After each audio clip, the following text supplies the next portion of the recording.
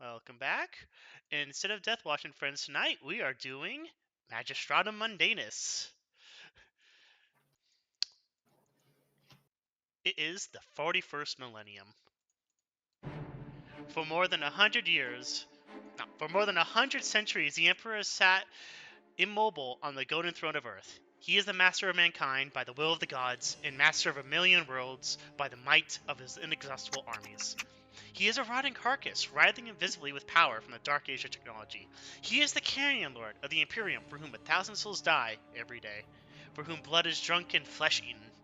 Human blood and human flesh, the stuff of which the Imperium is made. To be a man in such times is to be one amongst untold billions. It is to live in the cruelest and most bloody regime imaginable. This is the tale of those times. It is a universe you can live in today, if you dare, for this is a dark and terrible era where you will find little hope or comfort. If you want to take part in the adventure, then prepare yourself now, for forget the power of technology, science, and common humanity. Forget the promise of progress and understanding, for there is no peace amongst these stars, only an eternity of carnage and slaughter and the laughing of thirsting gods. But the universe is a big place, and whatever happens, you won't be missed. After many months in transit, enduring the terrors of warp travel and cramped quarters, the day has finally arrived. The flotilla of trade ships, bulk carriers, freighters, and even a few rogue traders, if the rumors are to believe, has arrived in orbit around yet another world of the Imperium. Tannoy speakers announce it is time to leave your berths and return to the shuttle bay for immediate transport to your new work lives. This message repeats incessantly, driving you all out of your berths. Ugh. We shall start with Lexi. Lexi, what Alrighty. conditions do you find yourself in on this ship? Well, Lexi at first appears to be fairly humanoid. A somewhat tall but exceptionally lean individual, with what little mass on them dedicated to fine musculature. But what pierces the veil of normalcy in this universe are a pair of fluffy ears that nearly blend in to their hair, were it not for the fact that they tend to point quite dramatically in the air, often twisting at the slightest sound. Despite the darkness all around them, they seem to always have a jovial, if somewhat absent expression on their face. They take little regard for the various nomenclatures of those around them, as they seem to associate themselves more with the groks and the mastiffs of the force rather than that of the actual officers. Alright, what berthing did you have on this ship? Were you treated as nothing more than abhuman trash, or were you given some semblance of comfort for the common masses? I would that would likely depend on the captain and the quartermaster, but I'm assuming that would most likely have been kept with the other abhumans. Ah, you are in the sump quarters. You finally, after months of void travel, you escape the stinking depths of the interior of the ship, possibly glad to be away from the terrible, terrible smells of the sump waters and the fellow abhumans amongst your mix. Why, you even saw a couple of helinids and ogrins. But you are all herded onwards to the exterior of the ship, if your memory serves you correctly, by a commissar and various naval ratings as they shut off all possible contact with the rest of the ship and crew and herded, like animals, to the shuttle bays. Carl, Is. uh, what has brought you to this ship, and what berthing have you found yourself in the meantime? So Carl has sort of found himself here by accident. He doesn't know where he is really. He's just been sort of guided around and followed groups of people which look like they knew where they're going. Um, Whether or not he was offered birthing, he didn't find it. He has no idea where he's going. He found some cubby or some group of people herding around and just stayed with them while he was in transit. Carl is sort of a more gaunt looking, darker skinned individual. Clothing is sort of a black jumpsuit, but on top of that, you can see um, various necklaces and a rope braid of hair to identify him as perhaps not one in tune with the modern technology.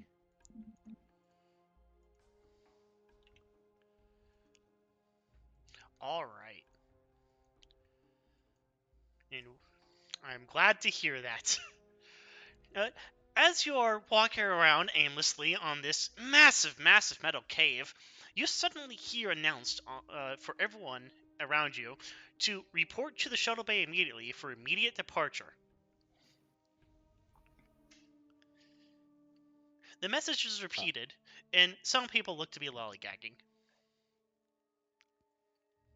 well, as Carl does not know where he is, he's gonna follow the first person that sort of seems to know where they're going. Alright. In that case, that leads us to. Oh, unfortunately. That leads us back to another abhuman in the party. Vanilla. You found yourself in the sump quarters of the ship. This is the interiormost decks of the ship, typically reserved for those who cannot pay, for those who have stowed away on the ship, or for those who are just this particularly hated by the Imperial captain and the crew. In your example, is because you are a felinated abhuman. In these sinking, rat covered, and very, very wet depths of the ship, you have lived for the last few months.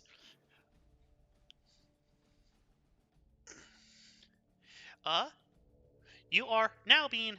You're now seeing the big map press of humanity, or abhumanity, being escorted out in order to be evicted from these depths. I'm sure in your situation, you are quite happy to be leaving, aren't you?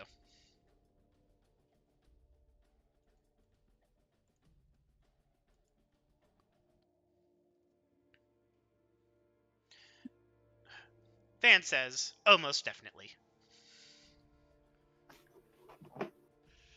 Unfortunately, Van, you lack any ability to examine your situation. As you are in the mass of humanity. Abhumanity, I'm sorry. I'm sorry, Snow. I keep missaying your name.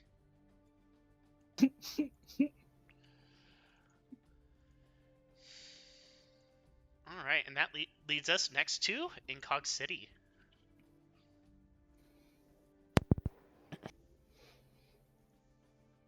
So I'm still in like the regular berths, I would imagine, If or that's what. moving out with all the abhumans. Are you an abhuman? No, but I am just scum and probably maybe just stowed away slash got thrown in with the rest of the If you believe so, then you are. abhumans. Perfect. Yeah. Kind of moving among the masses. There is a very thin, dark skinned, kind of wiry built individual with black dreadlocks. Kind of falls down to about middle of the shoulders. Is wearing this oddly colored vest, seemingly like black with red tinges on it and orange and unnecessarily flashy. It has a few of these metal studs kind of adorning their body all over the place. And you can see on their hips they have, on one side, a large knife, and on the other side, a large auto pistol. And it's just kind of slinking their way through the crowd, eyeing everyone up, but not really interacting with anyone just yet. Just kind of mingling, feeling more at home in the masses. As Incog is a former hiver from Gunmetal City. So it feels right at home. All right. Olag.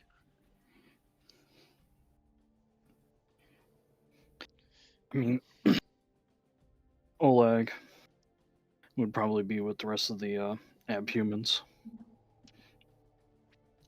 He is an ogren, as you might have guessed. However, he appears to be rather elderly. Probably in the 50s, if you were to guess. Gray hair. And age appears to have stripped him of the normal ogren's strength, making him look a lot more slender in comparison to the other ogrens. He grumbles to himself about, not being able to eat the snacks as they scurry around him, as he scrapes himself off the floor and then waddles away, snatching up a rat as he goes and stabbing it onto one of the many meat hooks lining him, dangling off of his armor and such. Olag, you see everyone look over enviously as you get some fresh meat and have the means of containing it on your person. What are they going to do? Take mine? We shall leave our last member of the party for slightly later.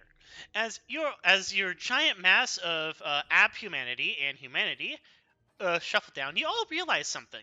You're either all very old or very young. There's very little in between. Except this one dark-skinned, dark-haired man who doesn't seem to be knowing where he's going.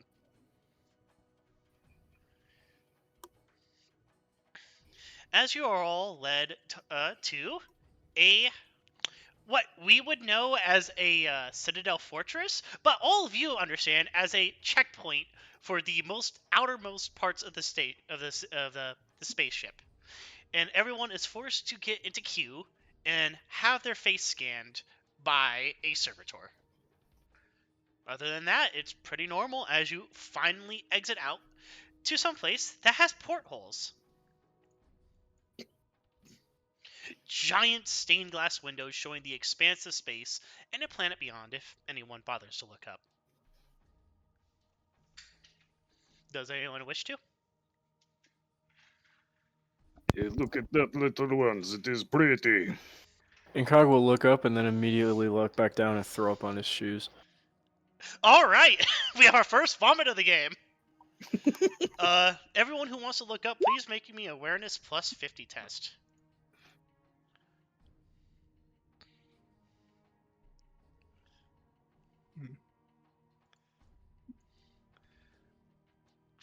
Alright, so that's an awareness plus 50 test. Is everyone familiar with the how the character sheets work? If you're not, this is the perfect time to ask.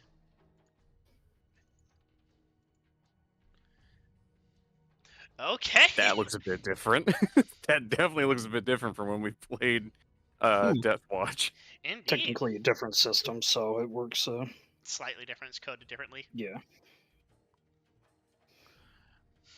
Not complaining, just awkward to look up and go, oh, that's new. Yeah, it's hilarious how they all work basically exactly the same. However, they look fundamentally different. No one ever programs them the same. Yeah. So, is everyone but Lexi and Carl looking up? Yeah. I think I rolled it, but I don't know if I did. Oh, you Incog just looked up, panicked, and then That's Yeah. right. That's right. I'm sorry. Incog didn't see nothing. So, everyone who looked up and didn't get motion sick, you see a pale blue sphere, most like a moon to those who have ever seen a moon. It is a world made of numerous smaller islands and two larger landmasses at the poles. And strangely, the world looks largely unspoiled by war or pollution. It is a pretty planet, if only from orbit.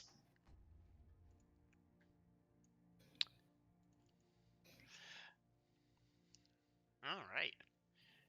So as you all are going, you see about groups of 50 people being split off from one another by walls of enforcers and local and naval ratings, shuffling people into like groups of 50 and separating them off to different places. As you all await your turn, you realize that the big holdup to entering the entire like hall was everyone looking up. And there is a slowly accumulating accumulating layer of vomit over some grills. It seems that they are not unexpected. They were expecting people to be getting void sick as they get their first sight of void in a long time. Oh, I don't know why Lexi's just here in space. I thought you were using that so it wouldn't be blocked by the fog of war and that everyone else was also had their token here and I just couldn't see them. All right. It seems that all of you are getting grouped up together into one big party. And as you are, a servo skull comes, and from its mouth, ticks a ticket. And it stops in front of one after another, and it intones, by holy order of the Adeptus Magistratum, all must have a ticket. And it does not leave until everyone has taken their ticket. A particularly elderly man who has a cane and is hunched over all the way on it drops dead. And the servo skull just sits there over his head until a locker with the faint sound of music slowly opens. Can I pick up that cane? Yes, I pick up the cane. you pick up the PVC pipe cane. Perfect. It's PvP. Last cane. Yes. And that is your cue, Ader. All right, so from the locker, there's a little bit of blue light from a Skitari's optical lenses and a slight bit of muffled music. Specific, in context, it's Night Sider, just playing ambiently from the Skitari itself. Although, on first notice, it's a bit strange, simply because they aren't dressed in regular Skitari robes. They're almost inverted. So where their little red wavy parts accents on the cloak are they're instead white, and the majority of the cloak is a black color with a red inside. Other than that, they seem like other than their deviation in personality of their mannerisms, they seem like your average Skitari. Just with the model makeup of having the triple lenses instead of the quad or double. So one side's got two little small lenses, one side's got a regular size lens. All right, Ader, you hear the binary squawk of a servo skull, and you receive the order to fix it. He's gonna walk over. Mechanical thumping noises as bare metal hit the Durasteel, or not Durasteel, that's Star Wars. Whatever this metal walkway that we're standing on is. Bastille? Plasteel, like, Yeah. All Or right. is that something else? that also might be Star Wars. I think That's it what might the be. stormtroopers wear. Yeah, no, yeah. What the That's not- fuck is it? Ceramite. Ceramite's armor. You're not on ceramite. You're just Damn on a metal. You're just on a grill. Like, Fuck it. It's Is it iron. It's plasticrete? iron. It's an iron grill that you're all walking on top. Just basic standard ass corrugated steel. Yes. Corpse iron. Corpse iron, yes. All right. Yeah, no, everything has to have corpse in front of it. Just to let you It's like know, Bloodborne. because you didn't get to like choose this talent, binary chatter means you can speak to servitors, and generally you can override them. I'm gonna speak to it, and I'm just gonna let it know, like, hey, I understand you're, from player, not what my character is saying. I'm gonna interpret that later when he speaks out loud. Okay. He goes, hey, this is what you're doing is This meat sack dead! What the fuck? basically this meat sack is dead. Go about doing your program to other non-dead meat sacks. Error, primary interruption detected. Please take ticket. Please It's gonna take take ticket. it's gonna take a ticket for the guy and it's just gonna put it on his face. Error. Shove it in his Ticket mouth. must be accepted. Please pick up the ticket. It seems there's something deeply wrong with the servo skill. Normally they don't act like this around the labor lottery contestants. Can I make an intelligence to figure this out what exactly is wrong with it? That would be a tech use test. Since you have binary chatter, that would be a plus 20.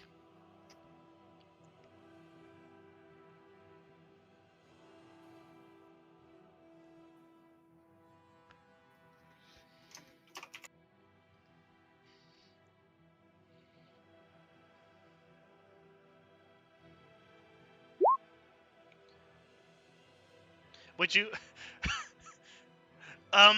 with that, you almost access whatever this thing is impeding it. And then, suddenly, you see a big Imperial eye, and then shuts down. And the servo skull clatters to the ground dead. Still saying, please take the ticket. Please take the ticket.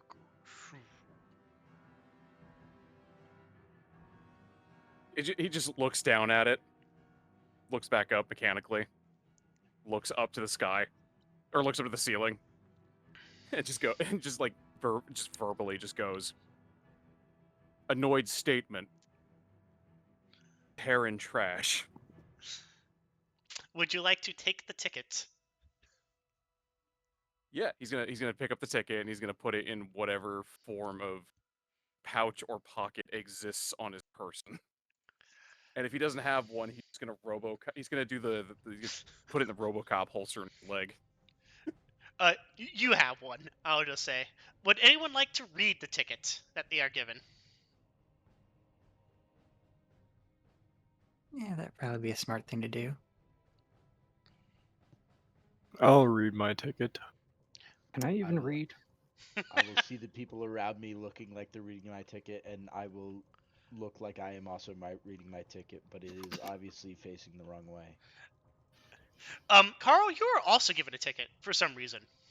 Oh, I assumed, but Yeah. I am reading it upside down. So, Olag, would you like to Allegedly. make... Oh, sorry, go I on. I was just about to say I was gonna roll literacy. Oleg is gonna like hold the ticket up to his face and stare at it really fucking hard. All right, everyone. Everyone that you presume can read all around you is, reading their ticket, like, idly, because that's what you kind of do in an airport when you have nothing to do. And, everyone, yours says, except Olag, the most noble, inaccurate Adeptus Administratum has found you ideal and necessary for the labor pools of Macarius Minoris 6 Magna. Your labor lottery number is 6GFE65-1. This ticket must be presented when asked by any planetary authorities. You will report to your assigned labor group within 12 hours of this summons. Losing this ticket is punishable by 3 months hard labor. If already assigned to hard labor, losing this ticket is instead punishable by flaying of your skin. Ave Imperator. Ave Imperator.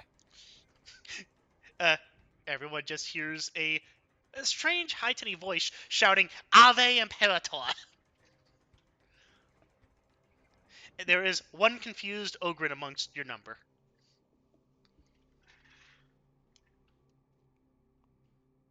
Just looks down to the person next to him.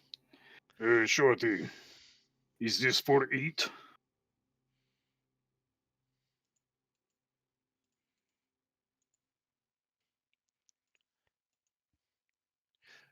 Is anyone going to volunteer? But Yeah, is anyone going to like? Is he Secret broken code right now? someone is responding. Yes, yes, Kitty. Is small paper for eat?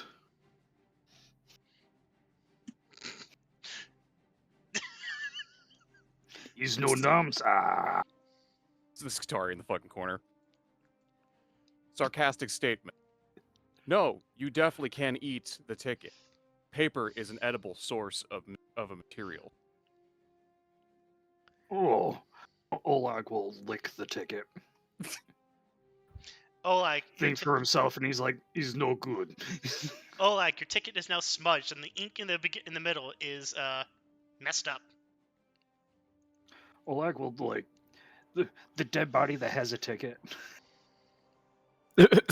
No, Oleg is like, Ader took he's it. good. I will. He will like take the ticket from the dead body. Ader took the ticket from the dead body. Oh, okay. Okay. Did I get a look at his ticket before he licked it?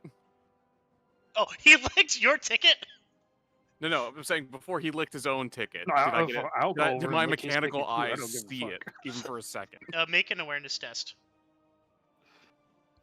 Yes, Tari never fucking blinks. It's gonna not see that.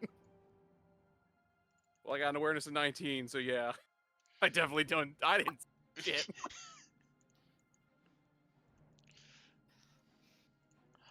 Well. Oh well. I had a pop-up ad appear in my about Eldars in your local web. Apparently there's a drag race happening on some place called Magna City. Alright. If that concludes everyone's murmuring, loudspeakers of a very bored-sounding person announce next shuttle group. Enter Shuttle Bay 5.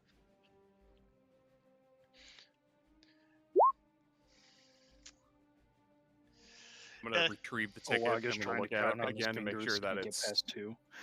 yeah. Yeah, Incog's gonna try and look at his ticket and see if there's a shuttle bay on it or anything like that.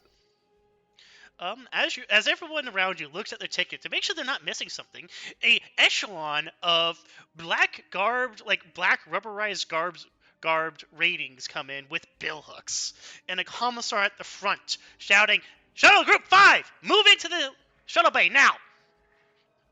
Okay. And your group of about 50 people is ushered on with poking and prodding. There is various statements about moving it along, abhuman filth, and other racist statements along that nature. Skitari is just walking around. Just goes, Move looks and just, Abhuman filth. Oleg, where? Where is it? God damn it. Ader is just, as he's walking to the shuttle bay, he just walks by the commissar who just shouted at them before. As he gets out of earshot, he kind of just shakes his head for a second and then just goes, humorous adoration statement. I did not know that an inferior organic could have such a loud vocal tone, almost as if a vox hailer was implanted in their throat, like mine. It's stored in the hat. Alright. That's why they get the fancy hat. It's true. Alright.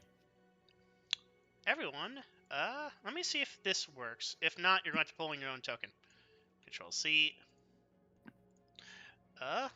You enter the shuttle bay. 1 second.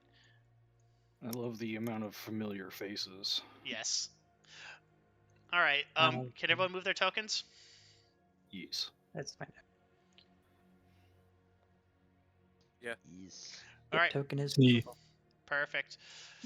Attention Imperial citizens! Proceed to the shuttle bay immediately. Present your tickets to the shuttle operations staff for transport. Malingering is punishable by press ganging the engine core clearing work teams. Do not dawdle. Ave Imperator! You hear Cave Imperator. Zach Brannigan shouting from the front.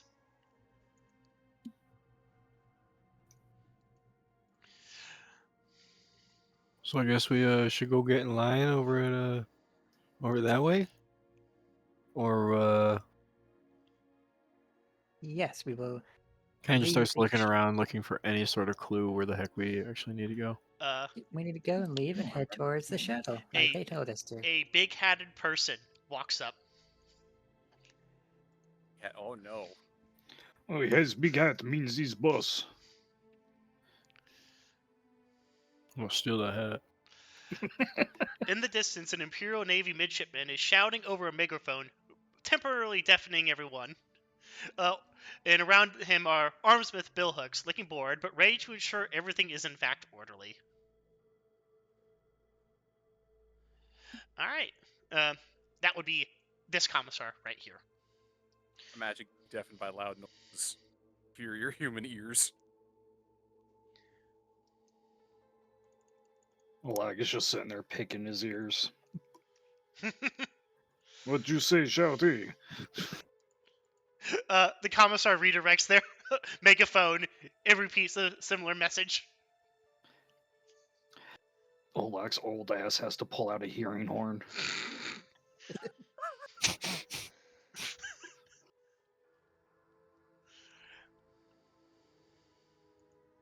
Alright, and Car's just gonna kind of just start going towards the top, kind of up this way, I guess. You're being beckoned by what looks to be the person that's checking everyone's tickets. Oh, okay. I thought Snow was talking first because I thought they walked up. Well, Hey. no, technically you approached the cat, but... Ader, since you're the most human looking among these group of people, you'll get your ticket read first. Not racist at all. Shuttle G-17. And she points to the one with the Star Wars helmeted guy.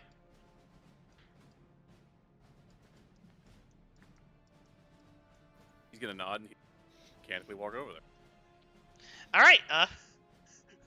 Alright, big guy, let's see your ticket. Oleg sticks out his tongue and the ticket just falls off.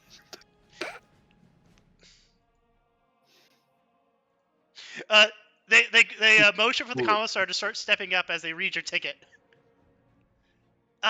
Shuttle G-17. They look a bit confused by that, but then step out of the way for you to go to Shuttle G-17. The one on the right, where Mechie Boy went. Okay. She said the one on the right, and he's like holding up both of his hands to see which one. Get like an L. And then she said Becky Boy, and he's like, oh, okay. The crowd parts for you. He's just shoving his way past. Yes. I like how there's two of my characters in here, and I don't remember giving those pictures. So you either must have like dug them around somewhere. Or... I had them downloaded for other Tokens things. have been funged. And I see a bunch of Necros. One me right there. Yeah. Snow, do you present your ticket? And there's a whole lot of me right here. Yeah, I don't have like What generic. just loves this angry old man. Uses him everywhere. I got like 5 different like things, and try to use like the same ones. It's all good. Yep. It's just funny. She holds out her ticket. All right.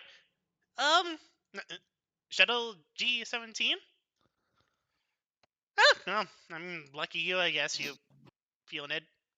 You're a lot more furry than I expected from the holovids. You know what that one is? The right? Can you read?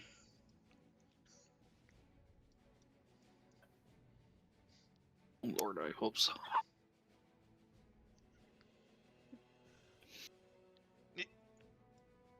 I don't know what this comment is, but I assume so. Yeah, just go ahead to G-17. Common is low gothic in this setting. Next! Inkar just beckons with his hand towards Lexi. Oh, do you need to wave the Mechie? Okay. Lexi will step forward and hand over both the ticket as well as lifting up the back of their head to reveal a barcode. Their focuses attention onto the ticket as they read it. It's like, Shuttle G-17. How are you dressed, by the way? Well, based on what I have available, I would say it's probably a rather pristine and well-pressed suit of a local, well, not of this local, but of from a different planet. But sort of like a cop uniform, for lack of a better term. An enforcer uniform. Got it. Lucky you. Are those Yay. real? She points to your ears, and she actually grabs one. Yeah, I think so. She looks I've had confused. Now they have been with me for as long as I've been alive. Emperor bless your battered body. Yep, the Emperor is good.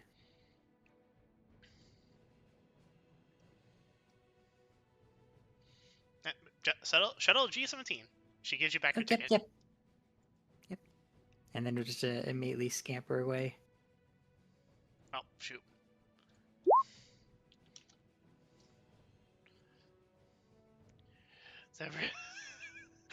uh, it's good. All right. Next is I assume Incog. See. Just kind of walk up, hand the ticket. Just kind of lazily, just here, have it. Shuttle G7. What the fuck? Well, Emperor protects. Lucky you. Oh, he does. Just kind of sticks the ticket into one of his little shoulder pouches. And as he's walking past, looks and sees if the hat has a strap on it or not. Yes, it does. Keeps walking, sadly. It's like one of those like police caps that have like the chin strap, like a kepi. All right. Fine. You can keep your hat. Okay, Carl. Do you present your ticket? Carl hands the ticket over. All right. Shuttle G-17. As Huh. as they say 17, he's holding out his hands and slowly counting his fingers. It's the one on the right. Oh, okay. She shakes her head, and she lights up a low stick. It's like, man, what the fuck? What in the Imperium's name are they all going there for? Okay. So, now that everyone has been processed, of the sheer masses of people, most are in fact are going toward what look like Mechanicus liveried shuttles. Those are the two on the left there. On the far left.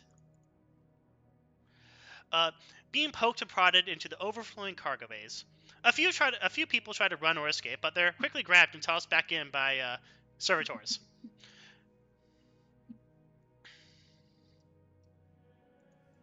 The pilot comes out to greet all of you, and cocks his head. It's like, what? What? You know what? I don't care. All right, everyone, get in the shuttle. You know how to set yourself in, right? Yes. Man, I don't know what the hell Abhuman's doing with it. He looks over to Ader. It's like, oh, you must be the minder.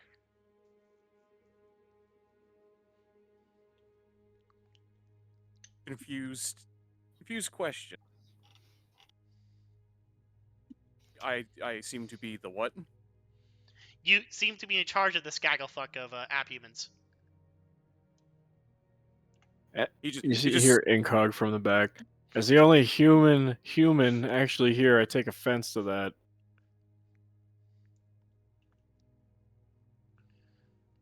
What is human? I know not of this word. Ader just gonna look at the pilot and kind of just look at the group, look back at the pilot, slowly lean in, shake his head side to side very slowly.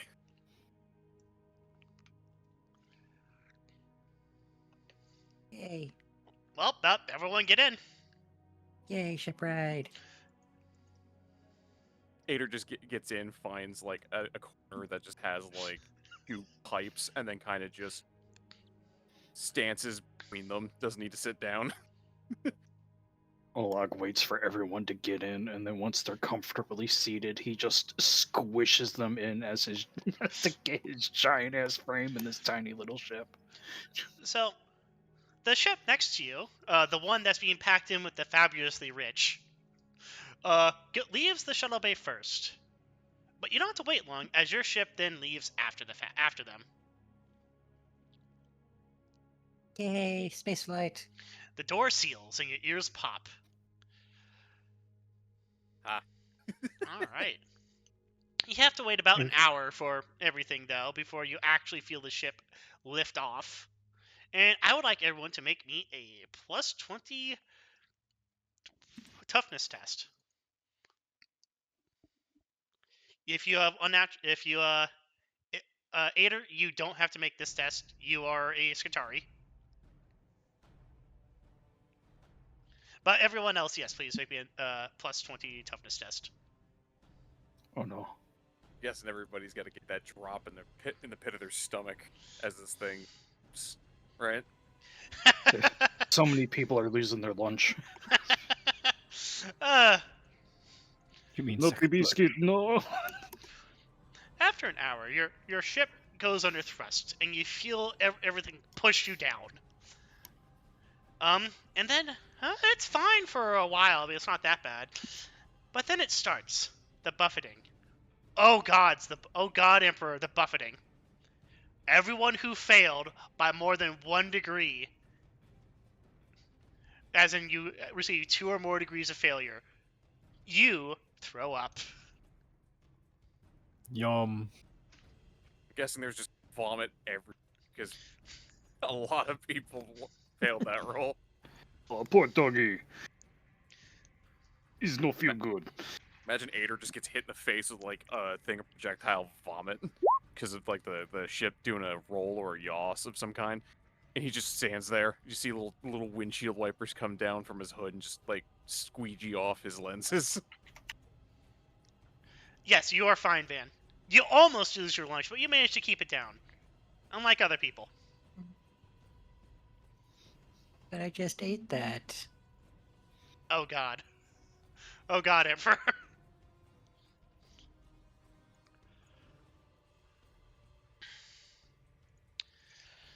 So, it's a very, very uncomfortable ride, especially as everything lands and then with a sickening squelch, everything just hits the ground instantly and covers everyone's bodies. Concerned statement. Or sorry, concerned question. Who had corpse starch before getting on this ship? Hi. Everyone raise his hand. Except Oleg, who's munching on rat. No, save for later. Alright. You hear the whine of engines settling down, and the dim red light changes to a dim green light as the shuttle bay door opens.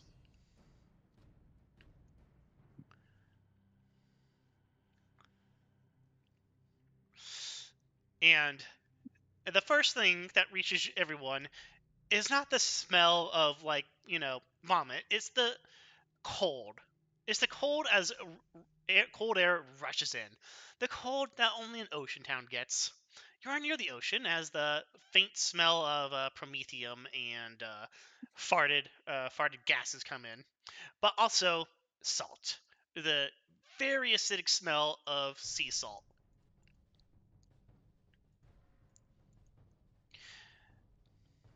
But given you're on a planet that's mostly water, that's a given. The next thing you all experience as I imagine most of you rush to leave the ship, is the loudness of the starport. Shuttles are coming in and make a great, great racket.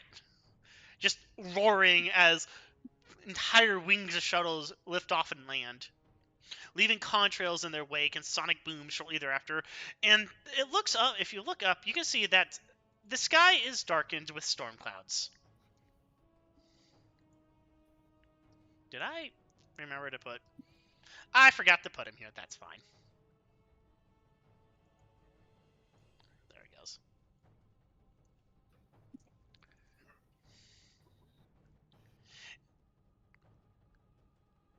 So, if everyone's done looking at the sky and seeing all the ships, Incog does not look at sky. Keeps eyes down. oh, it's going to suck for you. Mm-mm. Everyone, you can see that there's this is a massive metropolis, a city that stretches horizon to horizon in the distance. In the distance, you see a vast bridge going into the bay where a second city sits on a rocky island. Skybridge is full of the teeming mass of Imperial workers any Imperial city require, connect buildings at seemingly random levels.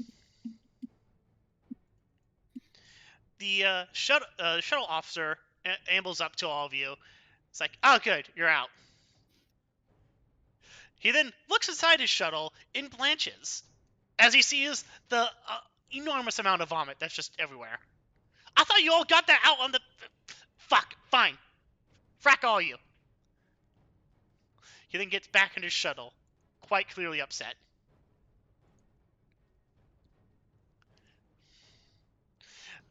My He gift. told us to frack, but then he left.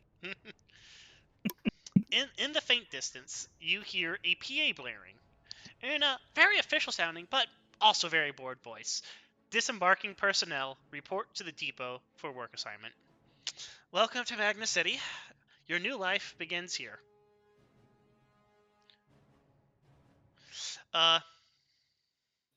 It's very obvious. He's had to say this for every 30 seconds for the past year, as he says it again after 30 seconds.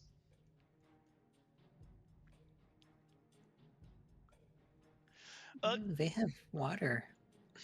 Yes, indeed. You look over and you see water. The dark waters of about mid-afternoon light. Frothing and turning as ships and the seas part them. Thirsty. And Lexi will attempt to walk over towards the sea. Hater. Sorry. You You gone? Yeah. In the distance, you see a screen pop up, and it's only for like 20 seconds as it says, "New arrivals, please walk here." And then it moves on to an advertisement for corpse starch. But then it comes back Corpse after starch. 10 seconds. Advertisements. Well, Haters. Incog will start moseying that way. I'm kind of Haters taking slightly- in the sights, but yeah.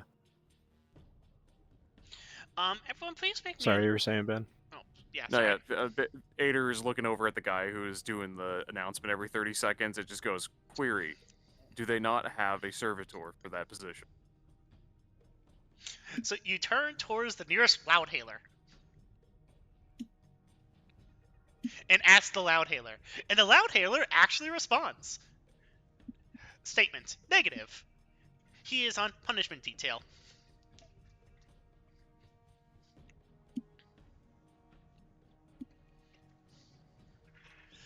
Confused statement. Seems like a strange form of punishment.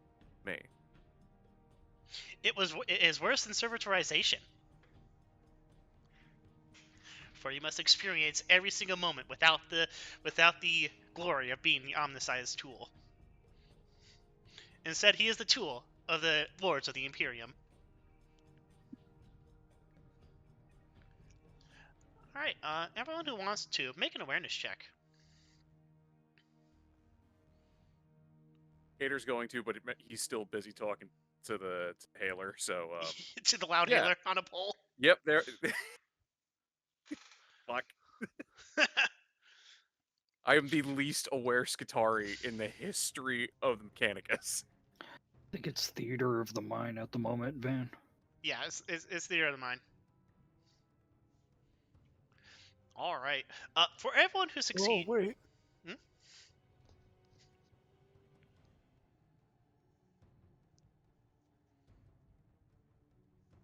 You said plus 15, right? Sorry. No. It was just My a bad. Sorry for the hold up. No, you're good. Alright, for everyone who succeeded, you see the sign flash again, and you see like one of those old rotary directories with like words on them. You can't read. None of you can read from this distance except for maybe Ader, but he's too busy talking to a light pole. In that high-pitched screeching that all Mechanicus members do. The good old sound of AOL dial-up internet. Yeah. Yep. Yeah. Does anyone want to go to the directory? Me do. Oh, I didn't see shit. Never mind. I'd like to go to the water. City's too busy looking down in the floor. Trying not to lose my lunch again. Yeah. All right. Does anyone want to approach the directory, or do you just want to sit next to the shuttle as it's beginning to take off? Well, Lexi's trying to go to the water. All right. You're going to See why Ader is called Ader. Lexi, you're going to try to go to the water? All right. Make me an agility plus 50 test. Plus 50, you said? Yes, plus 50. All right. With practice ease, you manage to negotiate your way past everyone. No one stops you because everyone looks too busy or absorbed with their own actions or conversations. As you approach the end of the pier and you look down and you see a 20-foot drop to the ocean below.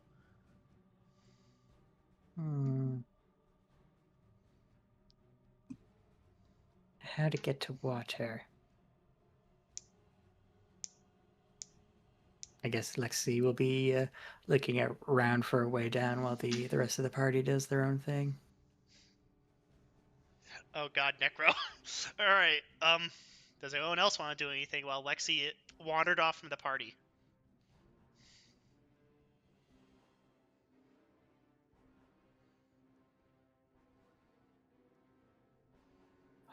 Oleg is just waiting for everyone else to move around because he has no idea where to go. As is Carl.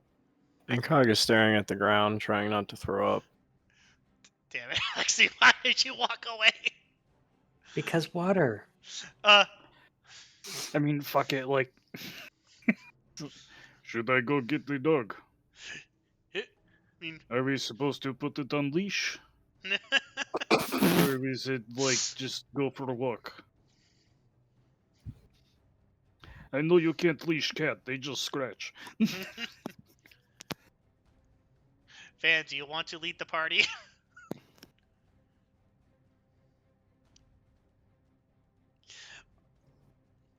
Alright, and while it's taking you a little time to just stand there, ambling around, the shuttle has lifted off.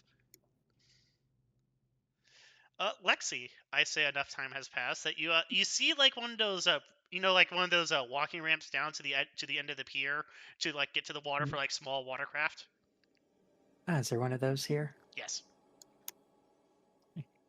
Well, Lexi's going to make his way down, and if given the chance, try to stick his head in the water and get some water and drink some water. Okay, Lexi, this is brackish salt water polluted by chemicals and promethium. I was about to say, like... And who knows when industrial runoff. I hope Necro has a new character ready. Well, assuming Lexi's gonna, after a couple of licks, Lexi's gonna realize how horrible that is and stop doing that. Lexi, make me a toughness test.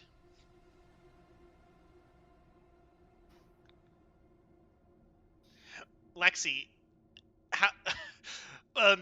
unfortunately, you succeeded your toughness test. So even though you got on your hands and knees and you stuck your head under the water, you had already been met with like the powerful scent of like not good chemicals, and so you dunked your head in. But you do not throw up. Instead, your face and neck is covered in a thin film of grease and runoff from the water, sticking to your skin and making you about almost as dark as Incog or Carl. I've been lied to. This isn't water. A sympathetic-looking man walks up and is like, "Hey, you okay there, buddy?" I thought it was water. No, do not drink this water, man. okay. Just pouting the ears and tucking the ears back as doing the walk of shame back to the group. All right, guys. Unless Van took control of the situation, Yeah, because I think Van's the only one that saw the sign that tells us to go somewhere. funny thing, Oleg saw the sign, but he can't read. He can't read, so it's just a bunch of funny pictures. He's just like, yeah, funny. Chewing on a rat.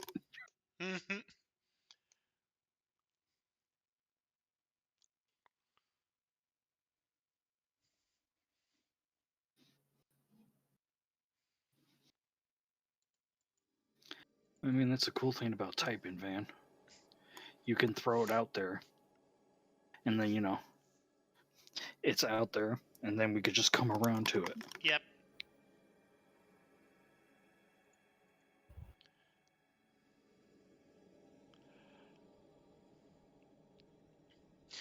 While Van is typing, I'm just gonna. She would follow the sign leading to the said directory. All right.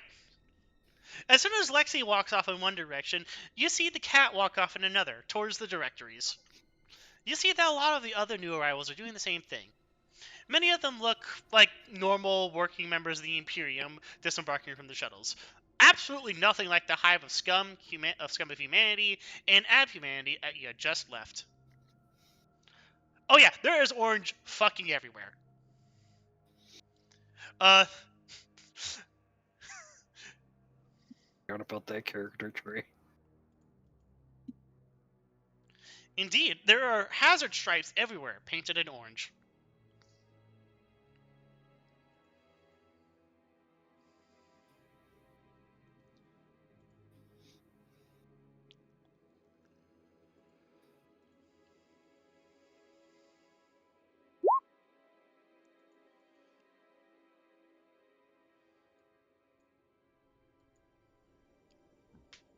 Alright, does everyone else follow the cat?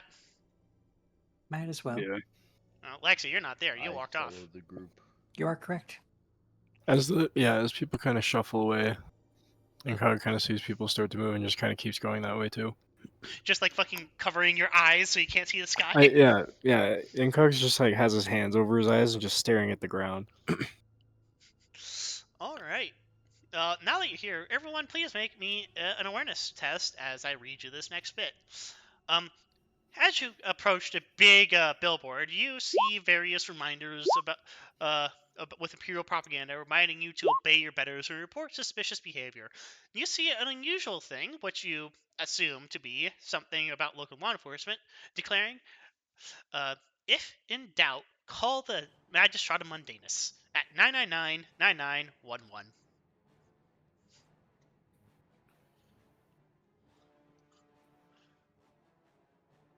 All right. Dan, you see it. Are you literate? No, All right. I'm not literate. That's funny. I forgot. More funny pictures. Well, Dan Dan, and Olag are just two peas in a pod. Dan, make me an intelligence test at plus 50. Plus 50. Okay. Because everyone else seems to be fucking struggling. While you're doing that, Lexi, everyone else is taking long enough that you can make me a tracking test. Holy shit.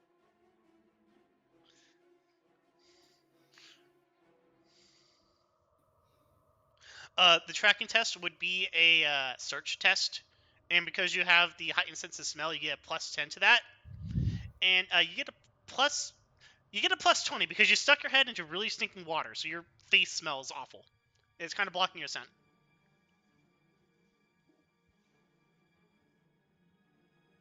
Oh god, Carl, holy shit.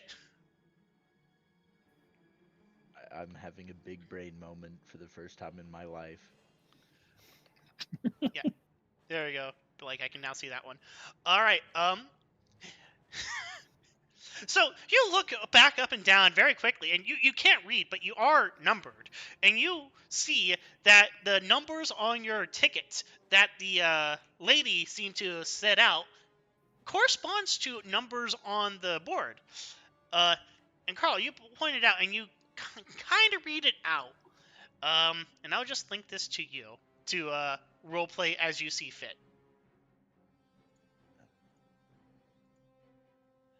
All right.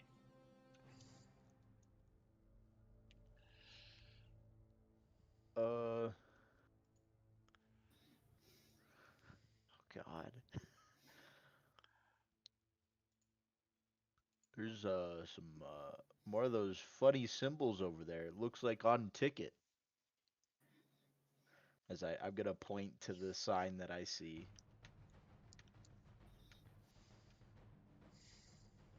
Ingog just gives a thumbs up and continues to goes back to his breathing exercises.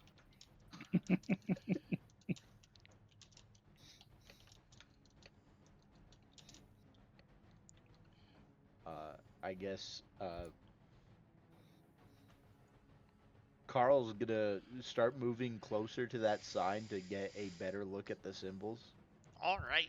Yeah, kind of have to like push some people around, but that's not hard because no one looks to be trying to resist you as you get closer and stare.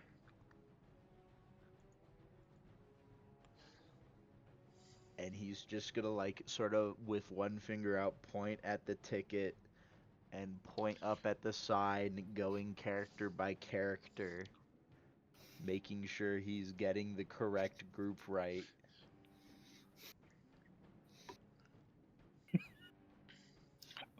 Oleg staring at what remains of his ticket in utter confusion. Oleg, would you like to make a literacy test? Not happening, brother. Would the intellectual like to read for the muscle? All right.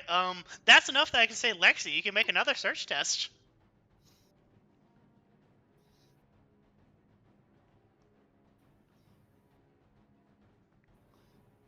Ader, the party walked up to one of those old-fashioned rotating directories, and they're now all looking at the directory, trying to read it. Well, I can. Well, no, I'm still now. Ader is going to continue to ask the light post, "Hey, do you know where I'm supposed to go with this?" And he's gonna hold up the ticket. The light post has no sensory organs. Fuck. Then how did it hear me? Gene Spirit, in the will of the Omnisire. But you said a light. It was a light post earlier. Yeah, it looked like a light post to them. To you, it was a laud hailer. Yeah, I'm gonna ask that. Be like, I'm gonna give it the numbers and tell it. Let's get like, where where this these digits require me to be. Query, it looks to be the motor pool section. Look to the southwest. Okay. He's going to proceed to digitally give this thing like a, I don't know, what is it, fist bump between machine to machine. A tiny mechadendrite emerges, and please make me a Forbidden Lore Mechanicus roll. I gotta give it the forbidden handshake, like between Masonic people. Yes. In this case, since you're not trained in Forbidden Lore, make me a Common Lore Imperial. Alright.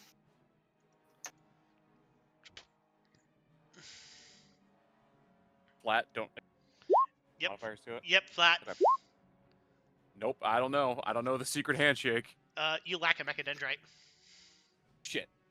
So instead, you have to do it with a finger, and it is very, very clumsy. It's like, error, you are not part of the fraternity of robots. Of holy god machines of the Mechanicum.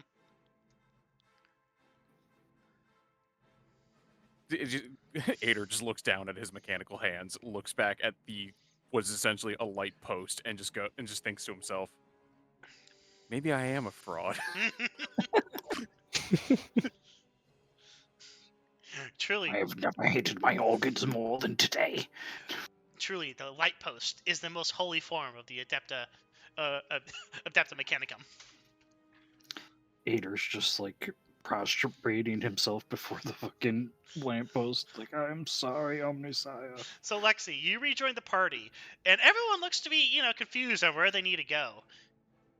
And you see Carl, the funny-looking, funny-smelling man, like pressing his greasy fingers against the directory, much to everyone's annoyance. And it says, "Work Group 6E." Let me just reread that real quickly. Work Group 6G FE 65-1 report to bus 53. Damn, more digits than I have in my name. What? So what we doing?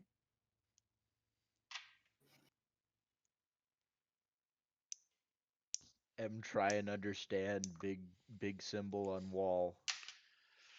Oh, hold on, No let me get. check. And Lexi's gonna quickly shake off all the slimy chem water onto everyone nearby for walking up to the directory. Olag is completely unbothered, is just sitting there staring at his ticket. I mean, I think that Just went without utter saying, but confusion. thank you. Okay. So we need to go to we need to go to transport and get the moving. All right, Lexi. With your experience, you typically know where ridesies take place, and that's at the parking lot. And you see a parking lot with signs saying bus. Yes, we'll go there. They have windows usually.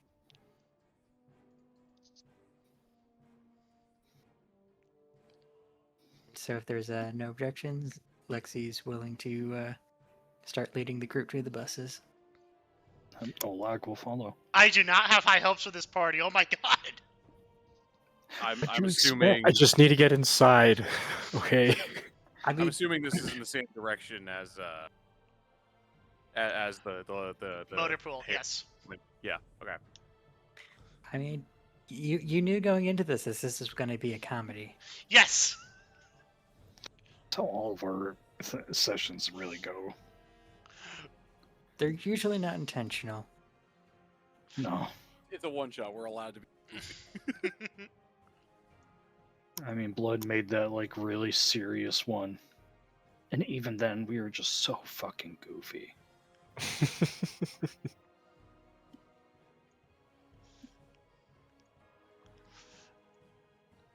Just going to give Van a moment to type up something. Absolutely.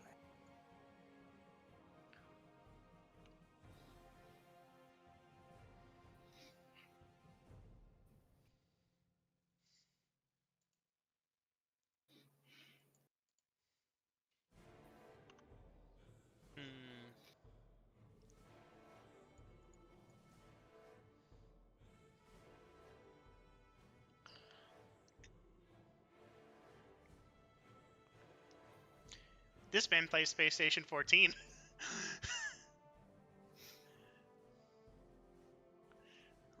All right. So, as you reach the bus station / voter pool, you see bus 53. In bright blue letters, it is a white bus with a man leaning against it. Bus 53 is an old machine, sitting on 6 enormous wheels and beat to hell by years of poor driving and modest maintenance. A man wearing a rather smart uniform leans against the side, checking his pocket watch.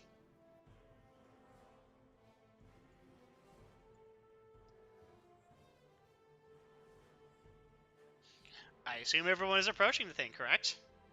That would be Yeah. preferred if there are no obstacles. There are none. Yes. No, you must play Frogger to get to the other side of the road. Damn. Olag just walks through the cars. Alright. As you approach, the man in the uniform looks up. Howdy, fellas! Y'all group 6G FE something? Yes. Probably.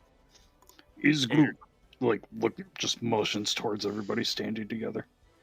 Air just takes out his ticket, holds it up in his palm of his hand, just slowly extend arms towards the man's face. He slowly scratches his chin. He's wearing a heavy coat and a duty belt with heavy boots and aggressive tread. The belt has a leather strap that goes to his shoulder. Upon it are what appears to be cartridge loops. On his waist belt is a holster, manacles, and a truncheon. He looks about mid-50s with salt and pepper hair. He smiles. He offers his hand, and who takes his hand first?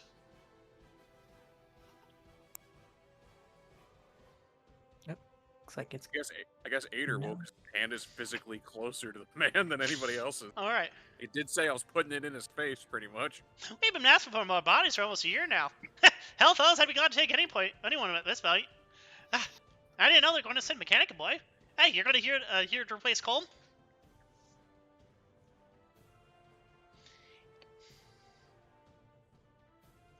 He asks, expecting an answer. He responds with statement, I have not been told any information other than just go here and present ticket. Ah, that's typical bureaucracy talking.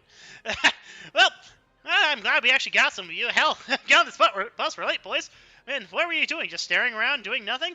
Looks like it's about to rain. Come on, get on. Bad to be late for your first day at work now. Come on. He starts ushering everyone onto the bus. Strange man with metal beetle, talk fast and strange.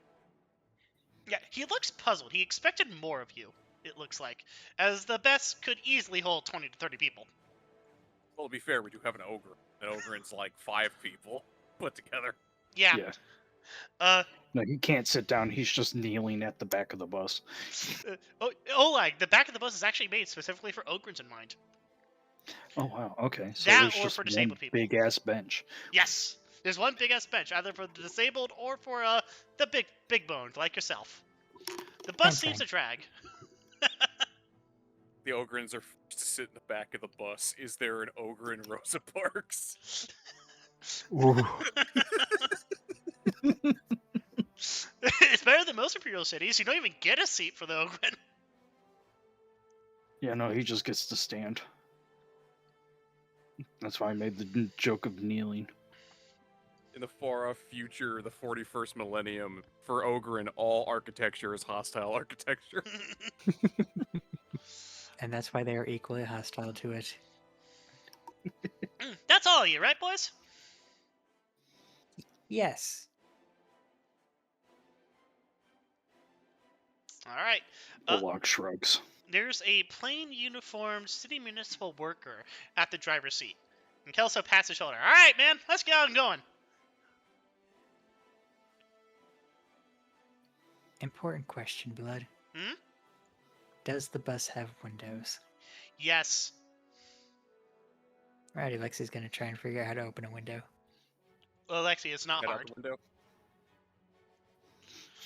You merely have to press 2 buttons and pull it down. I was about to say, but we're dumb. But Yeah, Lexi's yeah, actually see. smart. As soon as the other window's open, gonna be sticking the head out during the drive. Ingaga asked the uniformed officer, do you guys have another one of those hats by chance? Oh, yeah, we do at the station. Oh, great. Collecting hats. So y'all law enforcement, right?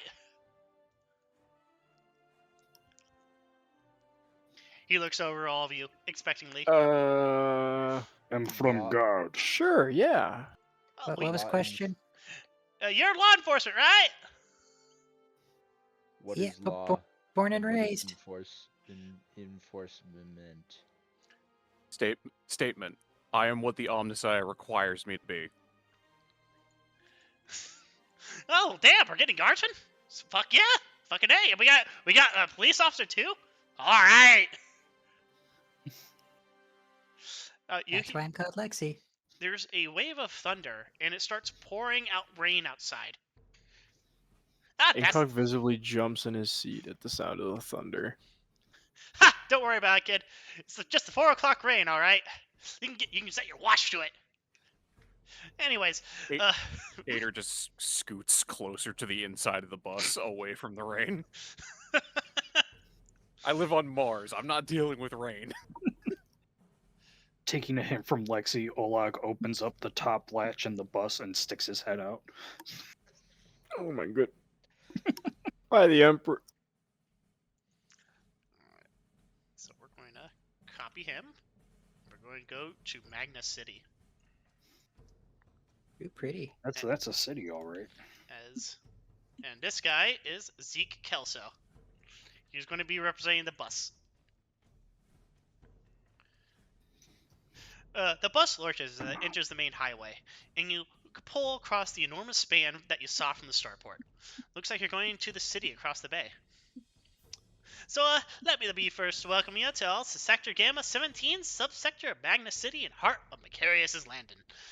429 square kilometers of fun, I tell ya. Downtown they call it, or G-17, or the Old Fort, or, what are they calling it this day? Midwind? Yeah, Midwind.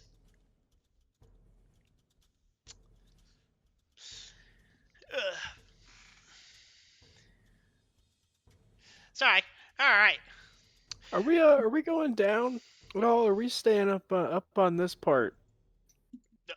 What do you mean, man? Come on. Is there an Uh, undercity, or is it all up here? yeah. There's the sewers. I mean, no one lives underground unless you're a mutant. He just sighs. Just, How many tribes live in Big Town? Okay, Zeke, you're going to have to make an intelligence test. Sorry, man, you're going to have to, specify. Do you mean G-17 or the whole city? Yes. Wait, that's Carl. That Oh. is Carl. Come on, Zeke. Okay. Zeke, you're going to make me a Lore Imperium test. You actually can do this pretty well because you're from here. Oh man, I can just tell you that right now. So Bleakwater Bay, Midwind, whatever someone wants to call it. It's about 10 million people, give or take a million or two on a good day or a bad day. For the wider city itself, I'd say about 50 million. Biggest city in the entirety of the planet, I tell ya. Bigger than my hometown. It's over across. He pulls out like an old map and he shows everyone like where his hometown is. It looks like to be like a island on the subtropical island chain. Man, we used to go back there. Backer, bananas, fruit, all the good stuff. I tell ya.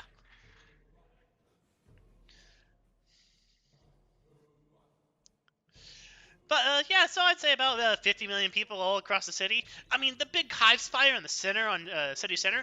That's the big part. That's where Carl about just looks at him. Hmm? 50 mil. That's it? yeah. Who lives here? I do. You do. What? That's nobody. He scratches under his helmet. I mean, it's home. Gotta live somewhere, I gotta say.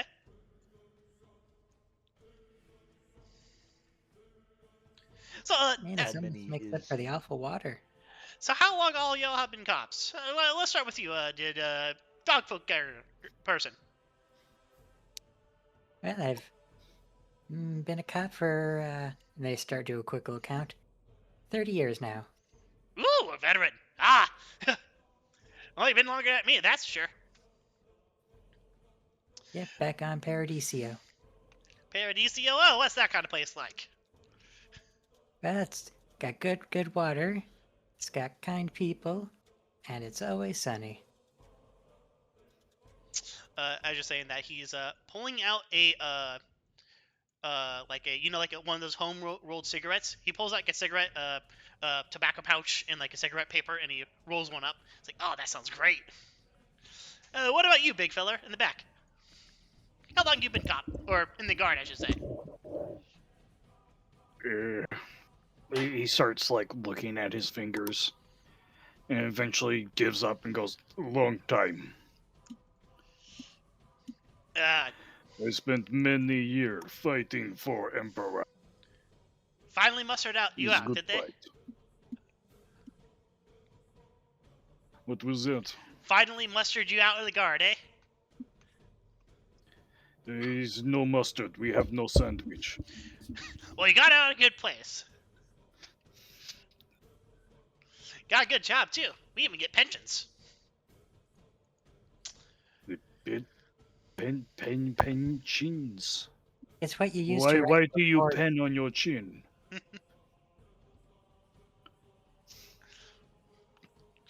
He looks to Ader, and he's like, "Ah, you do law enforcement, cog boy?" He's gonna just look at him, just cock his head to the side, and just say, statement in regarding your previous question, how long we have been in law enforcement. 3 hours, 22 minutes, 17 seconds. Damn, man. Which is probably the amount of time we've been on this bus. To be honest. The amount of time someone told us, "Hey, you're law enforcement now." Like, oh, okay. Yeah, pretty much. He's been just Colonel Clock has just been counting. He's like, "Oh, I'm a cop now. Okay, gonna put the tracker up there." How long that lasts? Hey, looks Carl. Log's gonna put on a bucket that just vaguely looks like an arbiter's helm. Hey, what about you, man? You've been law enforcement wherever you came from?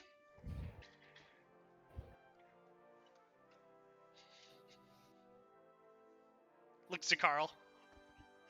Oh. Carl from Poison Tribe. Carl come from Big Planet. Nope. Many people. At least 7. This big number. Carl lived there many years. He nods slowly. Huh. He then takes out a notebook and starts writing in it. And then he looks to Incog City.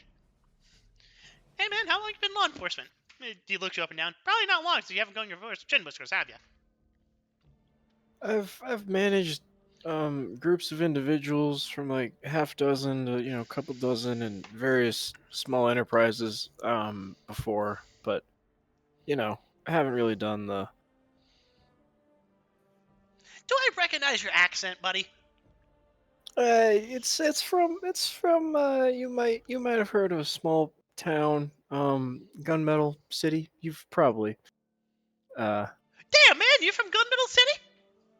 Why, one of my last Mhm. watch officers just came from Gunmetal City. Called himself, Oh. Rich City, I believe? Oh, that sounds like someone I've never met.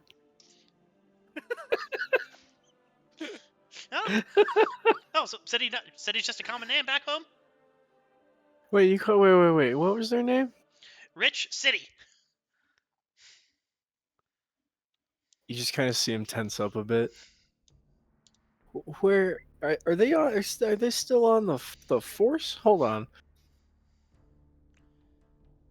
Yeah, boys, they just, they came in about, 2 months ago. Did some work. Saved the governor. Should have seen it. Save the. Sounds like Rich, pompous ass bitch. Are they? Are we going to be working with this? Would you call him Bitch City? I think is what it was. That's what I heard. Rich City. You know, like the Yeah, money? that's what I said. Yeah, that's what I said. No. I have no idea where they went. The last I called them, they were going to save the governor. Oh, cool. That's great. Good for them. As you're driving, you can see like a big banner. Grumbling. You see a big banner with Rich's smiling face on it. And he's wearing the tallest of Dimmadome hats. And Cog sees that and just punches the window. Make a strike test.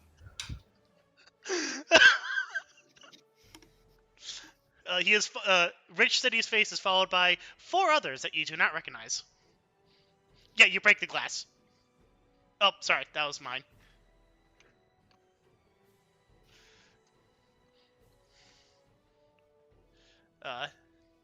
And then, as you hear glass shattering behind you, Snow, the very talkative human walks up and says, "So, how long you been law enforcement for?"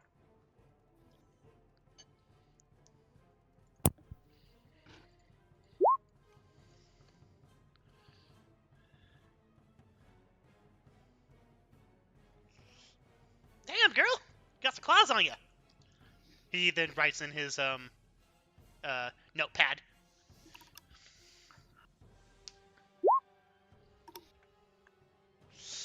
Welcome all of you to the Magistratum Mundainus.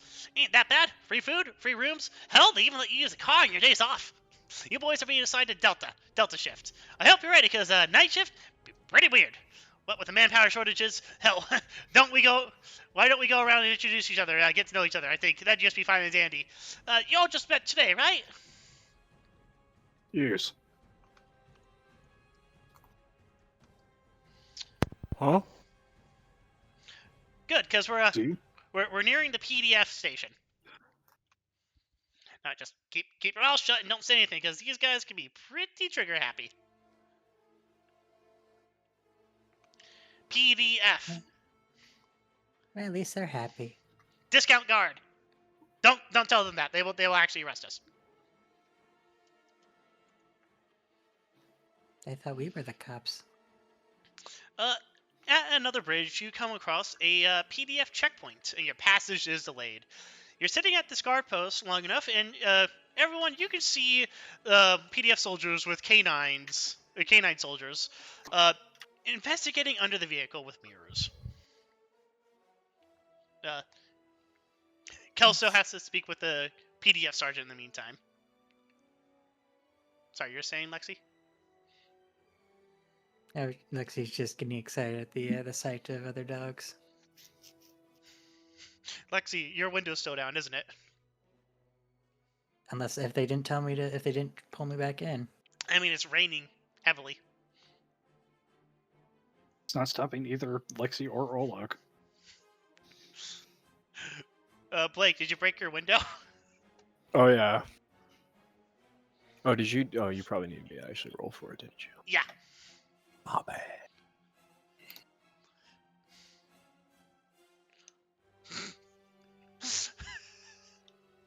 Yeah, your window's broken.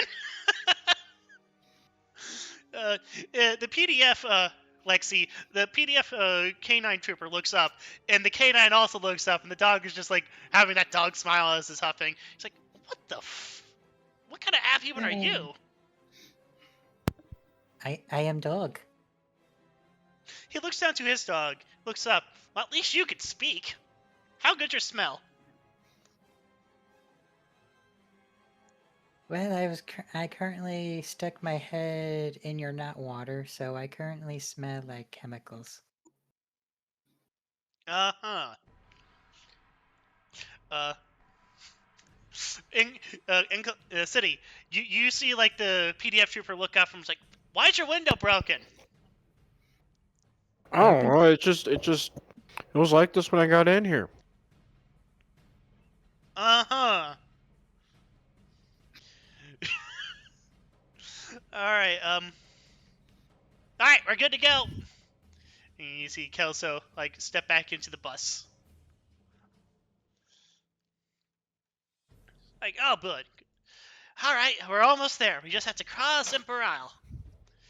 So, I know this is you all just got here, so you got any questions? Questions? what? Questions, No question. concerns? How long exactly, or what is the exact structure of the law enforcement here? As Inkar's just rubbing his eyes. Oh, yeah, I knew I was forgetting to give you all something. And he gives you all a handbook. Give me a second. I need to, as he's sticking around in his big satchel. Okay, 1 second. I have to give you the link instead. This is all free, and it's malware free. So just... Aww. Magistratum Mundainus. Here you go. Copy. He all hands you a handbook. You just click on the Magistratum Mundainus manual on the right there. Through that link. This here book should have all of your rules, regulations, and guidelines, and it even has a force structure for the Magistratum Mundainus. And, Kelso looks pleased. Wrote it all up myself.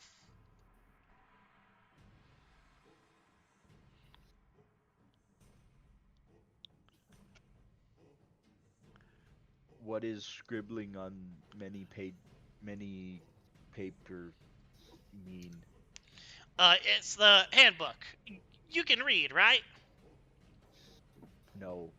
Oh, Oleg is chewing on it. oh. Well, he did give Olag one. Okay, good. He knows better. Oleg is instead chewing on his uplifting primer.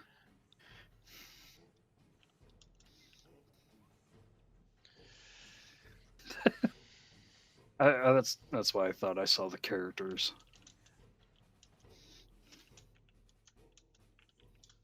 Now I know you all don't have a lot of time to read it, but just go ahead and read as much as you can in the meantime.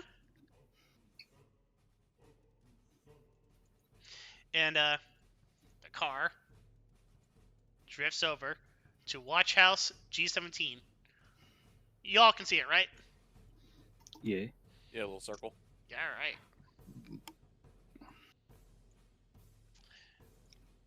So Yes. the first floor is the middle map.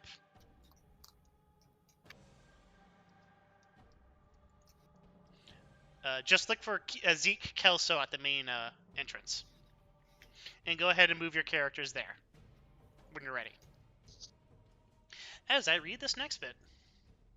Oh, okay. I see what it is. You all pull up to a building marked in low Gothic as Watch Station G-17, Bleakwater Bay / Weird Wind / Macarius Landing Div. The building encompasses the whole block and is surrounded by a 6-foot fence topped with razor wire and broken glass. Outside, you see corpse carts holding big fat bodies of what look to be ratlings. It looks like the place was recently under siege as bullet holes, bodies, blood spills, and all sorts of detritus from battle just remain. Yeah, sorry about that, boys. We're still cleaning up after last week.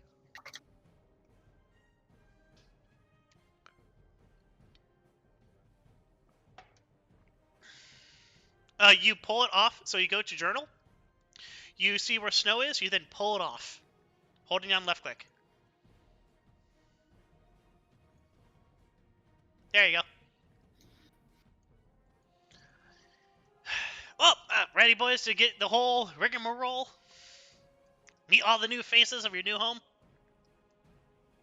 Can I ask you to Yeah, of course.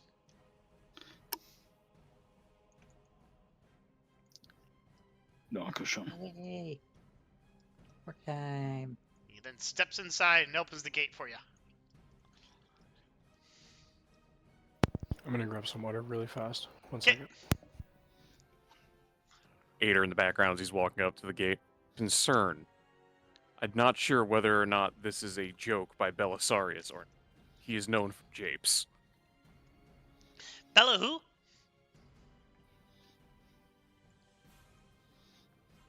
Metal man like big word. Come on. Get through door. Hold on. Kelso's making an Imperium lore test. Nope.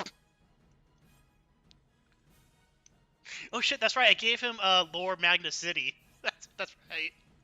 You want to say call who? Call who? Who you Yeah. calling?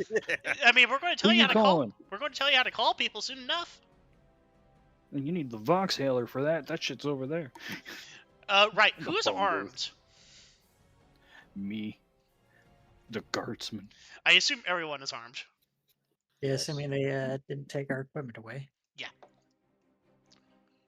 Are you asking that as the DM or you're asking that as the officer? Yeah, who's armed here? I indeed have arms.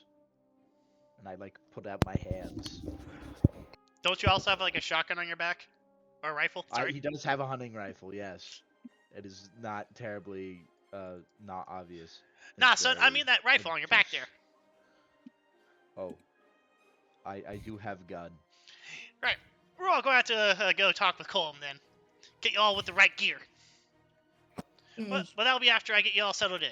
And it's still raining very heavily. And the rain has done nothing to stop all the blood that's pooled on the ground. Statement. The Mechanicus defines me as a Class B weapon. Shit, man, they give us two There Imperial is the guardsmen? giant rats. Do we roast giant rats? Oleg pointing to the ratlings. to the, No, to I the dead believe that's halflings. evidence. Go on, Necro. I believe that's considered evidence. You're not allowed to eat the evidence. Oh, I do not think I would like this job. As he like sadly starts walking towards the building.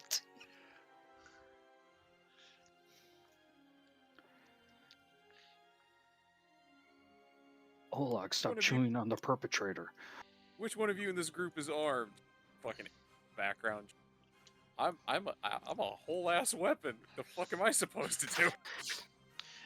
This Am I here's supposed to literally disarm myself? this here's reception. They're gonna handle all of your dispatch needs at the time when you're leaving for your shift.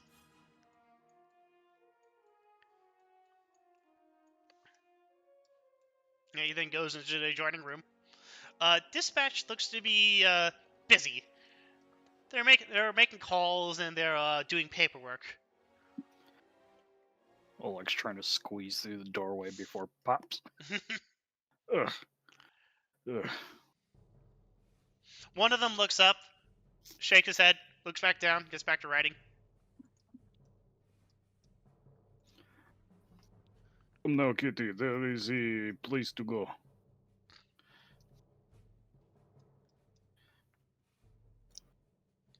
This is cop place, so maybe they have the cop starch donuts, yes?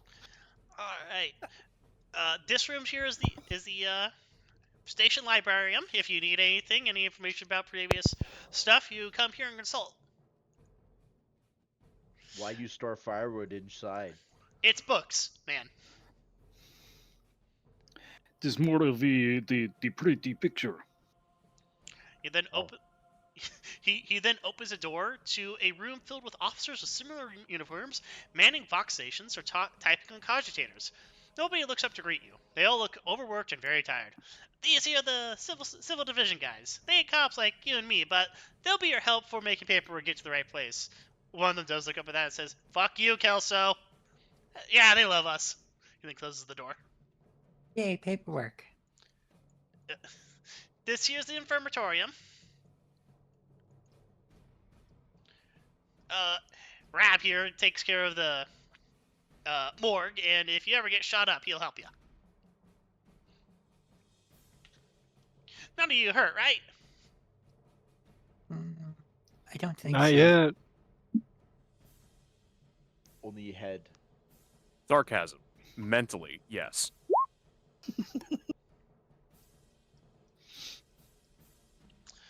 Downstairs the My morgue. stomach growl. Downstairs the morgue and Colm, and we'll get to Colm in a second once we get all y'all settled in.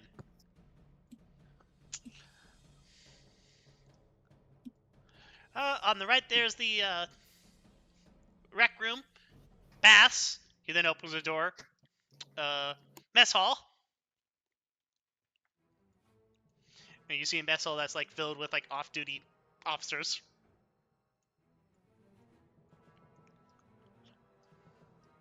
Meeting room. You see a game of poker going on. Then he leads you to the map on the bottom. As Incog walks by, he's just eyeing the game of poker, like trying to see what people have and what's happening.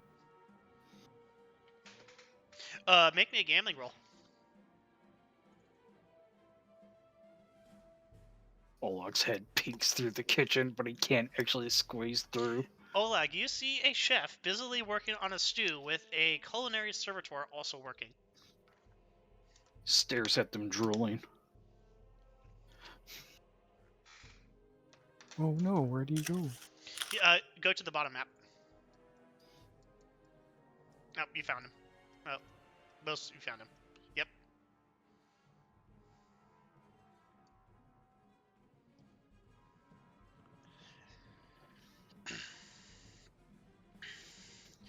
There's the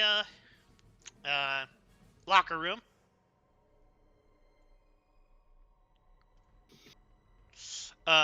Okay. Incog, with that roll, you cannot see what people are using. Sounds good. Equipment room. He indicates a door. He then opens up this door. This is my office. And then he opens up another door. And he says, welcome to your own monk room. Normally it's made to fill your entire ship, but since there's only 6 of you, there's plenty of room. A snack for Oleg.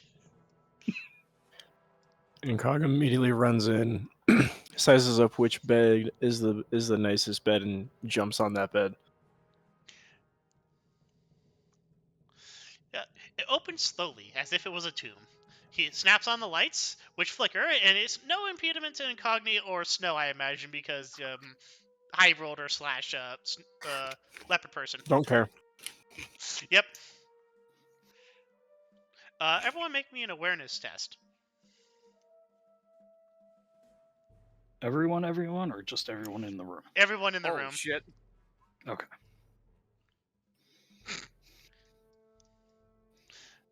As the abhuman and the abhuman are like begging for food scraps. Yeah, but the other abhuman is following around. I'll get to you guys in a second. No, it's all good. The lights with an audible buzz illuminate a room with a small layer of dust on everything. This room has not been used in about 2 months for everyone who succeeded. Not 2 months, 2 weeks. And has seemingly been untouched, except for 2 lockers. In the other lockers, you see old photos, officers of the watch, seemingly. Many of them are dated to about a year old. There's a journal, unsigned, full of daily events and observations. Judging by the writing in the journal, it seems 3 people have been writing into the journal. The first set a uniform handwriting, and then 2 much more recent signatories. One of them going by an officer from Krieg, and another from a strange Magistratum dialect. A lot of the journal is devoted to prayers for protection, and the last journal entry of the first person to write stands out. In fact, it has been specifically notated and earmarked for people to read. I'm going to kill those rattling fucks if it's the last thing I do. You don't mess with Delta Shift. The Underhill gang is going down. On a shelf with a shrine-like aura in a place of prominence is an old jar, old pickle jar, from a local brand called Hickles Pickles. It is 3/4 of the way full with imperial coinage.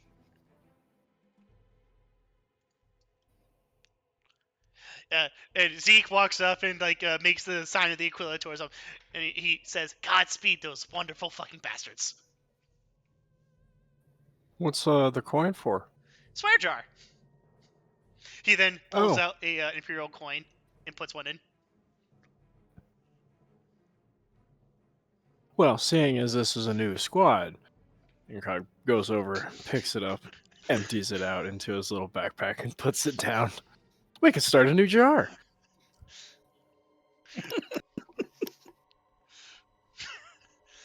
All right, and then we go back to Olag and Snow as the chef looks over and just sees a hungry Ogren peering in.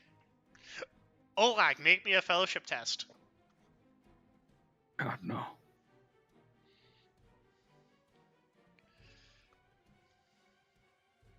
Oh boy.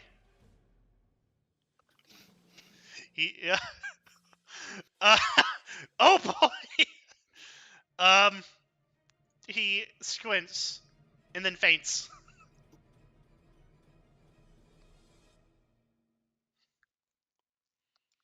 Olag, you see a fainted chef on the ground. He passed out? Yep. Oh. He reaches in. I assume he's close enough to actually reach the chef, and he shakes him a little bit. Yes. Hey, wakey. The chef wakes back up. It's like, huh? What the fuck? Wow, you're a big one. Yes, I is big. Has food? I'm hungry. Need food for me and Kitty. Probably for doggy too. Okay. He slowly goes in to what looks to be a walk-in fridge, then comes out with a giant fucking halibut. It looks like it's only Cool. slightly mutated, with a third eye. You can't tell if that's mutation or just a local animal species. He does not care. He takes it happily. Alright, he gives you that. Then he sees the Felinid behind you.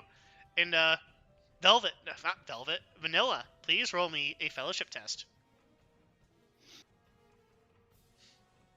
Mama always said to ask nicely and you will receive. She is right. Mama is smart. See, like, hops out of the doorway.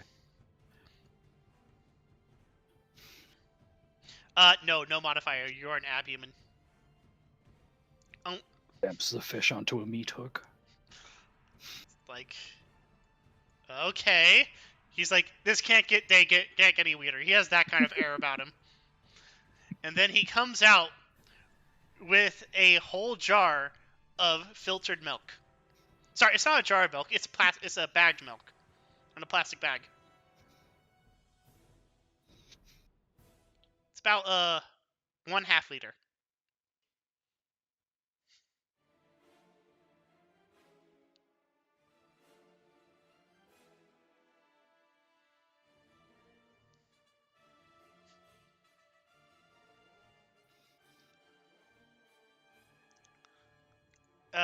Uh-huh. And then he steps back slowly and closes the door.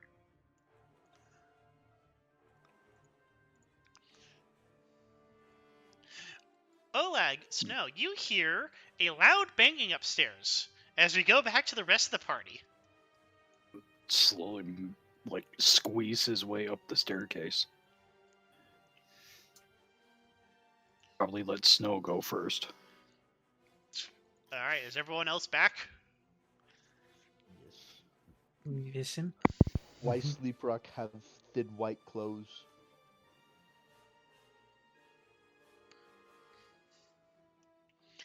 Alright. Open up! Open up! A high-pitched voice sounds. It sounds slightly metallic, as if coming from a Vox amplifier. It's time to rise and shine! A very tall, a tall, lanky man wearing the same uniform as the lieutenant walks in. Let me just look at the thing real quick.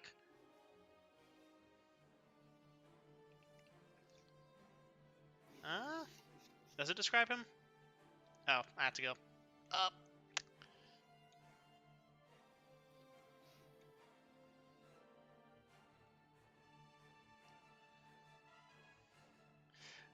I am Training Corporal Zachariah Schenk.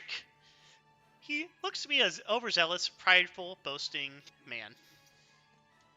He has a bionic jaw on, giving him a very unflattering appearance.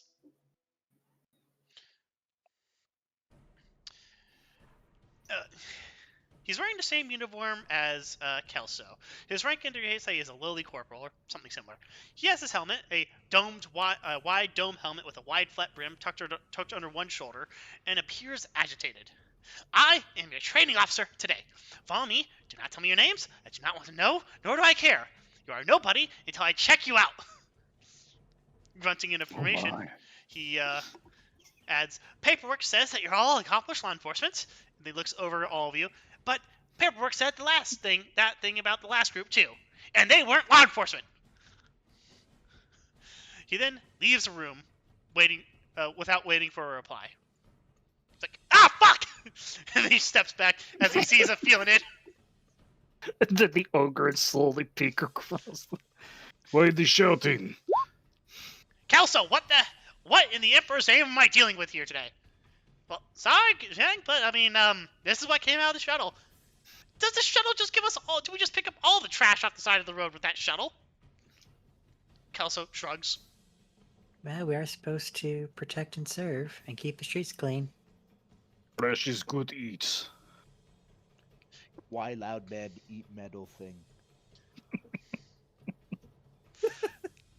Shank has a gruff and angry demeanor about him. He has a high-pitched voice, and he's shorter than some of you, but taller than others. He speaks without contractions, as if he refuses to take shortcuts, even in his speech. He doesn't talk so much as punches the words in the air for him. He walks like a constipated man, something he obviously considers to be a very formal military style. His appearance is immaculate, and likely this, like everything else about him, is deliberate. Alright, all of you, follow me. He looks to be about to go down the stairwell that Ola came up from, but then thinks better about it. Why does little man look like he shit self? It is not important.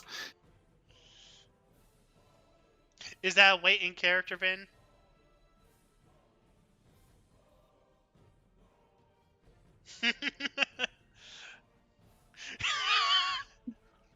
And Kelso just watches in Cog City as he stuffs all of the credits into a pillowcase.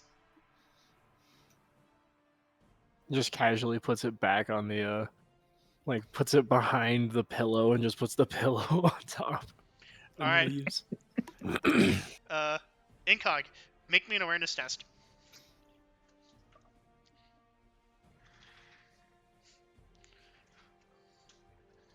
Ooh. So, unbeknownst to you, Zeke exits with that pillowcase. And then joins the poker game. I love it. All right, bet. That's, I got some that's crowns exactly what I was spend. gonna do. Fuck. Hey, he's wise to your ways, old man. He No, just think of knows. it this way. You have some really dumb people in your group that don't know what money is. That's a great point. They don't need it. Oh, you're so right. Yeah, see, you could walk up to Olak and go, "Hey, you got any thrones?" And he goes, "What is that?" It's those things you have in your pocket there. You don't need these. Trust me, I would know. They jingle and jangle. They make pleasant sound for Olak. Well, here, have these nuts and bolts. They also make good sound. Oh, he's Oh, shiny. nuts and too. bolts. Those are my favorite. Delicious. Yes, like keep them away from. Oh, he could feed the middleman as treats. It's fun. I'd imagine because fucking Mechanicus don't really have a form of Ah, currency. shit, tiny daughter. They Fuck. just trade in favors, basically. Shit. You know what the best thing is, Smoke? Shit. Almost nothing in this game is open-proof. He's trying to be nice about it, but he did indeed destroy that fucking door. Alright, is it the top now? Yeah, the top map. Not the top map. Oh, yes, the top map. Go to Stairway 32. He leads you down a stairway into the morgue, and then towards what look to be holding cells.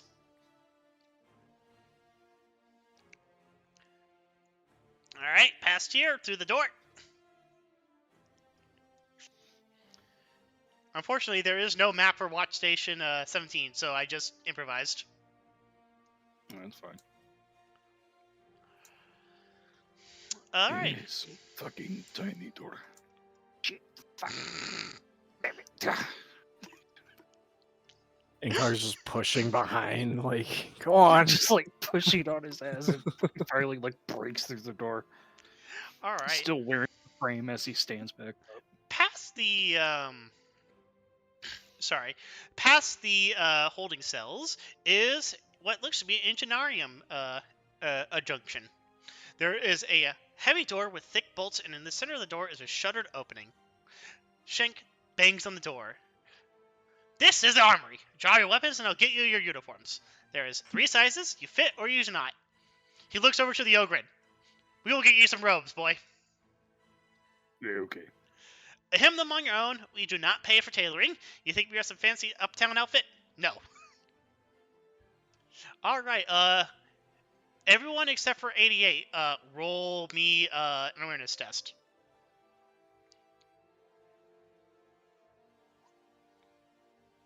Oh no, he's wearing a like the same uniform as Kelso. So it's kind of like gray. I'm wearing black. Close enough, right? Yeah, yeah, It's like a dark gray. it's khaki. Plus, I don't think I can take it all. Like, I think it's literally a part of me. Or your robes. Yeah. Yeah, Like, I have a chest basically. rig over my robe. Don't think I could take the chest rig off. All right. Depending. Like, Uh, they could remove it, but You got a socket wrench? Do you have an impact gun? I don't think exactly. Yeah, So- no, it's going to take some tools. No, he is an impact gun. Carl have hammer. Carl figure out. If I pull hard enough. so. Old legs rips him open like a tin can. Hey, look, there's meat inside, just like tin meat is good. All right, Lexi, with your enhanced sense of smell, you smell incense and gun oil and engine grease and all the good smells of the Mechanicus. Snow, you have enhanced hearing, don't you? Yes, you do. Snow, you don't even have to roll. You don't even have to roll for this. You hear the phantom chant of music. Let me find the link. I have a feeling that I'm listening to it right now. The Children of the Omnissiah. Yeah. Millennial Rage. That's my go-to 4K music. Imperium. As I hope I don't get copyright struck for this. You will. Yeah, you will. Oh, I don't think this thing's going on YouTube. what, the War Oh. Cant to Mars? Well, maybe. I mean, it's 40K related, so probably. No, it's an maybe. original song. It's based off the Battle Hymn of the Republic. Oh yeah, in which case you'll probably get double copy strike from someplace in Europe. Games Workshop is gonna get very angry with you. Well, it's the Run it. It's the War Cant of Mars. Anyways, Actually used a lyric for that song for my like robots in D&D. all right, and after there's some heavy footfalls come, and a shutter opens. Inside is a seemingly dizzying array of firearms hung on racks. But before you, looking through the porthole, is an adept of the machine cult. Cold red eyes regard you from the darkness of his cowl. It smells powerfully like machine oil and sacred unguents in the room. Armaments, yes. Those two.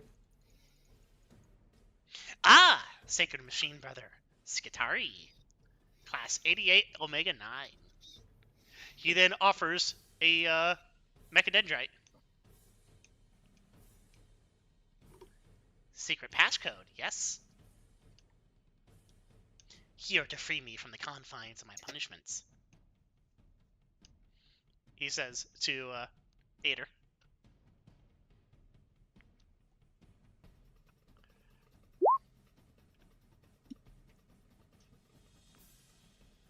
You there, Ben? Okay.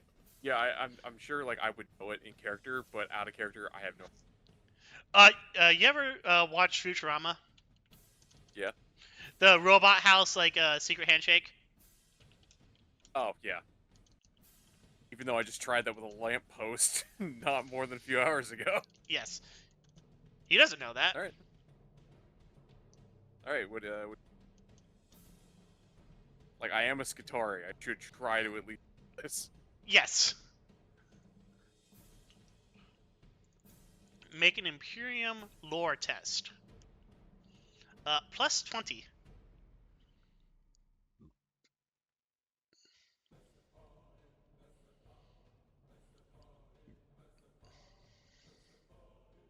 Hey, Eh, I barely made it. close enough. Come on in, lay brother. He opens the door for you. He then slams it behind you. Looks back out the porthole.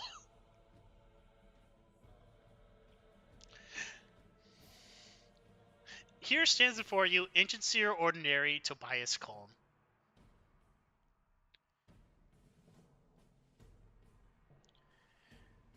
Armaments, yes? He asks. And Shank sighs. Yes, armaments! Good. Alright, everyone, you got guns on your own? Hand them over to Colm. He'll take care of them. Here you go. Here's the gun, here's the shells, here's the stabby thing, here's the bludgeony thingy. Oh, and also here's the fisty thingies. Here's the time thingy. What else? We also got the vein stabber. We've got the grippers. And that should be everything.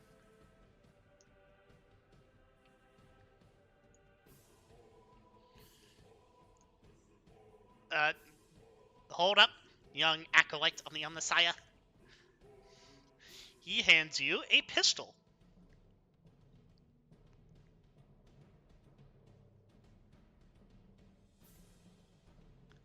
He then hands you a duty belt with strap in all needed pouches and a 30-round box of ammunition.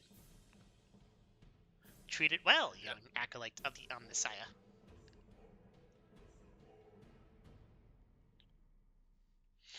Necro, if you need to know what the pistol is, it's in the rulebook. It will be the Magna pattern heavy revolver. Don't delete the shotgun or the stick. Understood. He then hands you back your knife and your brass knuckles. Okay. Next, Snow, do you want to grab a gun as well?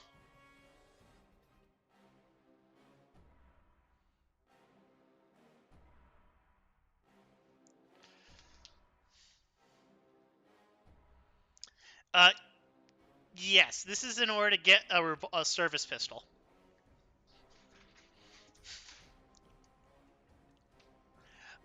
Also, so that you can take care of your shotgun, because do you really want to be like carrying a shotgun everywhere you go in this city?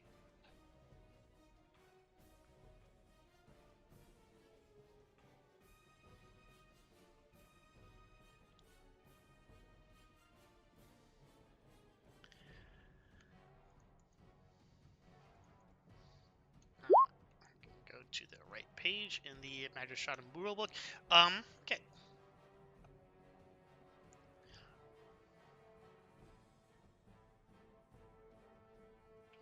He then hands you, if you hand him your shotgun, he hands you a Magna pattern heavy revolver. It's on page 18 of that PDF, of that link to the PDF. Ah, excellent. Fielded. Unusual breed. Warning. Makes loud noise if pulled trigger. Louder than shotgun. Would you like to request earplugs?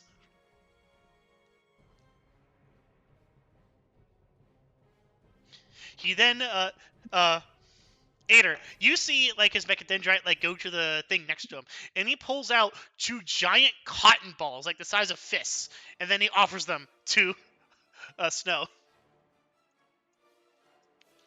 Keep dry.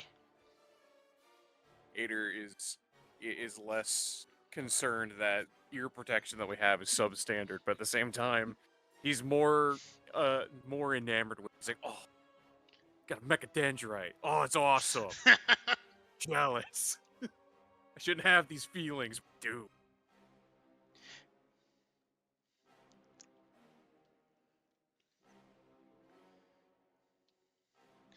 All right.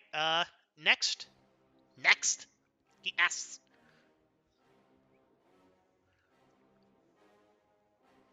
Carl will hand over his what is it? Hunting rifle. Do you hand it in barrel first? Oh yeah, no, there is no barrel or muzzle. Safety. Yes, muzzle safety is non-existent for Carl.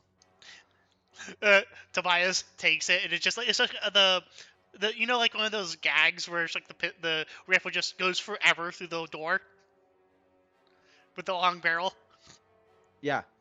Yeah, he then hands you a Magna Pattern Heavy Revolver. It's on page 18 of the PDF of the Magistratum Mundainus rulebook. Oh, okay.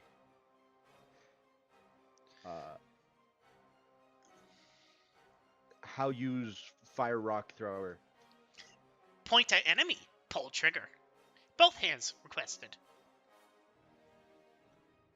Very good. 12 millimeter cartridge. Mars Type 4 Watt Cutter. Yes, yes. We'll get back Talking to Skaven. hunting rifle. Huh? Rats? Yes. Shoot seagulls with it. I will. Yes, the revolver in question. Oh, okay.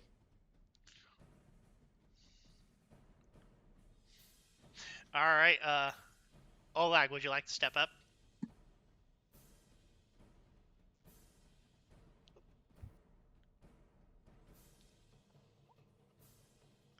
Oh, that's right. Olag too busy counting fingers. Incog City, would you like to step up? I will.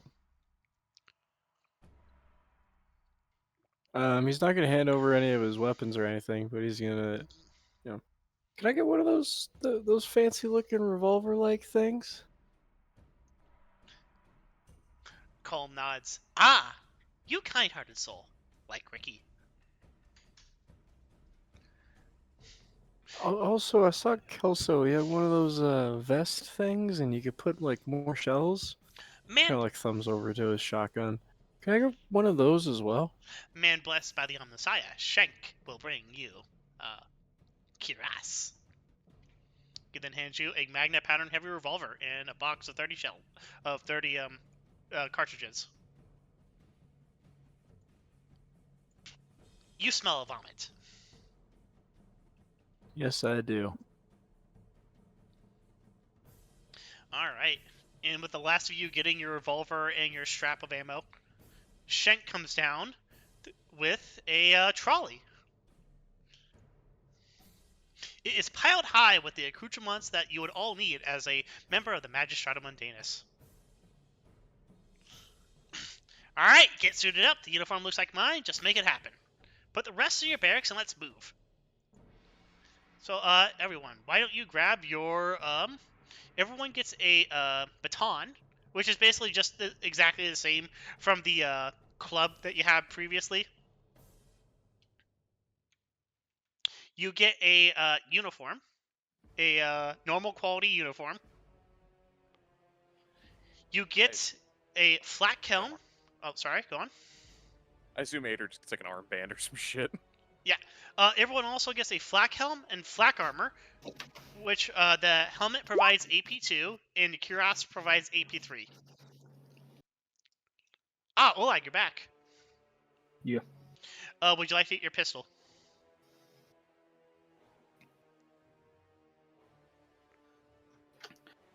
What kind of pistol? Because I already have a pistol. It's a heavy revolver. Oh yeah, sure.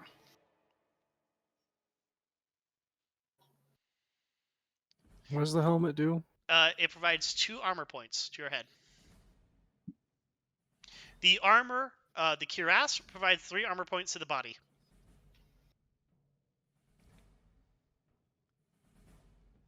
It is the same type of armor that was worn by the PDF troopers you passed on the bridge. Olag, would you like to step up to the entrance here? Sure. Ah, big friend. Big friend requires weapon, yes? I have few weapons, but if you have more, I am more than happy to take. He actually steps back and away. Then he comes back. And he comes back, oh, sorry, with not the heavy revolver that everyone else got, but you get the super heavy revolver. You get an Ogren-proof heavy revolver. Something actually fits his hand. Yeah. You come back Oh, with it intact, nice. yes? He's big enough. It won't break with grip. He's good. He then hands you a nightstick, and this is a two-handed club for normal people, but in Olag's hands, it is a 2d10 club that is Ogren-proof.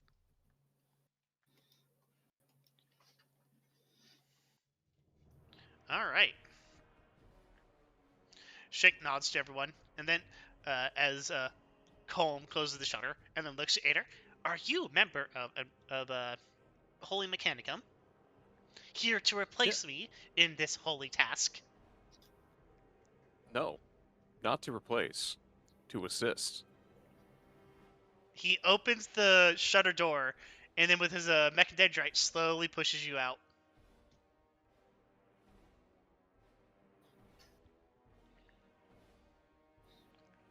Bitch. Come Hang back. on, let me serious statement. Bitch. Come back when you are replacement. Ensure that they do not damage my holy works of the Mechanicum.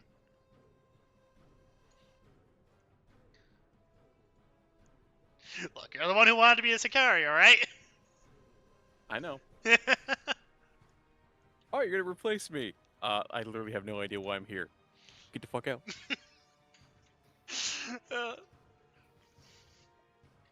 Alright.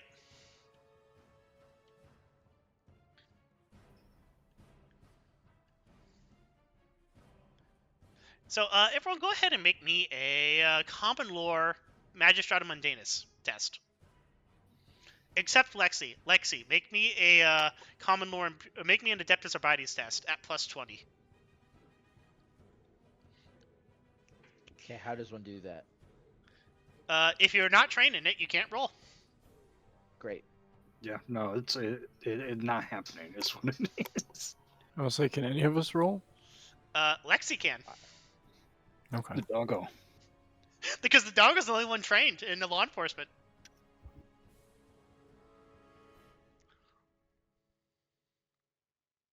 Where's the heavy revolver?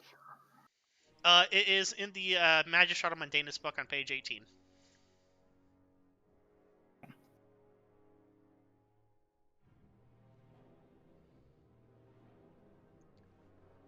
Okay, yeah, I don't. Did you go to that link I sent for the Magistratum Mundainus? No. Go to that, and if you click on the Magistratum Mundainus picture on the right, it will download the PDF for you. The PDF is just slightly too big, so I can't send it over Discord. Fair enough. 18. Alright. So, Lexi, out of everyone around here, everyone else puts on their, clothes like they would put on normal clothes. Except you, Lexi. You're a good boy. You're the goodest boy. And he said to make it look exactly like his. Your uniform is immaculate. Everyone else, you look like hot shit. Oh, yeah.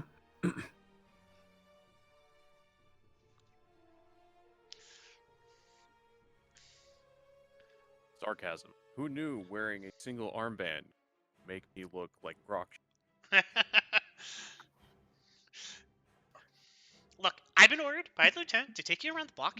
Hopefully we'll run into crime and I can show you how it's solved. Properly. I don't care how, and I hope it doesn't end up like last time where I lost my fucking jaw. I don't care how they did things on your world, but on this one we believe in law and order, and none of that cowboy shit like Rich City where he guns down everyone like they're a pack of dogs. I mean, it probably worked. He just fumes at that. As he fumes at that, he looks to a big portrait of the previous Delta shift, and it says "Employees of the Year" with their total arrests at 1 and their casualties at 50 plus. Stop counting once they got to 50. Service time 3 months.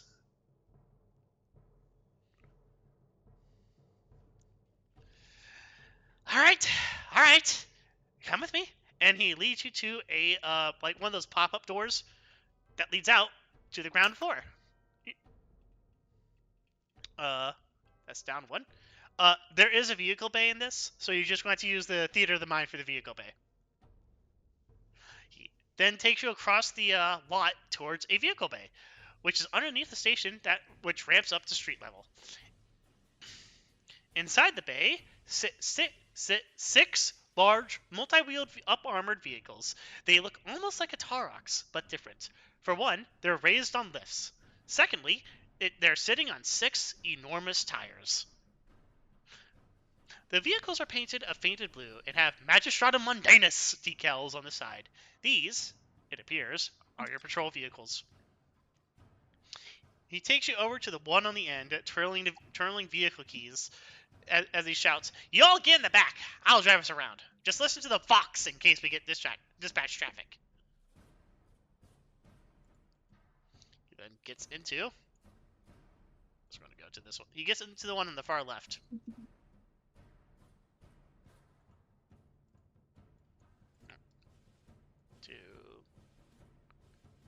Bring you to front layer.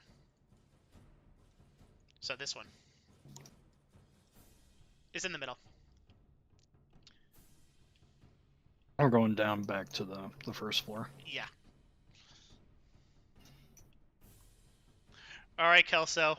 You're going to make... Assuming there's not enough room in the car, Oleg will just hang off the back. Who wants to sit shotgun with Schenk? Because there will be enough room in the back if one of you sits shotgun. Tips. The goodest boy. Ader just reaches his hand out, grabs a handrail thing to get in the car, just iron grips it, doesn't move, just kind of half T-posing basically. Just his feet are off the ground at this point. Kelso loses all the money. You.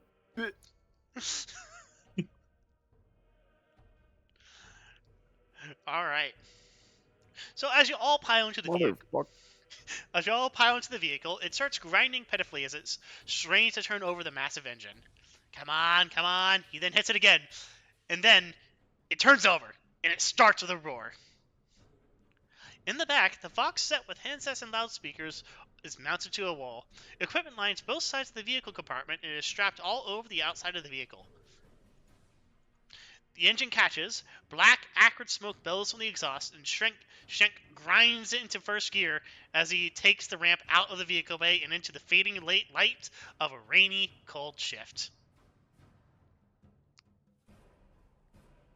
Concerned statement by the Omnissiah Spirit not taken care of as they have them. This must be rectified. Well, this one, let's see. He then rattles off a kill count.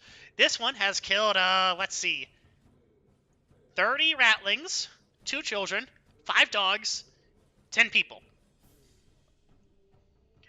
It's set to get its refit next week. If you want to walk in for that and do it, be my guest, Gogboy. Have the rear window family sticker thing, where it's the rattlings, children, and stuff on the back windshield. Yeah, there's a jar in here that's labeled rattling teeth, and it's a bunch of teeth. It's almost filled to the gills. Oh, that's Yummy. Delta Tribe Metal Beetle is Mighty Warrior.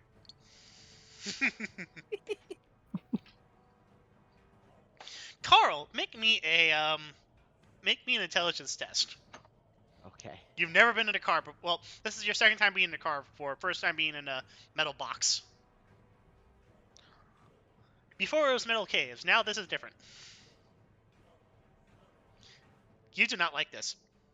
You want out. No. Metal Beetle, Mighty Warrior, Metal Beetle stomach, not fun though. concerned statement. Please calm yourself. I will assist in this calming. And then he just presses a button, and Ader presses a button on his chest. He just starts playing like a recording of Children of the Omnissiah to calm him down.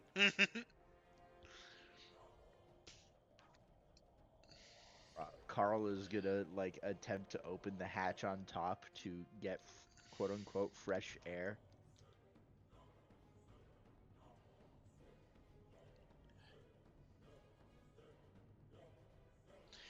He's just gonna like be trying to figure out how to operate a door handle. All right. As you start driving away, Shank will pull up like one of those dash mounted Vox signals, and it says, Delta Delta Dispatch. This is Delta 117. We are currently going out and getting the new recruits wet. Over. Roger, Delta. Delta 17, this is Dispatch.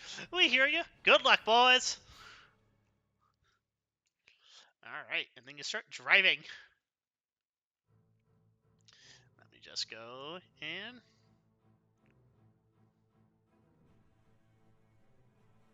Okay.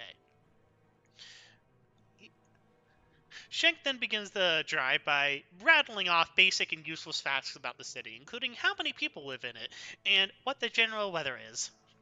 As you all look outside your porthole windows into the city beyond, you see a people who are relatively hopeful and have more in life than the average Imperial citizen. Delta 17, this is Dispatch. Please come in. Alright, you all have the handbook. Go ahead and answer that. This is G-17, over.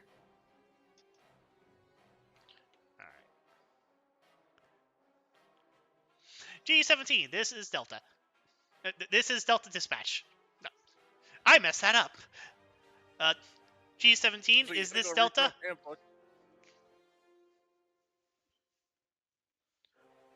G-17, is this Delta? Yes, this is Delta G-17.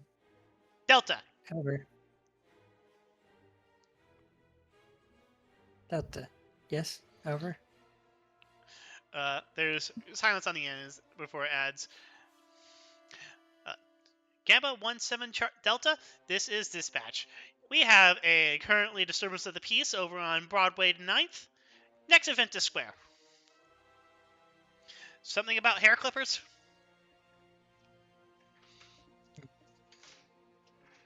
Over. Understood. Understood, Dispatch. Over. Alright, and then you all go to Ventus Square. And we go to the first call of the night.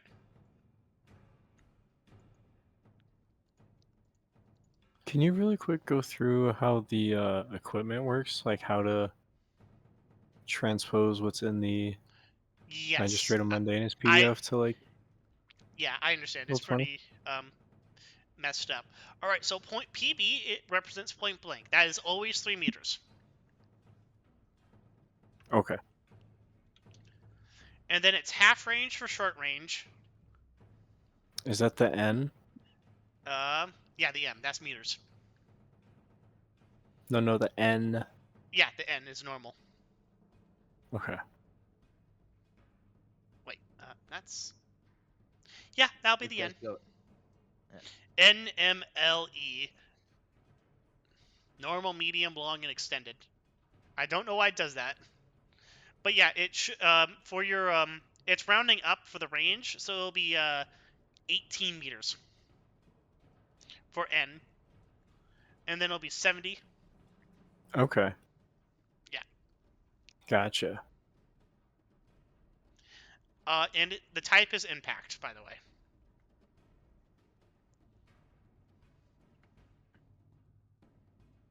Okay, I think I can get the rest. That makes sense. Yeah. Thank you. Did that answer everyone's questions? Probably. All right. On each of your persons should be... Let me just read this out quickly.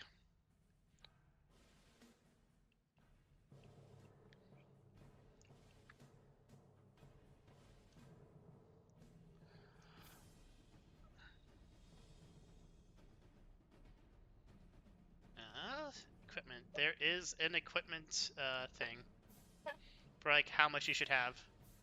All right. I can't find it, but I'll just explain. All right.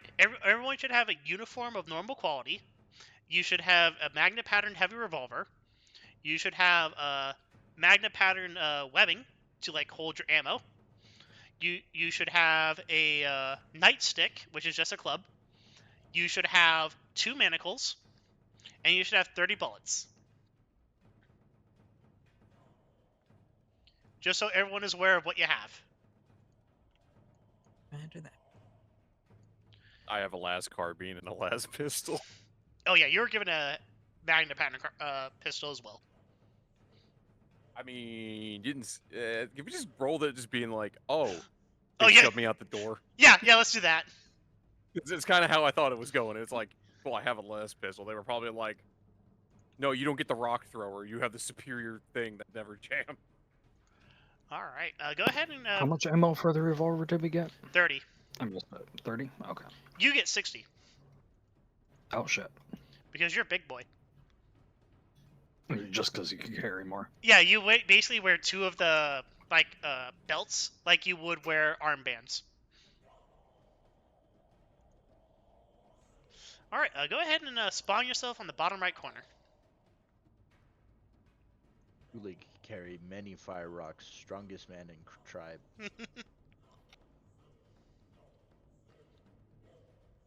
Ader just, as the truck comes to a stop, Ader just lets go and drops about an Alright, I'll be taking notes. You all handle what's going on in there. Roger that.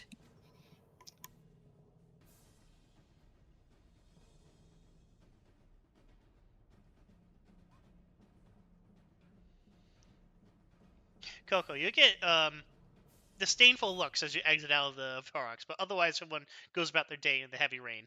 Or at night, in this case, as night has well and truly fallen. Alrighty.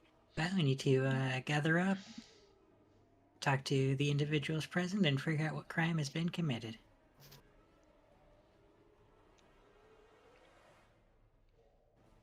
That sounds good. Hey, Blood, can you just do the thing? Of course. figure out what crime is committed. Well, Dankeschön. first off, the crime has been committed that our orc has been, our ogre has been shrunk. As soon as he exits the vehicle, he ambigifies. The Torok lurches forward 2 feet as he is pushed. As it is pushed. It's like GTA, you get in with a hat, it just smushes your face. Alright. So we go inside and we talk to people? Yes, we go in, talk to people, figure out what's happening, and focus on keeping the situation calm and orderly as we discover the crime. Okay. So we go in the door. So you go. Go. Yes, He like starts motioning like there. Good. He's good. Alright. As you all enter one by one, you see a circle form around what looks to be a barber and a man with a terrible haircut halfway done. They're all chanting, "Fight! Fight! Fight!" as one of them says, 10 thrones on Mr. Benelli. He knows how to use some clippers." And then Shit. Fuck. Damn it. I got 20 on the other guy. I Car see shout. justice is happening. Justice by combat. We come oversee, yes? Hey, puppy, is a loud fight or no? Pope quickly pulls out a small book. No. Okay. Excuse me. Hello.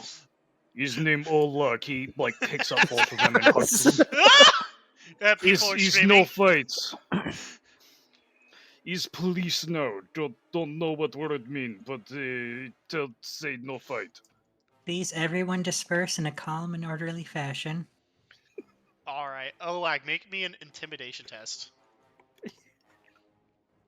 He's not even trying to, but yeah. You can do this at plus 20 because you don't need to be trained to just fucking terrify these people.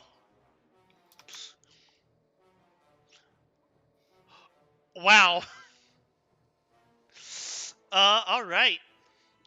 People seem to and hang off now and go spread across the Haplok/Merchant District. Not used now.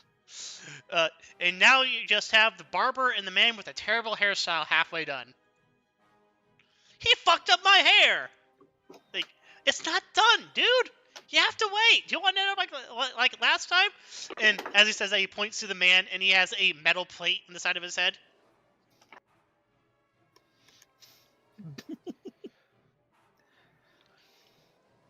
I don't know why I came Alrighty. back to you. You are a terrible fucking barber.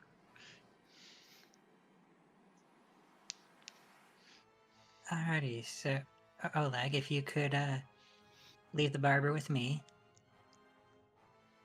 He looks at both of them as unsure. Point which one puppy one. The man with the scissors raises his hands. Yeah, that one, please. Okay. he sets that one down. Alright. Okay, I'm going to take you to the side for some questioning, and my associate here will do some other questioning, and pointing at the other group above.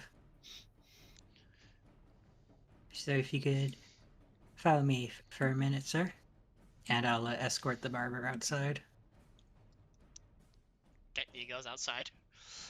So the man with the half-done hair just hangs sulkily from Olag's grip. So, as question, so, what happened? He fucked up my hair. He points to his half-done hair, and Olag, his hair is a mess. It looks like it's half between a mullet and a clean shave job. All around are pictures of quote-unquote happy customers with questionable hairstyles. Everybody in the photos looks like a hive ganger. Yeah, Oleg has My no idea people. about, like fashion in general, and he's like, but it's interesting, you know. I have an appointment with my Yeah. boss. I have dinner with him. I can't go and look to him looking like this. Well, you have knife, yes? You could just cut the rest off. No, I don't Yes, have a knife. easy. Now, go on. Oh, no worry. Oh, I no, fix hair. I have knife, I and fix Oleg hair. like pulls out a knife like the size of this dude's torso. Oh Yeah, no! we shave head, yes. Yes. You're not inspiring him with confidence, Olag, as he is just terrified as a machete-sized knife is now in front of his face. What? I shave head all time. See, he like motions towards this like mohawk that he has. To your heavily scarred scalp. Yes. Done by a very old, shaky, clumsy hand. All right, we go to. If not by me, baby, you could use knife. He like holds the giant like knife out for the dude. As you say that, we go to Lexi. Alrighty, sir. So if I could get your name and occupation. Giorno Tomavelli, barber. Dama Montebelli, barber. Alrighty, can you describe the incident leading up to the confrontation? Well, I was halfway done cutting his hair, and he got really agitated as he looked as I gave him the mirror, and he said that I messed it up in all of this.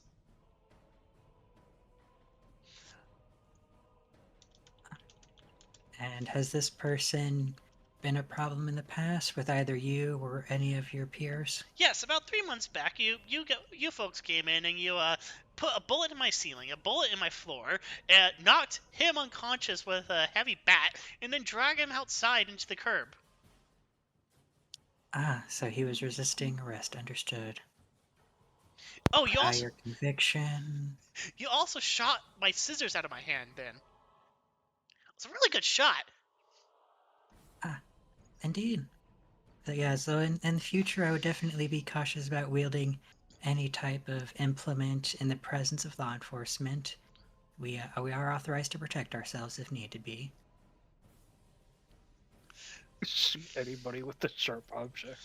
Alright, and then we go back to Olag, giving him a fucking machete. The Imperial Citizen, which I said it out, Imperial Citizens, right? Yes, I did. Alright, the Imperial Citizen is going to hesitantly take the sword in hand. And it's so heavy, it drops out of his grip. Oh. Okay, maybe not that one. Here, I Picks it have back up and he smaller. puts it on his belt. I have smaller knife, and I'll Yeah. hand him my knife. Oh So no, you have. Maybe you better with knife. Maybe you can finish cut hair. Oh, I can finish cut hair. Yes, Yes. Thinking and about it, thinking I about am the background going. of Gator is like, can just Edward Scissorhands man's hair together. I have a machine technically. I mean, I don't care who finish hairs, but you know, maybe he stop bitch. Okay, so 888, you do have trade scrimshar or copyist. Do you want to be a scrimshar? I don't know what that is. Is that in the You basically do There's a engravings. Oh, right, literal scrimshaw. Okay. Yeah, I know what that is out of character. Sorry, brain fart. What was the other one? Copyist. Yeah, What does that one do? it's literally just you copy documents. Oh, so I'm a photo. So I can either be a photocopier or I could do engravings. Yeah. I guess I the mean- engravings one because that requires like a level of adeptness with hands. All right. Okay, so if you want to scrimshaw his metal plate, you can. I ask. I approach the man and I present the armband to him to show that I'm part of the law enforcement, and I tell him, statement.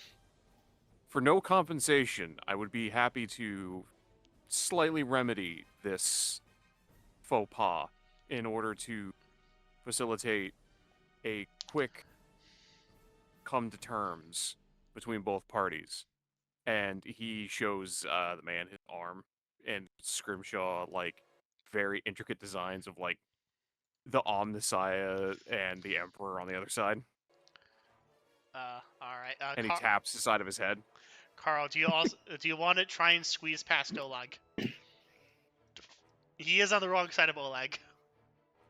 Our Oleg will like squish against the wall. Yes, Carl will squeeze past and be like, "He fix metal bit, I fix hair bit." Yes. All right. Whips out knife. Which one of you has the better charm test? I got a 17. This isn't happening. Charm is what? 10. Wait. Oh man, No, fuck what? yeah. It's I'm trying to below find carouse, above climb. Oh, fellowship. I have 20 for fellowship. Roll for charm is 10. Yeah. Fellowship 30. Oh, and this is actually also in a primitive environment, or in a non-primitive environment, so I have a -10 to the fellowship. No, this is Zero. you're familiar No. enough with a metal cave that it's not that primitive. Okay, it is not a civilized environment. Well, the thing is, you wouldn't need to use a hair cutter. You'd use a knife. You're familiar with that. Oh yes. Well, this is for civilized surroundings. Yeah, you're right. I'm sorry. So yes, I have a 0. All right. 88. Why don't you roll a charm test? This will be an opposed test against his fellowship. Also against his charm. Just get 1 degree of success. Close enough. We'll take it. That'll do. Yeah, that succeeds. That'll do, pig. Damn. He looks to the metal man, to the caveman, and then the giant man, and he sits down quietly because he remembers what happened last time. Just put him in the big The white metal fluffy plate chair. on his head. He sits down quietly and lets you do what you want to do. All right, Carl. Go on. I'm gonna ask him a few questions. Basically, be like, what's your favorite holiday? What is it that you'd like? What is it that you would want to have on here? Are you a fan of the local flora and fauna? Describe them. He's gonna give him like the 20 questions to try and figure out what exactly would fit on this guy's head, and then also because it's permanent. what he would want there. Okay. Carl, you don't have to roll because you're familiar enough with hairstyles that you can actually do this without rolling. Unfortunately, Yes, caveman hairstyle. You give them dreads. Ader, you're going to have to make a trade scrimshaw test. Since you're not being rushed, you can do so at plus 20. Awesome.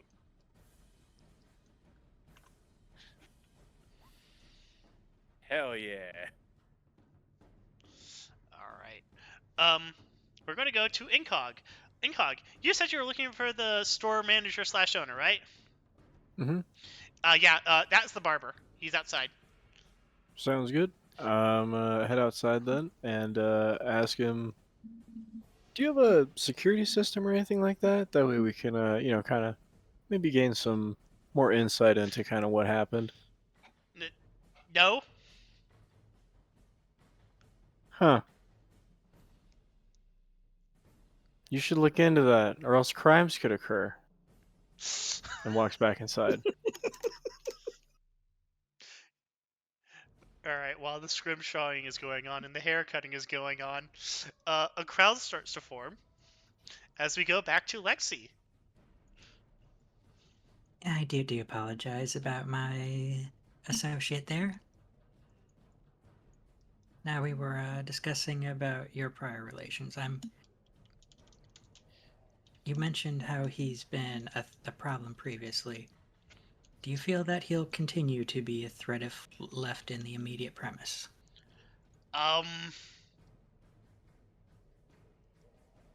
No? He says, very worried about what saying yes will entail. Alrighty. Alright, so I'm assuming that also means you're not keen on pressing charges for either the trespassing or the attempted assault. Look, I just need to finish his hair and then he'll leave a happy camper and he won't ask for another refund.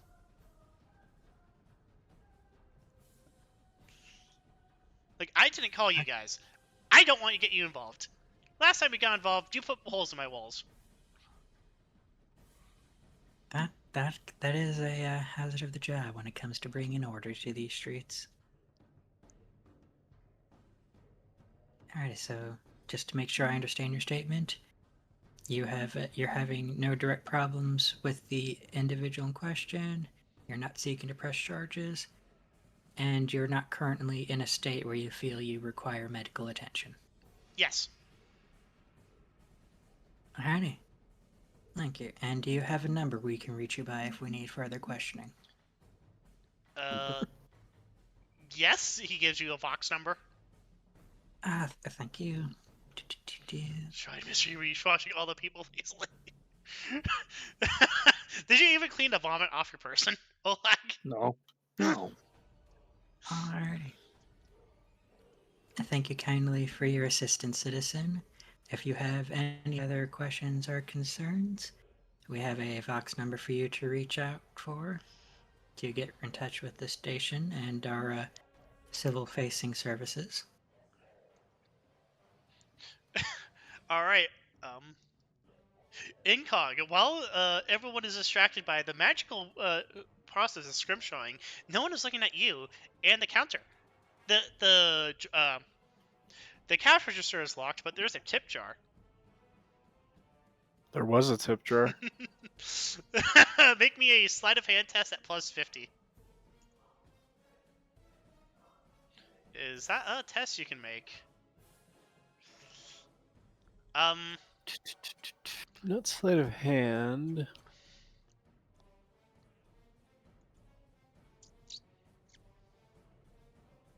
Because I know that's usually a test, but it doesn't look like it's a test here. In that case, make a silent move test, please.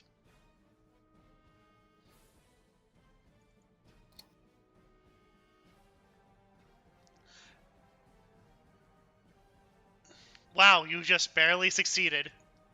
Barely. With why don't you describe how you almost comically fail this?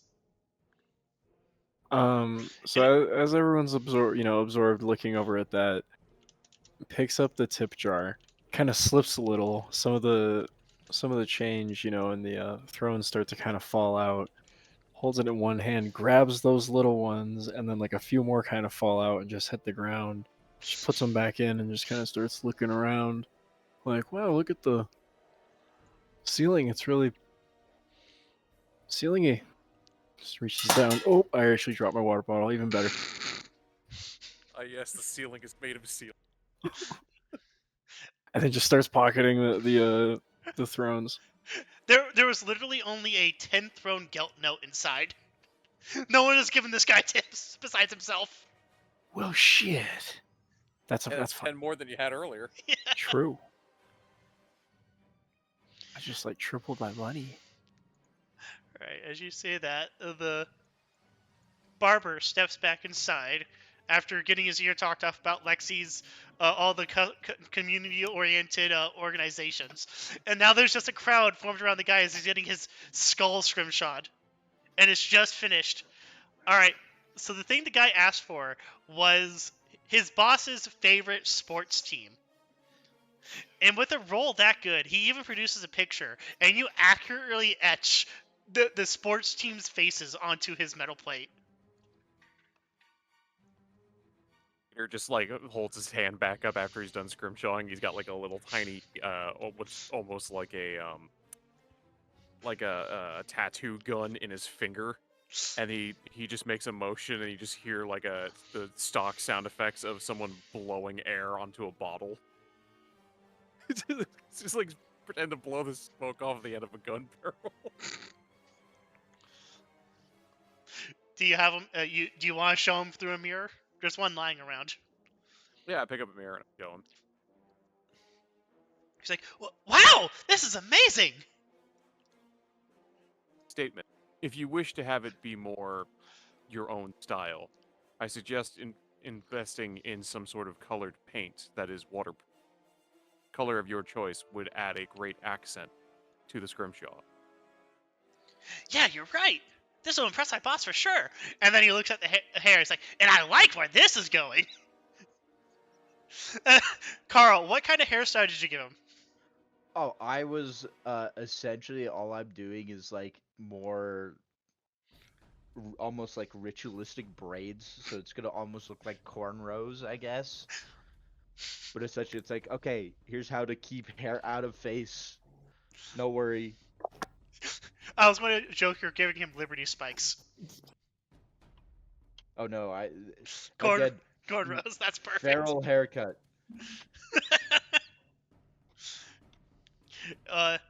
Alright, so 5 minutes pass and you finally all step out of the barber shop. Alright, it is now 10 o'clock. Are we good to go for another call or two? I would say we're doing pretty good. That went pretty smooth and simple. I'm good. Alright, I'm gonna have a 5-minute bio break. So why don't you guys all... I'll be right back in 5 minutes, so a 5-minute break. I'm gonna grab some snackers.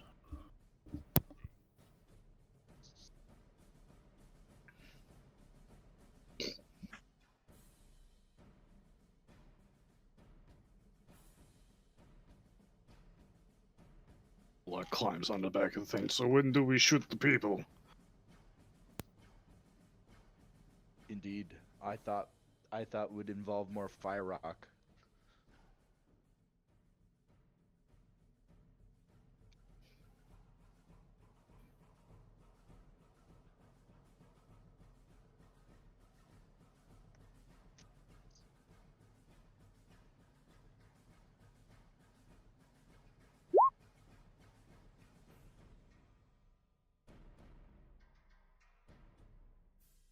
The people. So the police know. So we shoot the people. It what is how it is. No. You serve the Lex, so you shoot the people. Yes.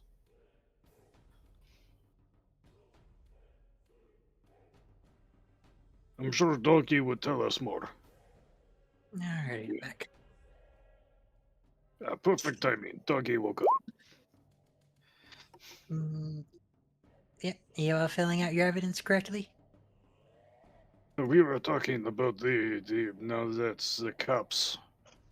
We have to shoot the people, yes?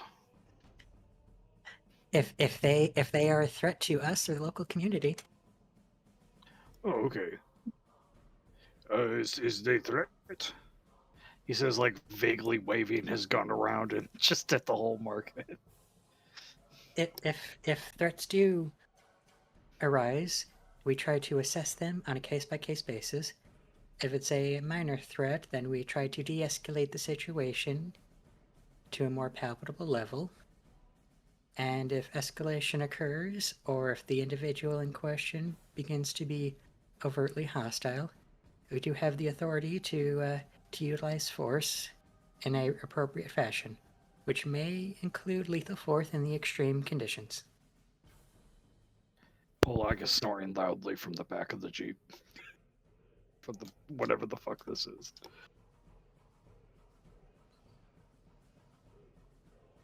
The transport vehicle. Just overwhelmed by the words. Yeah, he fell asleep sometime after escalation.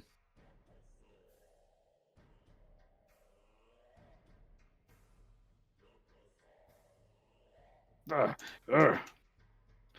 I'm awake. Good morning. It's morning and looks up. You know, it's night. You lied to me, miss. You lied to me, puppy. But it's good morning because you are awake now, and morning is when you wake up. Oh, is it? Yep. Oh, shit. No, I don't think so, puppy. Mr. Big Hat Man was very insistent that it is, like, based on number of things. I do not know what they are, but he was very insistent. Said I had to wake up at 0600. Oh, you're talking about numbers. Yeah, no, time is different from day. No? Are you sure, puppy? Yep. And you'll pull out his chrono. See, time is measured in these little numbers, and they tell you exactly at what point in the day you're at. So you have little box with funny pictures. And it has tiny little arms in it. Yes, They cannot lift nothing, they are too tiny. correct. Yes, see, Oleg is smart, yes. Nods happily to himself.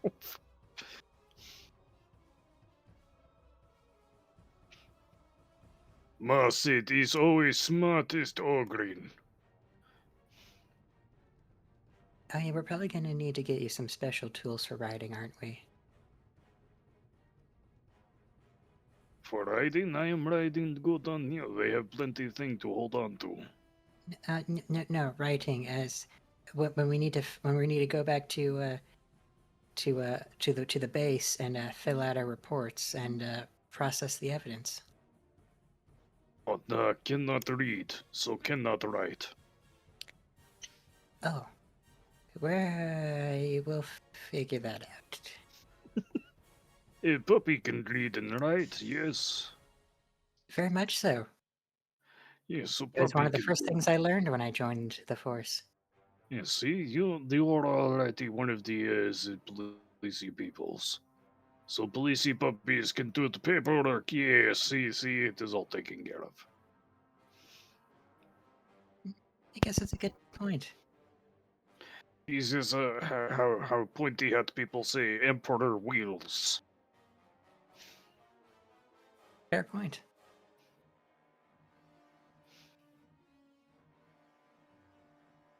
All right, are we all back? Mm-hmm. Two of us. Yes. Yep, some of us are back. I don't know if I return. Yeah. I think Vanilla's here, though they might have stepped away. No, yep, Vanilla's here. All right. Sorry, I mean to choose it. Oh, thank you for letting us know. As you all get back into the vehicle, Zachariah proceeds to stop a stopwatch that he was using, and he writes down with a grease pen into his notebook. Well, I'd say that was a pretty clean book-in. Yeah, you didn't even shoot anyone this time. Was it necessary? No, only cut hair.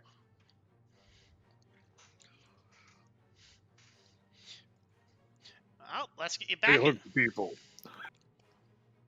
He says, poking his head through the back window.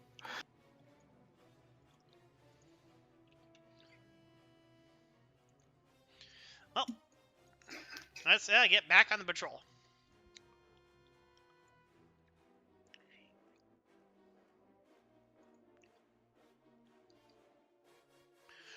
Okay, and then after a couple more minutes of driving around, you get another call.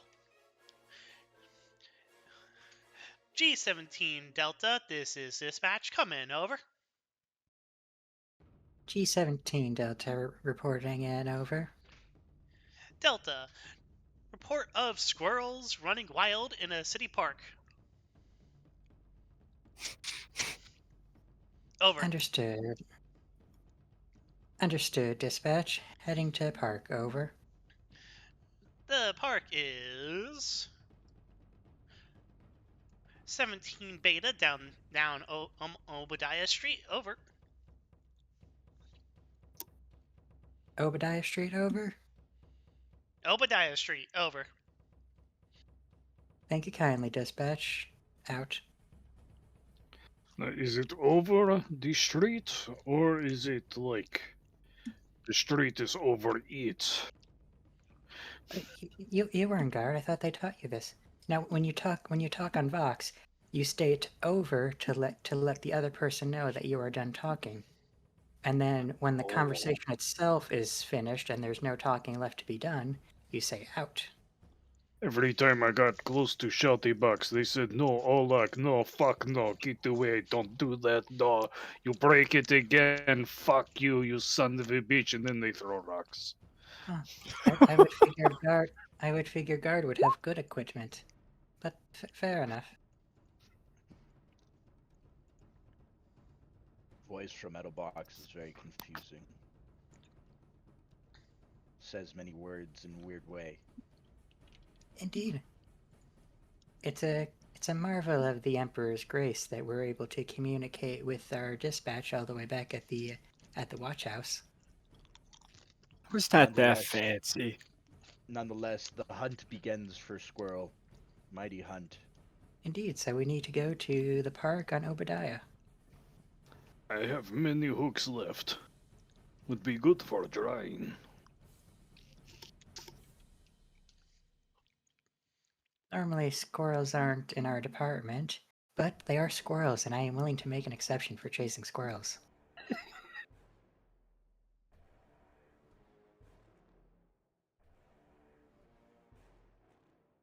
Keep talking amongst each other. I need to make a scroll token. Understood. Might have a free one. Might have a free one on the Roll20 library, maybe. I looked. There isn't.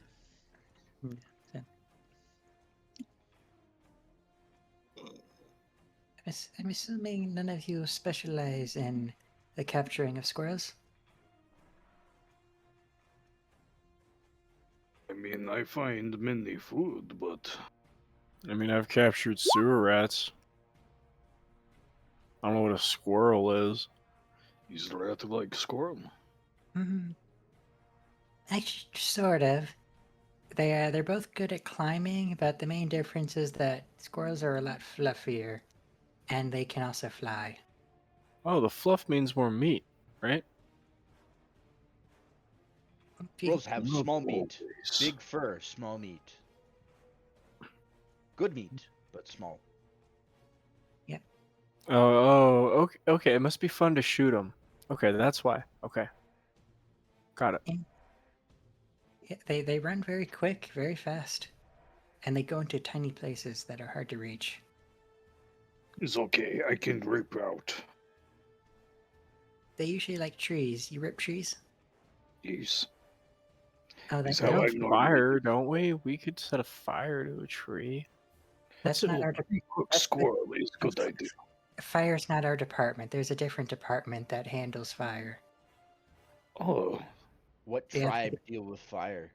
The firefighting tribe. They're the ones who go and fight using fire. no, he's like in guard.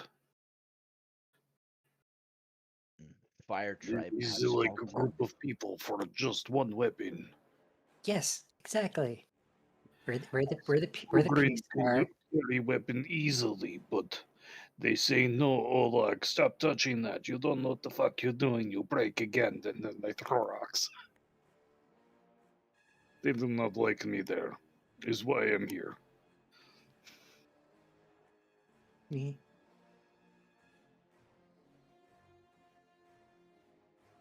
They also say old. Okay. Thank you for delaying. I got you some good beef footage. Fire tribe has small club, unlike Delta tribe. Delta tribe have huge club. Yes. It's true. But they get bigger rocks to ride on. Oh, really? Mhm. Then we steal. Then it be ours. You're I welcome to believe try, but Quinty no had word. said it was requisitioning. Yes, but remember, they fight with fire. We don't have fire. Not yet. I got lost. Such a big word. Make it word. Yeah, fire is a very big word. No fire easy. It does burn, is hurt, is no good. Yeah, and that's why it'd be difficult to take their stuff if we wanted it. Do they catch fire? Probably. It's why only they're allowed to use this stuff, because of all the fire. We're not trained on how to handle fire. Ah, makes sense. Alright, we're coming up onto the park now. Hey, squirrels! As you drive up to Can the you park, hop on the turret on the top of the car and just start unloading it? the Dun, turret dun, dun, the dun. turret is replaced with a searchlight. Oh. Turn on searchlight, find squirrel. It is nighttime. Yes. Go up, turn on big torch. As you turn on Big Torch, you see a horde of people fleeing the park, screaming, "Squirrels!" And Shank takes it apart. I can't get close with all those people. You're going to have to walk up there. No. Put Understood. beetle through people. No. Okay, do you want us to disperse the crowd, or just want We to have stay a here while we horn. do the investigation? Shank looks at all of you like you're mad people. I can disperse, and I'm gonna pull out the revolver, and I'm gonna shoot into the tree. No. I just shoot Alright. into a near No, no, I thought he was tree. just gonna unload it to the crowd. No. If you want to clear a crowd, you have to get one of those things that says CC on it. And he points to the back into a box that says crowd control gas. Oh, Okay. Alrighty, so No, you can. I was going to just shoulder charge the crowd. Okay, so that is plan. We can use that, but we can also try to discuss with crowd and have them disperse. Yes. crowd seems loud and angry. No, this is Oh, okay. then- I can talk louder. Fear. And as though they are disturbing the peace, and we are here to maintain the peace. So, if there's no arguments, I am willing to Let's return launch order to this 6 of chaos. them. So as you guys spend arguing, the crowd has already dispersed. Alright, perfect. The crowd was self-dispersing. People gone. Alrighty. Now only. Okay. Now we can get out and. Oh. Oh, Olag was already off the back of the car. Just waiting to get told what to do. So we just go in and catch squirrel now. Yep. We will see what to deal with. Okay, I'm assuming we're on the bottom. Yes. kind of figured where this was going to go. Oh, it's a bunch of squirrels. That'll be fun.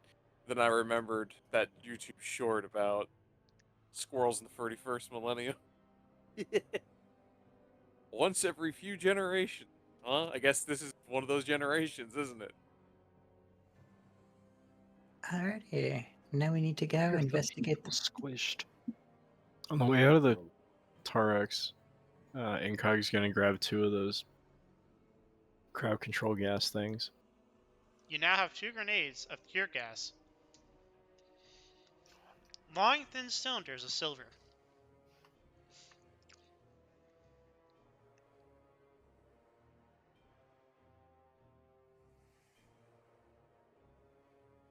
Alrighty, so now we need to investigate the park. Take it slow and take it thorough. If you find a person, make sure you assess them for any injuries, and if you see a squirrel, try and make them go somewhere else. So I was just saying that you're following like some people who are just covered in scratches and bite marks as you go further and further in, and you see like people have like their clothes torn off, like any like food items have been eaten. And then finally, you turn a corner and you see a horde of squirrels, at least 100 of them, swarming across 3 squirreling figures. You hear very high-pitched, "Help! Help! They're eating the food! They're eating the food! They're eating all my food! No, not my food! Not my bread!" Oh, Hunt no, they begin. are evil. Alrighty. Incogni, 80, due west. Carl, Snow, east. Oleg, north with me. He said. Yes, okay, got it. Don't Very move, by the good. way. Oh. Go opposite Sunway.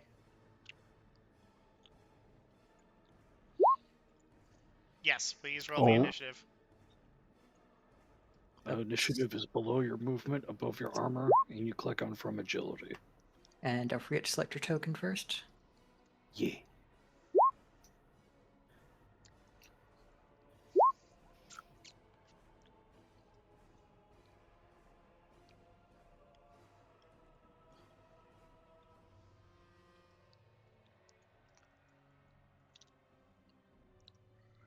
Did you?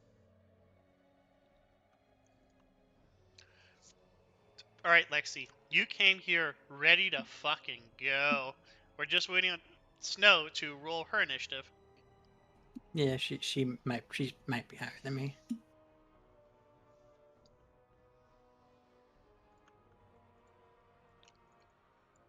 I'm assuming it's It's under your armor. no, I mean I'm assuming it's 1-to-1. Oh, again, Van. On your character sheet, if you scroll down to where your armor is, It's above it. just above that is initiative. You just press the It's button. by your gear and weapons and such. You just press the button that says from AG.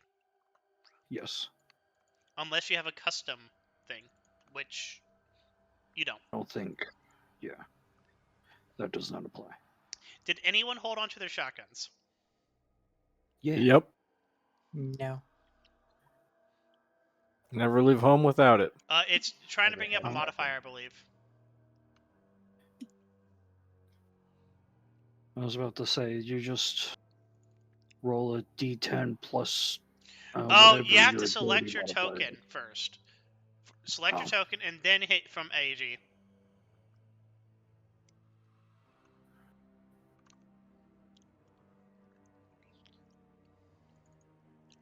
There we go. All right, who has the higher agility score modifier? Bonus, I should say. -3. All right, Lexi, you're first. You have the higher score. Oh, do I? Yes. Alright. Alright, back to my previous question. Are the squares 1-to-1 when it comes to speed, or are we going off of the feet? This is meters. That's why I'm asking. So I'm assuming it's each square is 1 meter, each yes. square is. Sorry, for Alright. some reason I thought you were saying squirrels. Each squirrel is 1 to 1. That one that's obvious. Wow. Oh shit. That's like. Actually, each squirrel token is 5 squirrels. Oh shit! Oh. Alright, and we're gonna take a full move to go up the path. Okay. And I'll use my quick draw to allow me as a free action to pull out my baton. All right, Lexi's just going straight in. Next is Snow. Snow, it's your turn.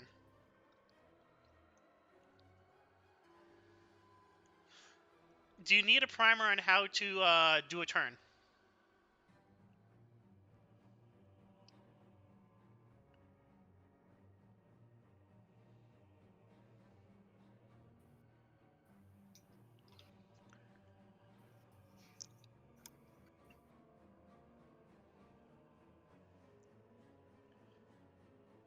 No, this is a completely different system.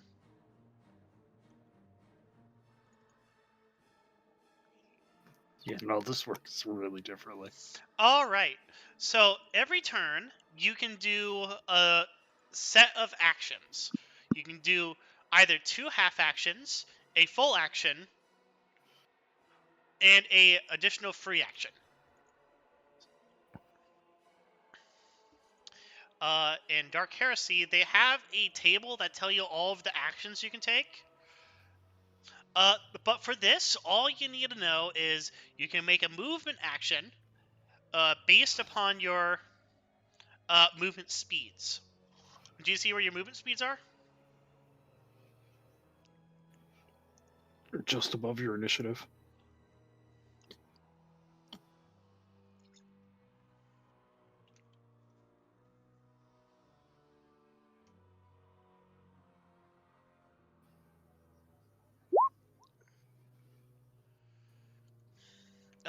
I'm currently looking at the rules. Do you mind someone telling me what they just said? They found the section on the page that says movement. Okay. Yeah, okay. So, that first one is your half move. You can move 3 meters and still take a half action, like, say, shooting. Or doing a melee attack. The full move means you're doing nothing but, like, running. Then there's your charge distance. If you want to engage like a melee attack charge, you can run 9 meters, up to 9 meters, and then do a melee attack with the charge bonus. Or you can run, which is doing literally nothing but running. Like sprinting just full pelt down like somewhere.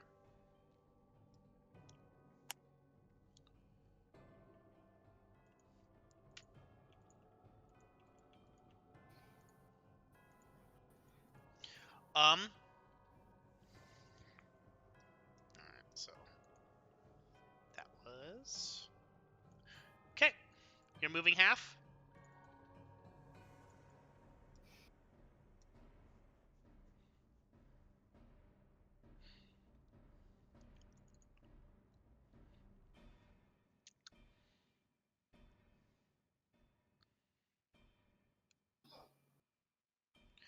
Okay, what would you like to do after that?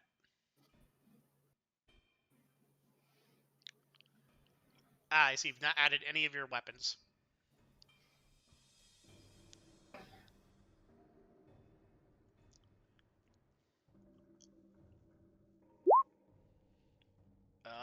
I'm looking at it right now. You don't have any of your ranged or melee weapons statted out. You have them in your gear.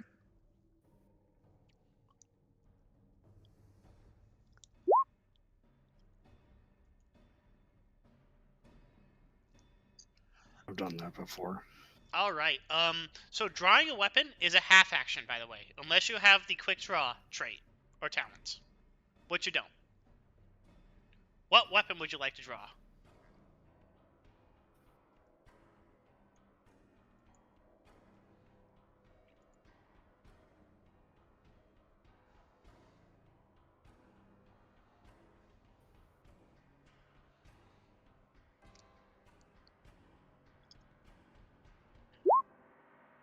Alright, you'd like to draw your throwing knives. Alright, I need to see what the range of throwing knives are, because that's unique to this game. I'm assuming it'd be based on your strength. Yeah, I assume it's a throwing weapon. So... I just need to see what damage it does, or if it has anything special about it. Alright, it's thrown. It has a range of 5 meters. That's not technically correct, but we'll get back to that. It does 1d5 rending damage, and it's primitive. Alright.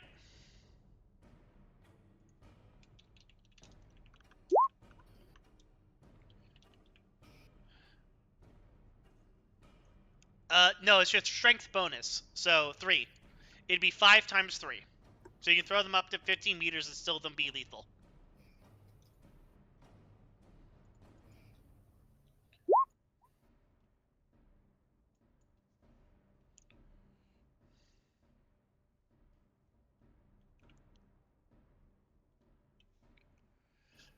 Uh, 1d5, and it is rending, and you have no penetration, and you have a rate of fire of 1, and you have 10 of 10.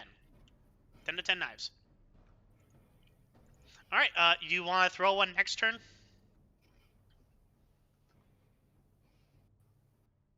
Okay, it is now the squirrel's turn. The squirrels, who are not currently covering a human person, begin to charge to the nearest human and start climbing up them, crawling and slithering as they chitter in an overwhelming roar. They only have a... There we go. So, 1, 2, 3, 4, 5, 6. I can just do this the easy way. Oh. Box select. Yeah, box select. Oh, come on, I keep misclicking. Take your time. Alright, there we go. 1, It's 2, not a matter 3, of life or death. 4, 5, 6. 1, 2, 3, 4, 5, 6. 1, 2, 3, 4, 5, 6. Then 1, 2, 3, 4, 5, 6. 1, 2, 3, 4, 5, 6. 1, 2, 3, 4, 5, 6. Then there we go. Put them in their actual box squares. Okay. Lexi, you are immediately covered in squirrels. Chittering, chittering squirrels. No. Oh, wait. Z. There we go. They would have been close enough. Everyone else, though. Alright, it is now, Carl's turn. Carl! Orc. Okay. Orc. Carl, following instructions, will take a half move. And, seeing the dog seems to be in natural habitat with, squirrels.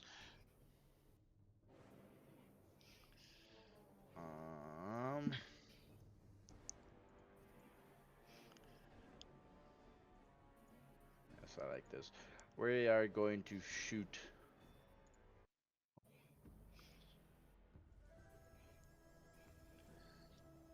Alright, are you familiar with Dark Heresy? No, Hey. I'm not. Okay, are you familiar with any of the Fantasy Flight tabletop games for, 40k? No. Alright. I'm familiar with D100 systems, but that's about it. Okay, so what you do is you see that hit button on the right of the E below class on your hunting rifle or whatever what weapon you're using. I'm sorry, I couldn't speak there. Yes. Click that. Okay. And half aim or no aim? No aim, because you would have to take it half action aim. Ah, I see. Okay. Range, we are in So short. your point blank range for one group of squirrels. Oh yeah, we'll shoot them. That seems fun. Which is that and standard. They are a normal size, so it's neither -10 or -20 for them being tiny, because they're in a group. Okay. So no modifier. Yeah, no modifier. All right! Oh no. This will be perfect! Roll me another D100.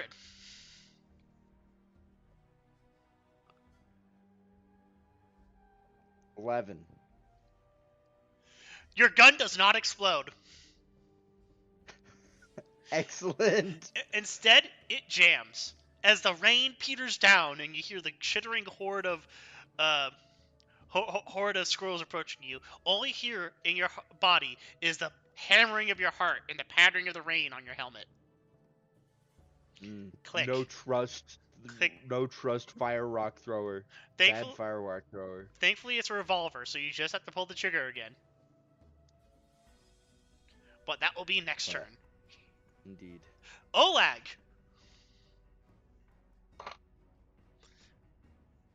Yes, he's Oleg. Snacks all around you. Snacks! Snacks everywhere! He's great many. Use half action to pull out shotgun. Which group would you like to shoot?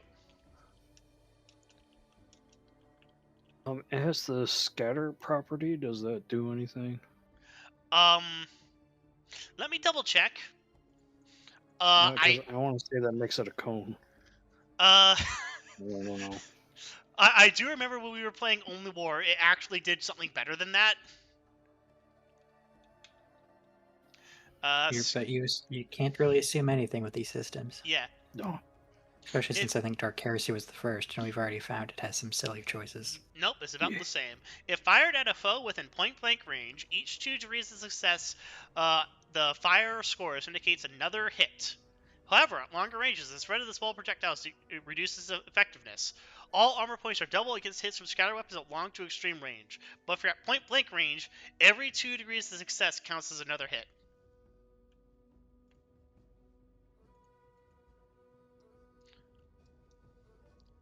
Oh, these are point blank range. Alright, so I assume you're shooting this group? Yeah. Alright. Yeah, nice shit, you fucking bastard. Okay. Yep, nope, that'd be, here we go. Yeah, yep. I done did dare shoot at it. Alright, make me a strength test. You want to fail this, by Strength? the way. Yes. Oh, no, don't. That's like a fucking flip of a coin for me, goddammit. Okay. Your gun doesn't break as you feel the slight kickback of the shotgun. You fire a barrel into the squirrel group. Go ahead and roll me damage. You are aiming for 5 or more points of damage. Never mind, you can just inflict that. Go ahead and roll. Alright, the horde of squirrels go poof. As you... They'll have crunchy bits in them, but it still is tasty nonetheless. Aw. Come on, I can find What's up? I can find the blood splatter. Blood splatters. Oh. Okay, I see the now. They didn't fucking crop out the background. Oh, there it is. Found one. Found a very old one. Hey, oldie but a goodie. As you turn that horde of squirrels into paste. Remove 1 shotgun shell from They your inventory. cannot go folk. Damn. Alright. It is now City's turn. City, a horde of small mammals are approaching you. They don't look like rats. No, they aren't rats, but they look like rats. You're ugly looking rat things. I'll do a half action to pull out the shotgun. Then it's a full action to fire, right? It's a half action, unless you want to aim. Half action to fire? Yeah, it's a half action to fire. Alright, we're gonna shoot at this group of squirrels right here. Do you have quick draw? No. Okay. Which group of squirrels? Go ahead and hold down left trigger, left mouse, and you will do this.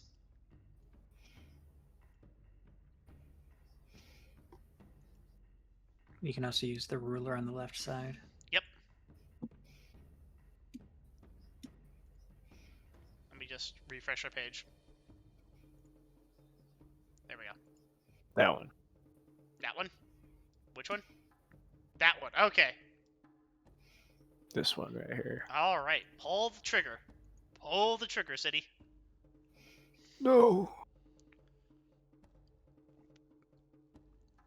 No half aim, no aim, submit. Point blank. Nope, short, submit.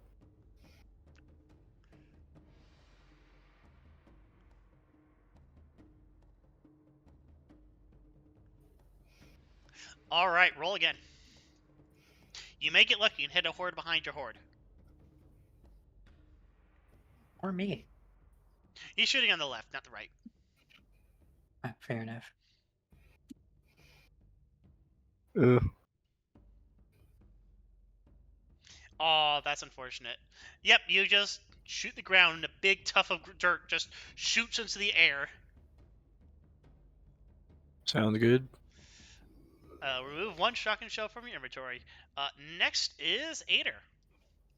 Ader, Alright. small rodent family mammals are approaching your party. They look hungry.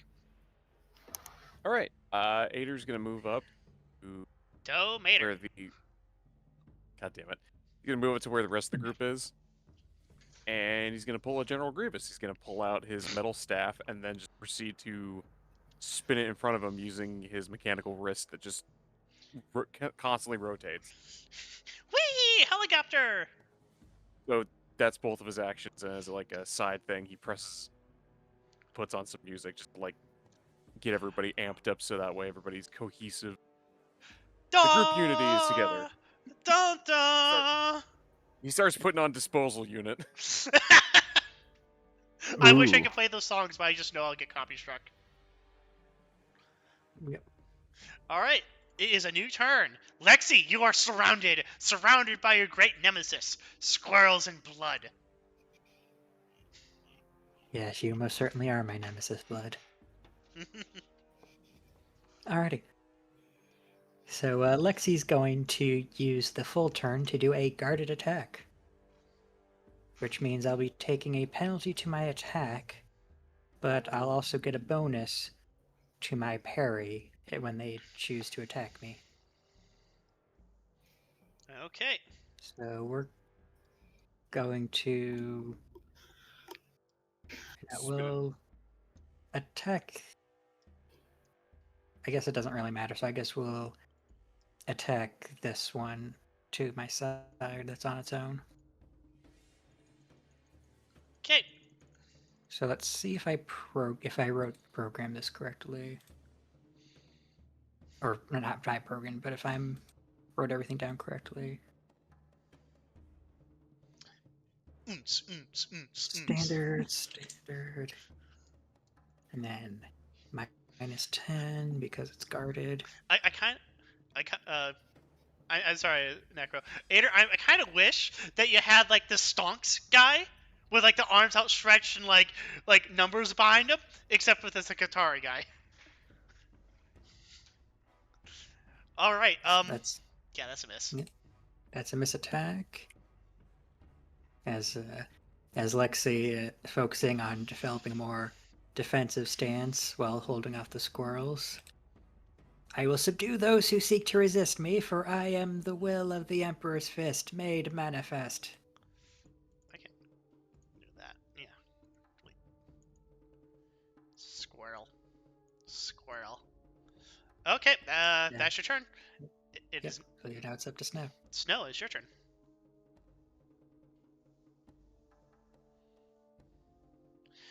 For a charge attack, Snow, you'd have to move at least 3 squares, but otherwise you could charge and you get plus 20 to hit. Oh, that's right! 1d5.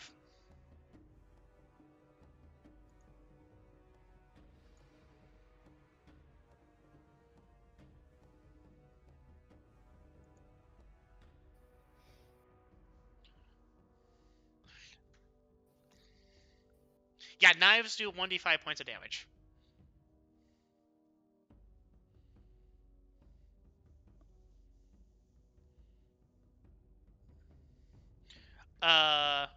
it is rending, so you put an R.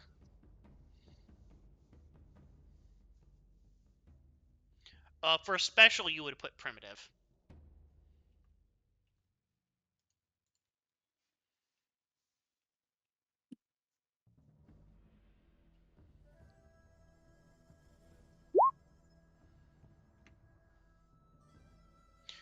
It should be noted that unless specified otherwise, most melee weapons of a normal variety are primitive. They will need the mono classification in order to not be primitive. Which won't be a problem, because these squirrels aren't exactly wearing armor. Yeah, I think that's the only time primitive comes up is against armor. Yes. I believe armor points count as a double. Yeah.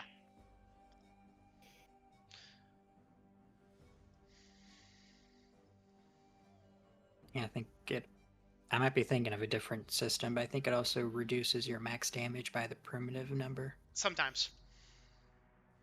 Because I know the nightstick's listed as primitive 7. Yeah, so you can't do more than 7 damage with a nightstick. Yeah, against someone with armor. Yeah.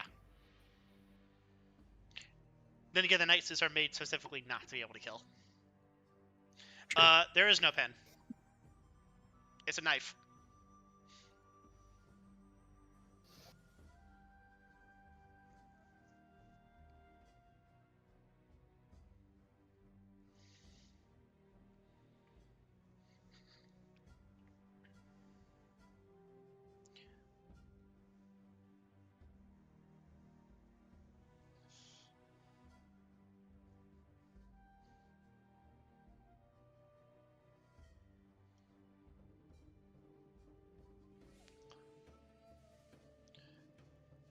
Okay, would you like to make that throwing attack now?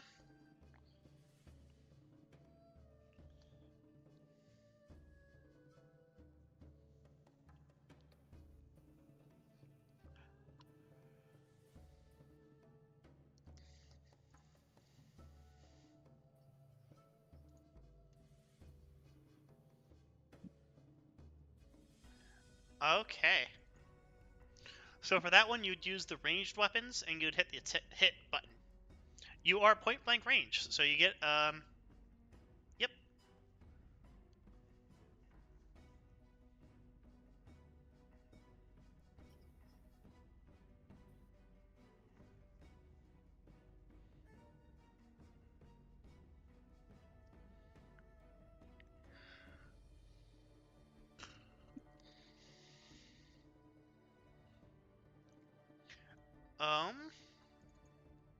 You didn't aim.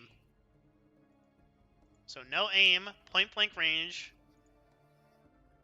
This is a standard attack. There's no modifier.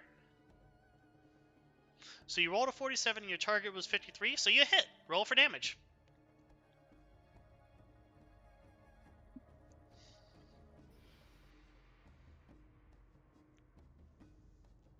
All right. You, with a skillful throw, you manage to kill 4 of the 5 squirrels trying to get behind Lexi, and the last squirrel starts to chitter off into the distance. Lexi, you get an attack of opportunity. Oh, yay. No aim. Standard. Discarded affect all of mine or just that one?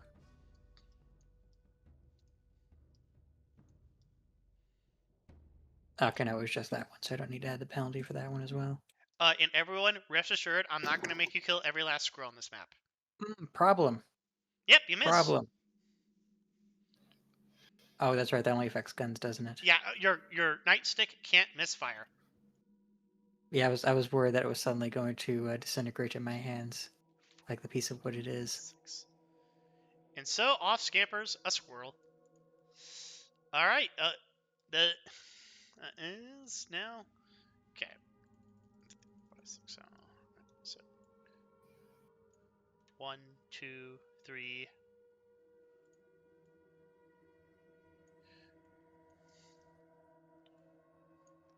4, 5, 6. 1, 2.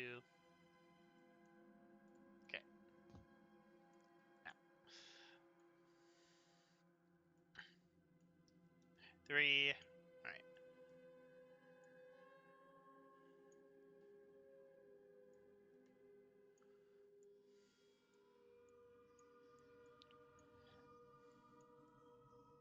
One. Okay. There we go. All right. Ader, you are attacked by a horde of squirrels. Ader, what is your armor on your legs? I think it's a 3. From your toughness?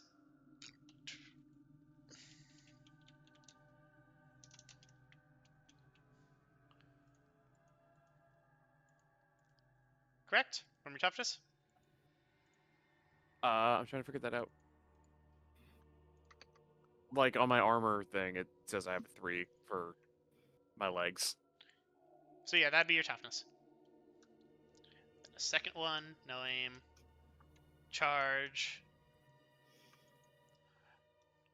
Alright, and then City, you're getting charged by a horde of squirrels. Charge. They hit you. They are now going to bite Ugh, your leg. Shudder. no. Yeah, They- you can introduce reactions such as the dodge and or parry. Yes, you can dodge and or parry. Are you trained in parry? I am not trained in parry, but I am trained in dodge. With Alright. parry, you just need to have a melee weapon equipped. I don't have it equipped. I have my shotgun out right now. So Oh, And then you cannot parry. parry is an advanced skill, by the way, I think. Not in Dark Heresy. Oh. Do I just not see it? Oh, I understand now. Okay.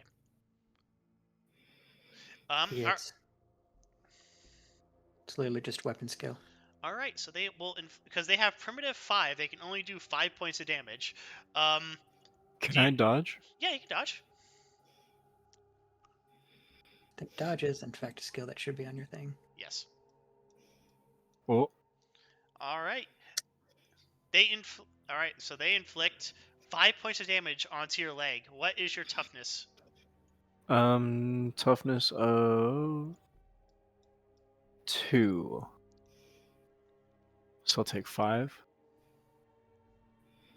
You take 3 points of damage. As they claw and skitter up your leg, piercing your pant leg. Little bastards. They're going for your eyes. All right. Next is how many times did I attack? Okay, so then this is just the last attack against Robot Boy. Nope. Need No to aim. attack first. Yes. Okay, Carl, you're being attacked by 3 hordes of squirrels. This is unfortunate. Ouch. Oh, sorry. Only take that first one. So they can only do 5 points of damage. So they inflict 5 points of damage to your leg. How much? Okay. Come on. Yes. I do have dodge. All right. How does one? It's Do I just roll the dodge skill? yes, like Yep. any other skill. Okay. Nope. Don't dodge. All right. How much armor do you have on your leg? It says 3. All right, so you only take 2 points of damage to your body. So you scroll all the way down, and it's right next to your fate points. Yep. I see it. Okay. Next is Snow. Snow, you're being charged by a bunch of squirrels. That's 1. That's 2. All right, that's 1 point of that's a 1 attack goes through. Would you like to dodge or parry?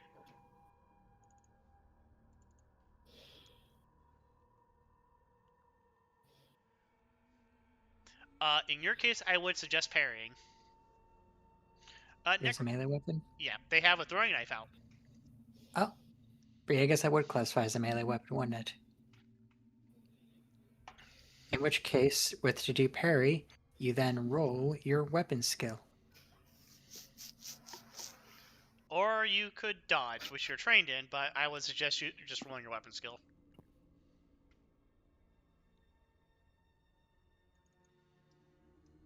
You're 6% more likely to parry than you are to dodge.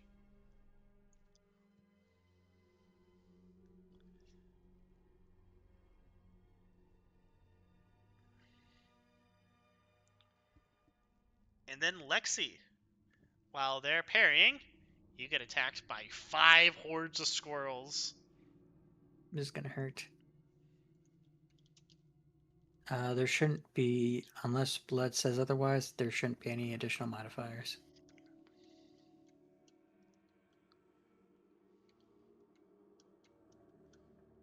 And she parries. Congratulations. Okay, I'm seeing 1 attack already. That's 2, not great. 3 attacks.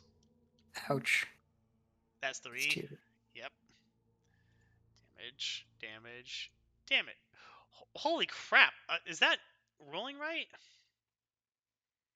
Okay, that's rolling right. All right, you take 5, 5, and 5. So that's Well, I would like to parry one of those, of course. since I did take the guarded attack after all. Yes. How many times can you parry with guarded? All guarded does is that it gives you a +10 to your parry or dodge checks. I see. You still only get the 1 parry. Wow. That would not have helped me regardless. At least I do not feel terrible about it. Okay. What is your toughness in your legs? It would be 3, so I believe I'm taking 2 points each. Yes. So who brought the tear gas grenades? 2, Yo. 6. Now would be the time to use them, my friend. Use them. If it's my turn, I would. Yep. All right, Carl. All right, Carl, no trust, rock thrower. Carl, go back to Bunga, and I'm pulling out the sword. Okay. Is that like a half action to change Yeah, it'll be a weapon? half action to draw a weapon. Okay, so then half action for sword. Hilariously enough, your weapon skill is not better than your ballista skill. Nope. All right. All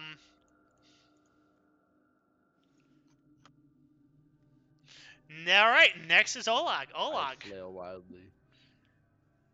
Squirrels point blank. Yeah.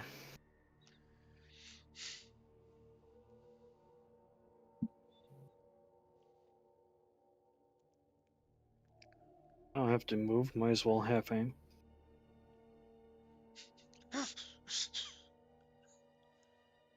All right. Roll for damage 3 times.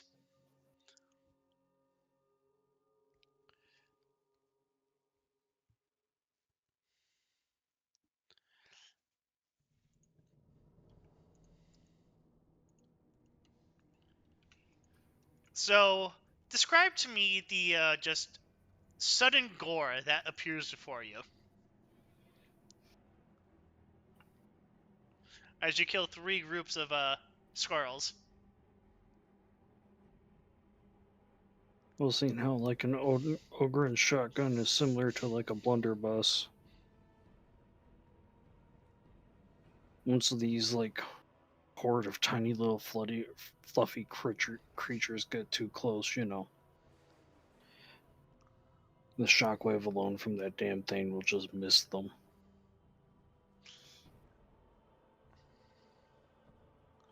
All right, and this shotgun is a double barrel, right? Yeah. All right, and Yeah. that's your... That's he's all out. Okay. A ripple of shock goes through the squirrel horde as their compatriots die, but they're still coming on. Why don't we have Incog City go next? Seeing the horde, reaches down, pulls out one of the tear gas grenades, pulls it, and chucks it. All right, which direction are you chucking it? Throws it roughly about here. All right, make me a ballista skill test. Are you trained in throwing weapons? No. Nope. Okay, that's a -20. Watch, this is the thing that's going to hit. I don't have a grenade, so what it would be? It's just ballistic Ballistic skill yeah. -20. Yeah, -20. Plus 30 because you're throwing at point blank. So +10. Okay.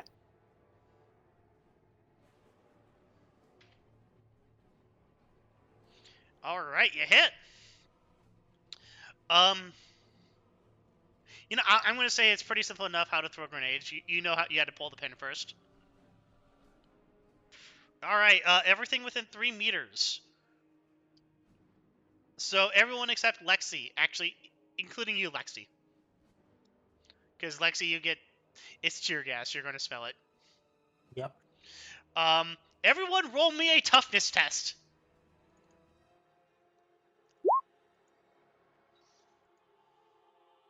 Used to it.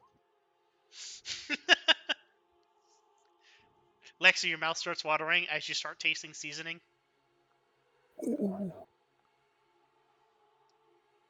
Do I have to roll one? Remember, I'm a Skatari. No, you don't. have You have real. to. Yeah. Yeah, look at your modifications. Yeah, I have a respirator unit. Plus, I don't have any actual eyeballs. Yeah, so you're good. You don't have to roll. I'm trying to find a cloud picture. Would this work? Damn. You know what? I can make this work. And you're going to put it on the bottom layer. Yeah, that's what I'm going to do. 1, 2, 3. 1, 2, 2, 3. Yep, change layer. Nope. Send it back.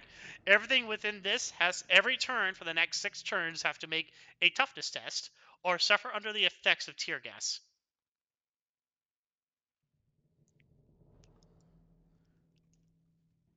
Which basically makes it so you only have like a half turn. So, everyone succeeded except for City.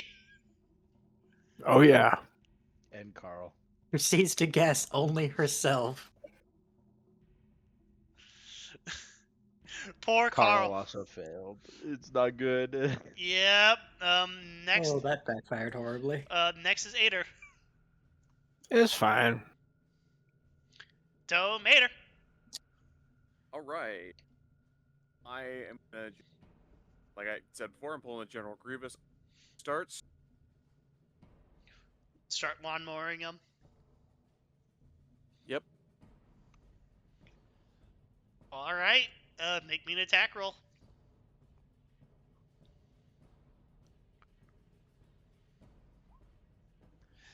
Okay, you hit. Roll for damage. So the first horde of squirrels gets completely fucking bludgeoned to death. They lie dead at your feet. Make another roll because I'm going to allow it that you can keep rolling until you miss.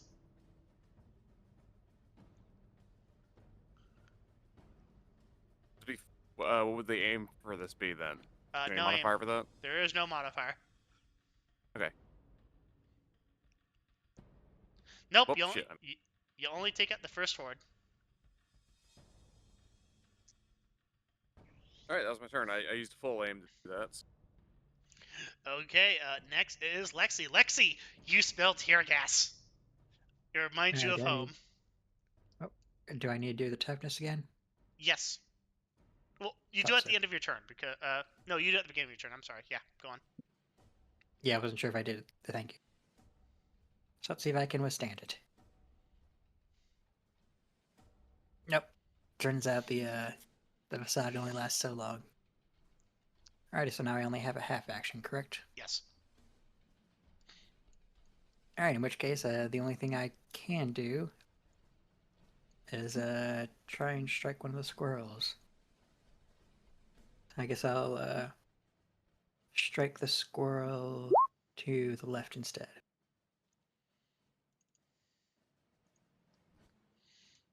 Hit. Can't aim. Standard. And tear gas doesn't provide any penalties, correct? No.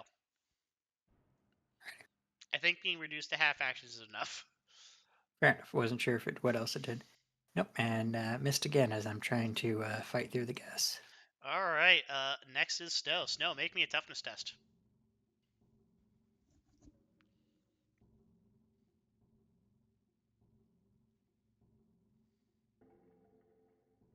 You are reduced to half actions until you leave the gas cloud.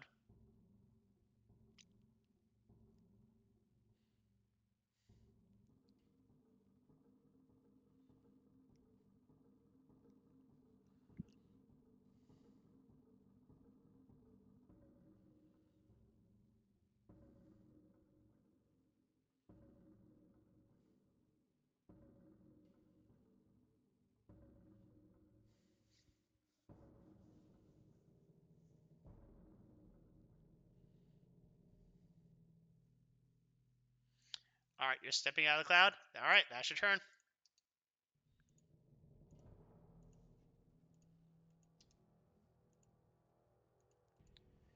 All right, it is Squirrel turn.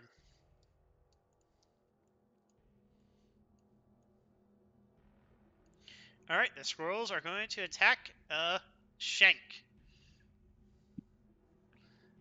Hit.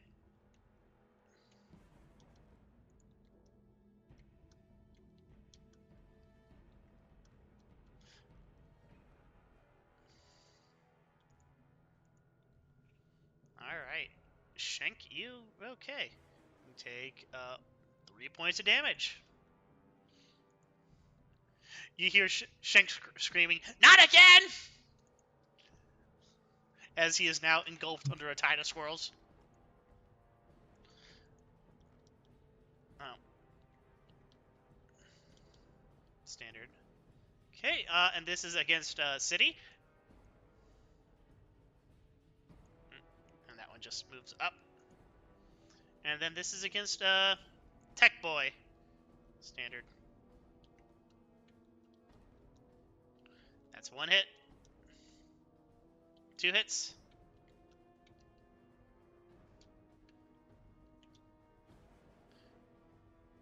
All right. And that's Slashar 1d5 plus 2. I'm gonna fix that. Strength of 1. Yeah, that'll be much better. All right. That's 3 points of damage. And 4 points of damage. So To my. no, to Ader. Oh, never mind. To your legs, Ader. My legs. Don't forget you have your toughness, so you negate 3 points of damage innately.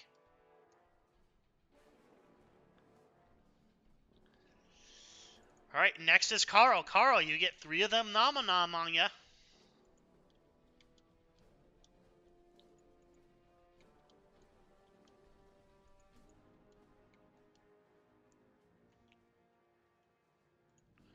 Then hit.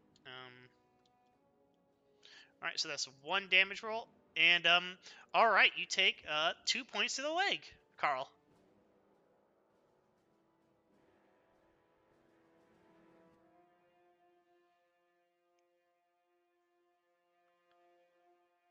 You there, Dan? Yes, I am here. You take 2 points to the leg. Okay. All right. Is there a limit to how much you can dodge? No, you can do 1 per turn. I will attempt to dodge. I Yes, succeed. there's a limit. Yes, there is a. Oh well, yes. You can make 1 reaction per turn, I should say. I dodge. Yep, you dodge it. You don't take any damage. How do you dodge? Excellent. I mean, it's all a blind right now because of the tear gas, so just stumbling around, lucky dodging and stepping around the squirrels. All right. Snow, you are attacked by squirrels, and nothing comes of it. They do not hit you.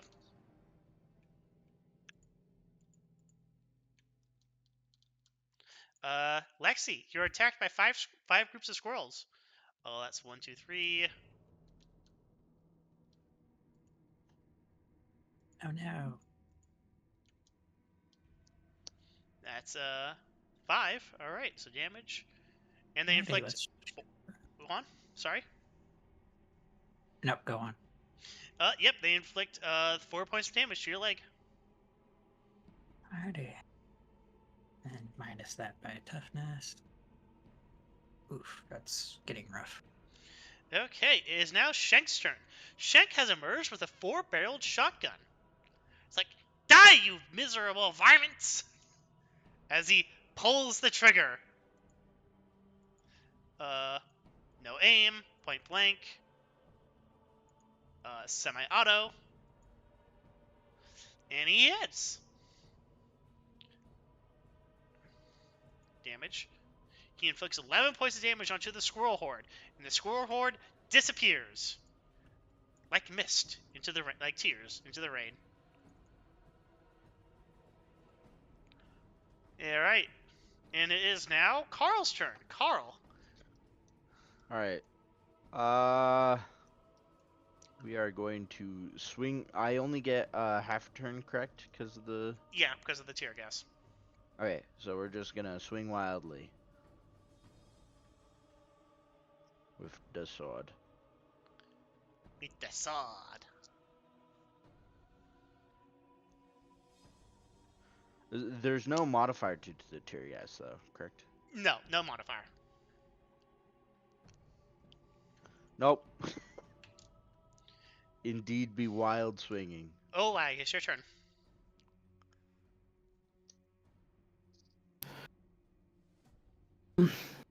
I will stow the shotgun and then pull out the nightclub.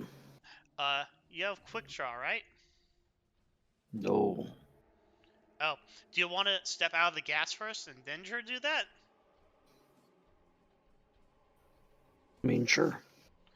Okay.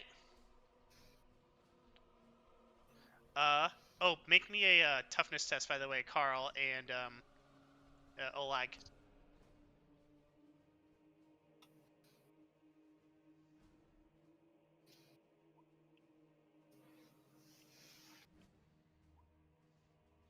Yeah, you both start succumbing to the effects of the tear gas. All right, Olag, that's your turn, right? Yep, that's your turn because you I moved. did a half move. I stowed away my shotgun, and yeah. All right, City, it's your turn.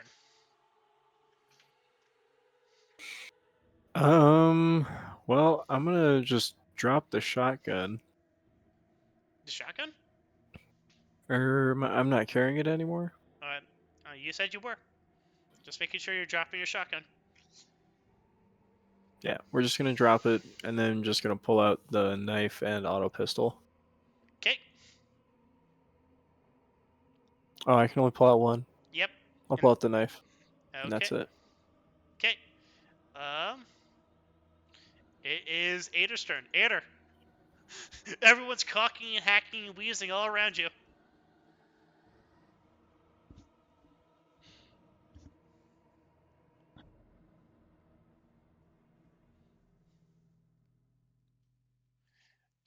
Ben, you are muted, but I understand what you're trying to do. Go ahead and roll for damage. All right. You inflict heavy damage onto the squirrel horde, reducing it to 1 member.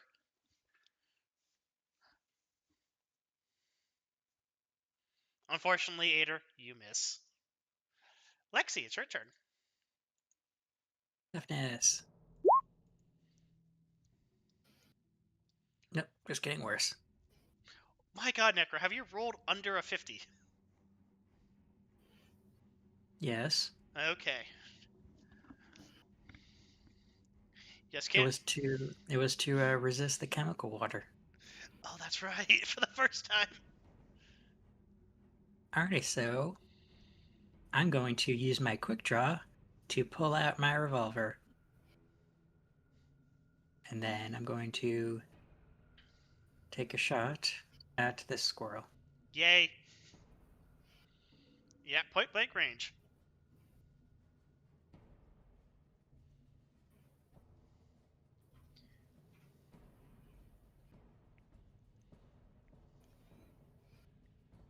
I forget, is it standard or semi-auto? I always get the two confused. It is standard. Thought so. Single shot. Both of them have S, and I always forget which one it refers to. You hit! With a reverberating boom, you feel the gun jerk in your hand as you reduce the squirrel horde into mist.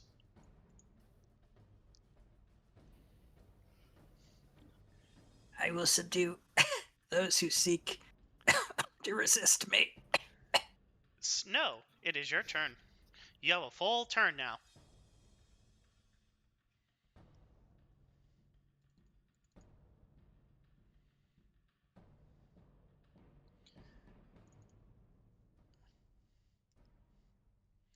Snow, might I suggest taking a half aim action and then attacking the squirrel horde?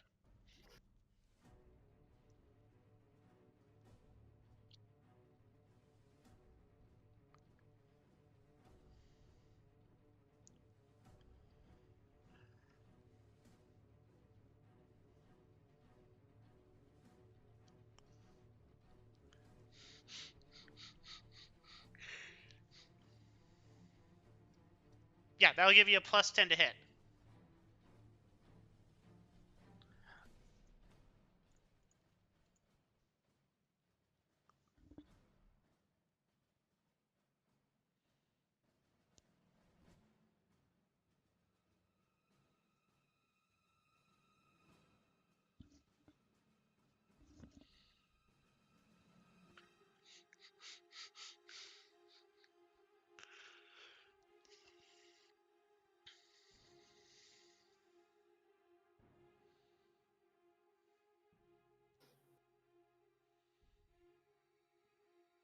No, you take a half aim action, which is an action you can take, and then you get a plus 10 to your next hit roll.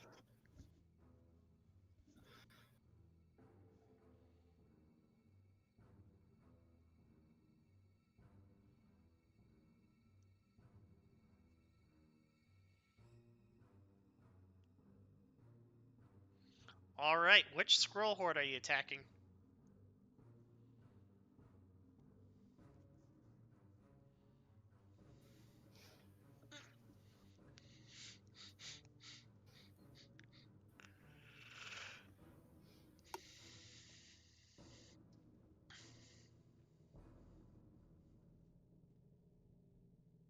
Okay.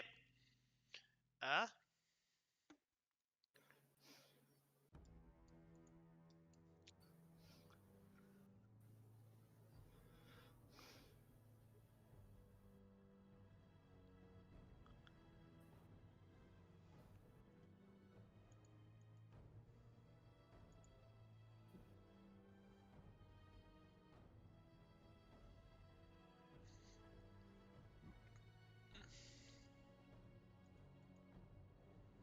right. Do you need another primer on how to make an attack roll?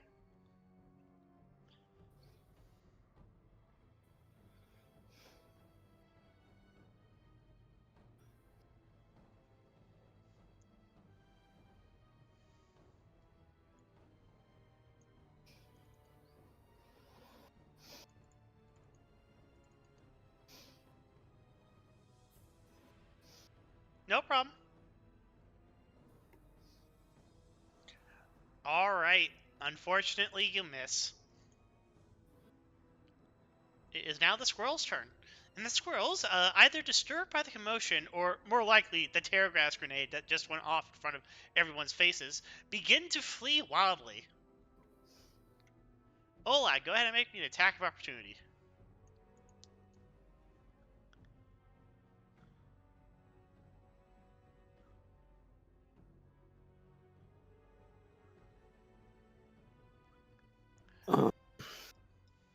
Honestly, everyone go ahead and make me an attack of opportunity. I'll just.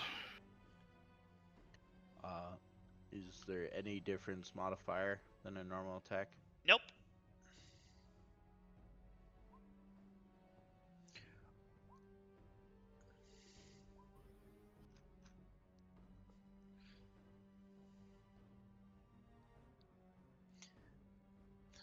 That includes you, Van and Lexi.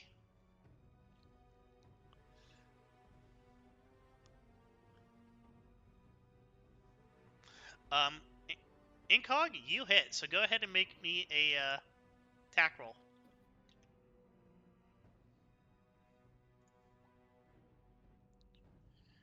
You kill 4 of the little bastards as they try and scurry away from you. 1,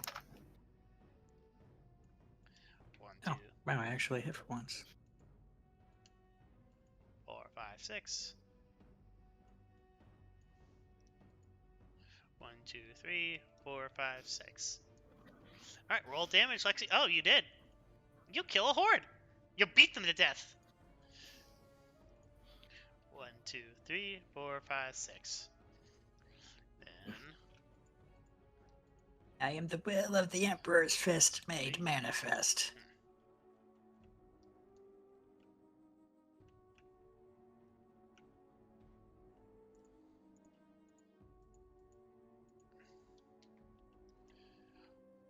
what the fuck is...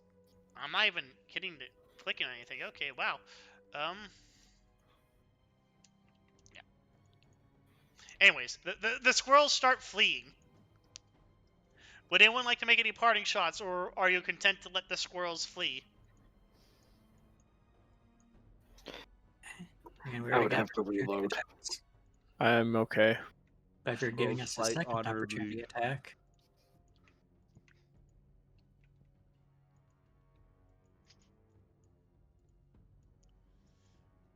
I need to get fucking new mouse.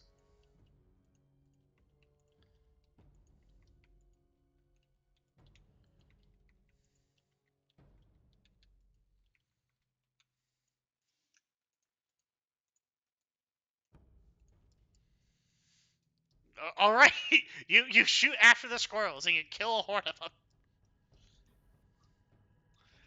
Lexi.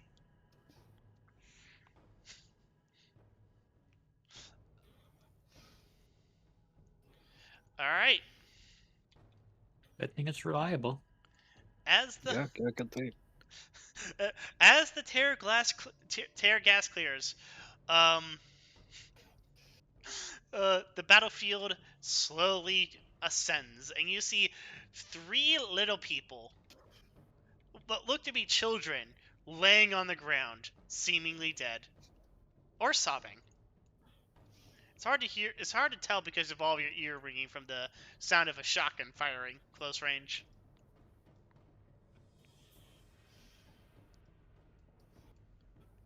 Alrighty, we still have civilians on the field. We need to tend to them. And Lexi's gonna try and limp over to the nearest one. Shank walks up to City, like with a gas mask on. It's like, what did you throw? Tear gas. In front of your face? There was a bunch of squirrels. He looks at the horde of squirrels fleeing. He's like, okay, fair enough. Can I get one of those masks? Yeah, they're in the car. Okay, cool. Olag gathers up what squirrels that remain, starts hooking them. Freshly mustard gassed. It's just seasoning at this point. Hook. Lexi, you come across a ratling. He is covered in scratches and bleeding, but he is otherwise unharmed. But he is, however, sobbing and striking the earth with a tiny little fist. My bread! Oh, my beautiful, beautiful bread! Oh, oh, Tony, say now. Oh, I didn't bring back the bread. Oh, he's gonna kill me. Okay, do you need medical attention? He seems to be too far gone in the sobs for his now departed bread.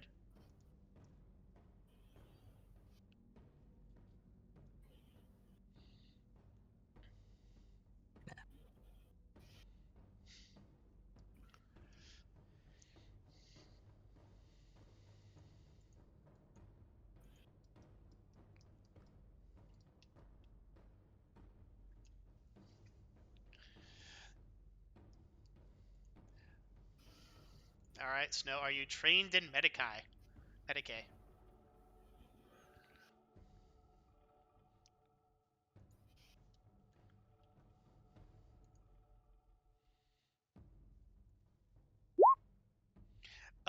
Basically medical. Yeah, it's 40k healing stat. It's why in Darktide all the servitors in the walls are called Medicae. Yeah, the Medicae station. I think it's an advanced skill, is it? Yeah. Yeah, it's advanced skill.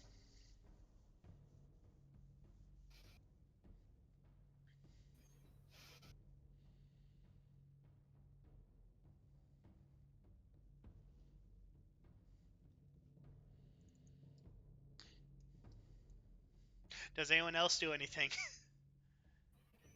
I'm just I'm going gonna to go ahead. go ahead. Oh Nope, fuck. go ahead. I'm gonna go ahead and join Oleg in picking up squirrels for food. There's a lot of squirrel meat and gristle in entrails from when he shot the shotgun. There's Yes, we also will little start. pebbles embedded in the meat. Extra texture. Snow, can you deal with this one? I need to go handle them. Lexi's gonna eventually limp back to the rest of the group.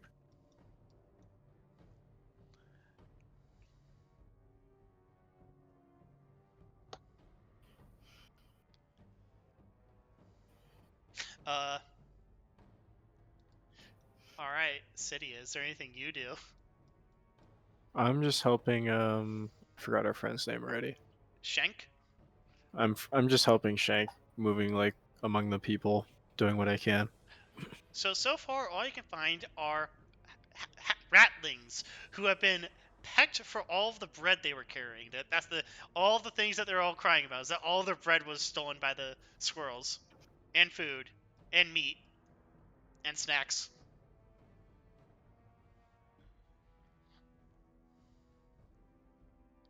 But they're. Are you okay there? My bread! They took my bread. A ratling says grumpily. And my pretzels! It looks like all their minds are on food at the moment.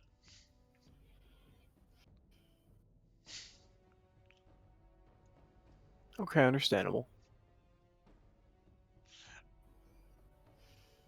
Okay. I can get rid of that turn order. There we go. Big man, no, not Hook, Baggy.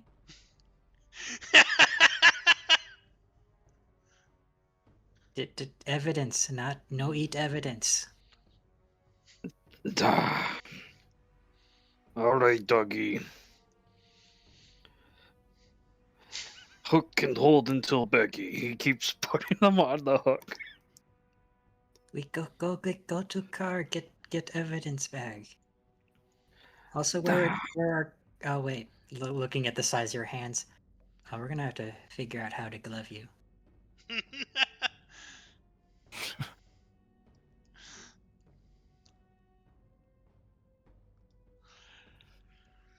All right. So how long do you want to spend cleaning the crime scene?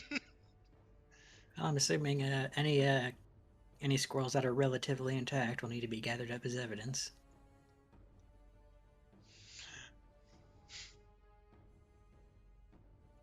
Lexi will just be going around reciting the litany of evidence collection. All right. After the clarification of slightly intact, anything not slightly intact is being held for food. You're going to go up to the... No, we'll do that later. All right. Yeah, no, Squirrel all soup. of the squirrels that were turned to mush are now in a bag of offal with shotgun pellets inside of it. Squirrel soup. Yeah. Yeah, squirrel soup in a bag. All right. So how's for the beginners of you? How was your first combat encounter in this system? Goddamn is my character bad at most things. It's very funny though. That's pretty standard for the system. Smoke had the right idea. Get the shotgun out. Zachariah walks up. Is like, you do know that we have shotguns in the Tarks, right? Looks to everyone. Oh, you had the one. You Are they the quads? Yes. Like yours? Oh, Yes. shit! you're correct about this, but I had not anticipated there would be that many in the park. I That's thought that would be a bit over budget. that's why we have the shotguns. Do pest control.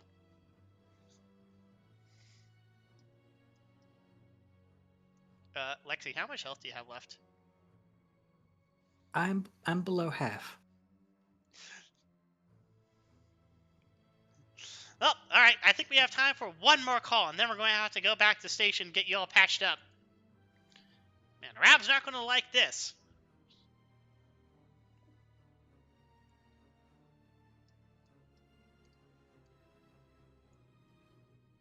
All right. Unless anyone wants to do otherwise, he is going to immediately head towards the car. Not even going to bother collecting evidence. I guess we'll gather what we can before he leaves us. If there's any rattlings who are too afraid or like too rattled, I'm just gonna start going through their pockets. Yeah, sure. They're not going to stop you.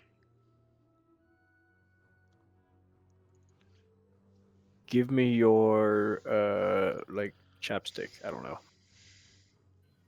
Not their dope. You're not looking for their dope. Well, I want their money, but yeah, that's a given. Runneth thy pockets. All right. Go ahead and roll me 3d10.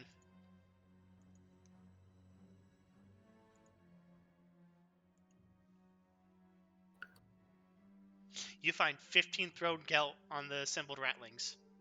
Beautiful. And you find a compact silent stub automatic. To a ratling, this would be a normal sized pistol. To you, it's the size of your palm. It's a compact silent what? Compact Automatic? silent stub automatic. It's a pocket pistol. Stop. Okay.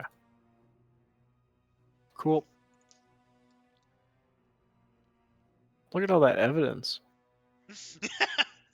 You put it into the evidence packy for later. Yeah, it's called my pocket. All right. Once everyone gets back in the Taurus, Shank looks back and says, "You better call it in for pest control to take care of." Yeah, just let me grab that if you don't mind. There was, but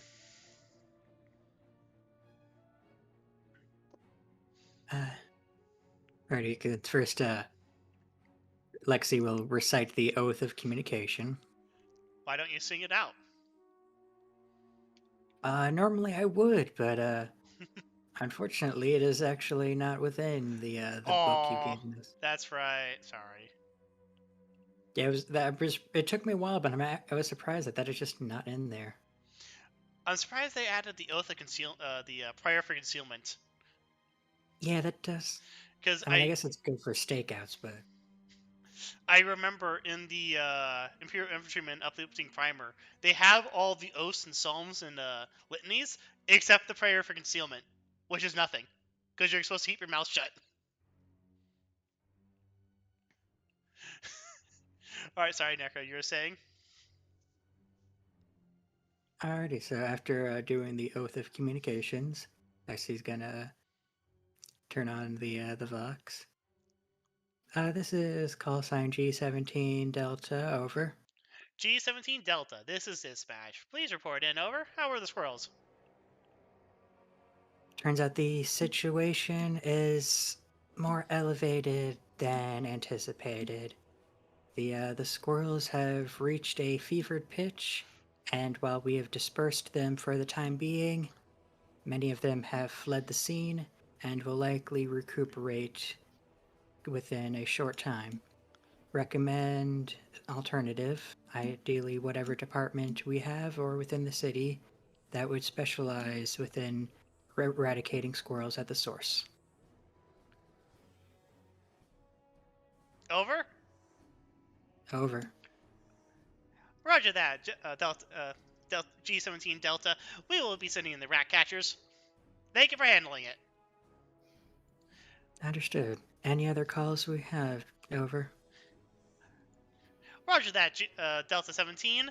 We have a peeping Tom. Please wait a moment for the details. Over.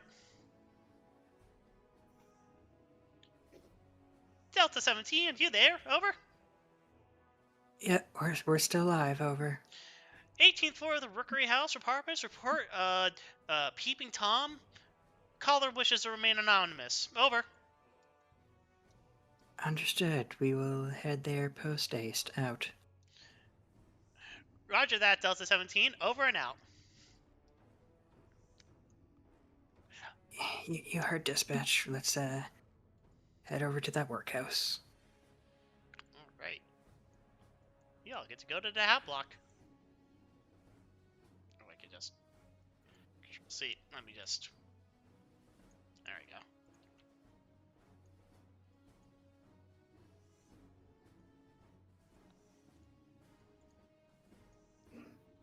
Oh, wow, there we go.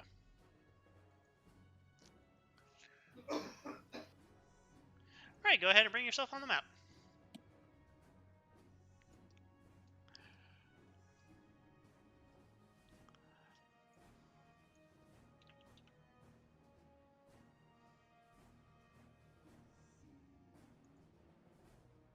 Alright, it's getting late and I gotta I understand. Have a go to nice sleep night. for work tomorrow. So yeah, I'll catch y'all later. We're Have a almost good done. night, Smoke. This is the last Well. call. Okay. Seems like Big Man fell asleep, so you guys are going to have to handle this. Roger that. Okay, boss. Alright. Alright, to go over what we know is that apparently we have a peeping Tom busy invading some people's privacy during moments that are not supposed to happen. And they are doing it without the appropriate regulation, so we need to try and see if we can find them and ideally bring them in.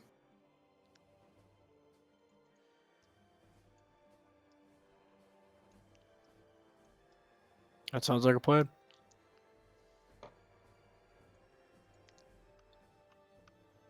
Hopefully we can all keep up after that excitement not too long ago. I think it'll be okay. Well, I mean,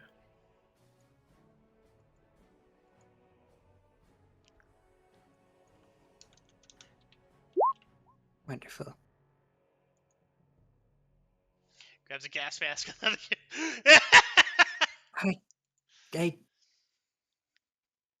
Yeah, you know what? Why not? I didn't expect the park either, so might as well. Alright, so do you want to look through what you have in your vehicle? Are any of them medical supplies? Alright, let's see. Alright. So go ahead and make me a search test. Plus 20.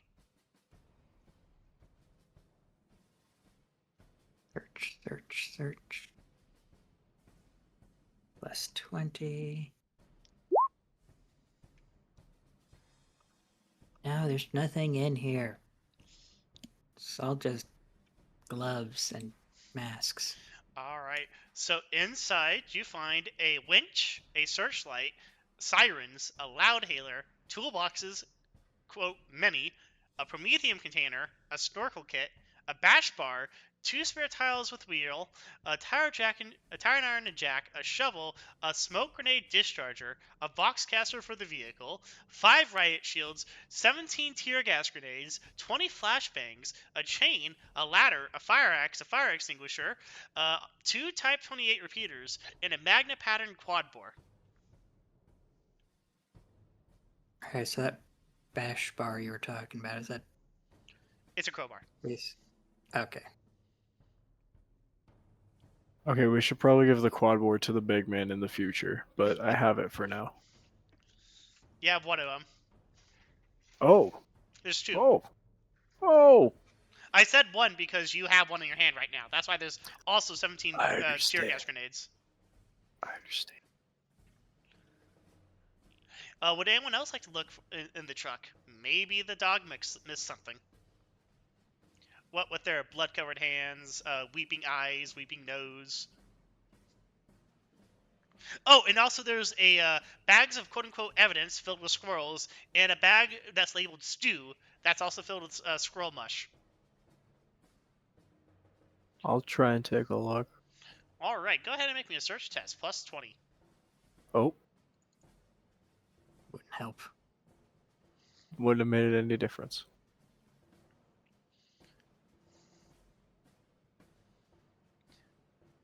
Snow, you're looking, so go ahead and make me a search test, please.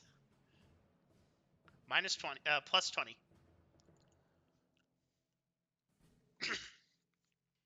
So you find everything that I just said, and a Medicae kit, and 2 personal Medicae kits.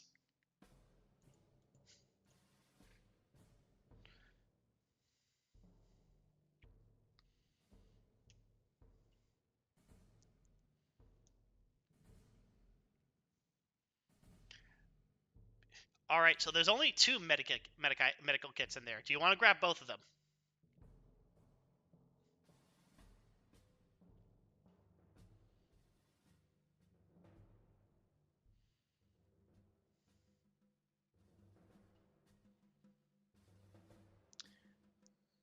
They're personal, so they're about the size of like your hand. They're like a pouch that you would slip onto your belt. All right, you grab both.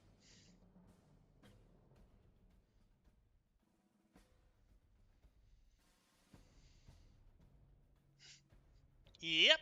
All right.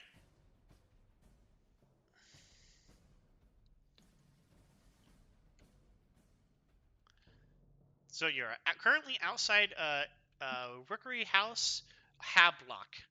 It's on 18th Street. Alrighty. So there's everyone ready to push in? Yep. Good to hear. Yes. You hear muffled through a gas mask? Tear gas mask noises. Alright, so I'm assuming this is a door. Yes. Alrighty, Lexi will step in through the door and okay, sorry. No, it's an automatic door. Go ahead. Yeah, and then we'll make our way to the front desk. The receptionist looks up and gasps at all of you covered in blood and smelling faintly of tear gas. Forgive our current presence. Just come back from our latest call, and we got some reports that there's some trouble here. Oh gosh, by the Emperor! What could we have done? From Is that an what we Abhuman? understand, What the hell happened There's- to her? she is. Well, I do not know her full story, but I would assume that she is making her penance to the Emperor for her existence. She makes the sign of the Aquila.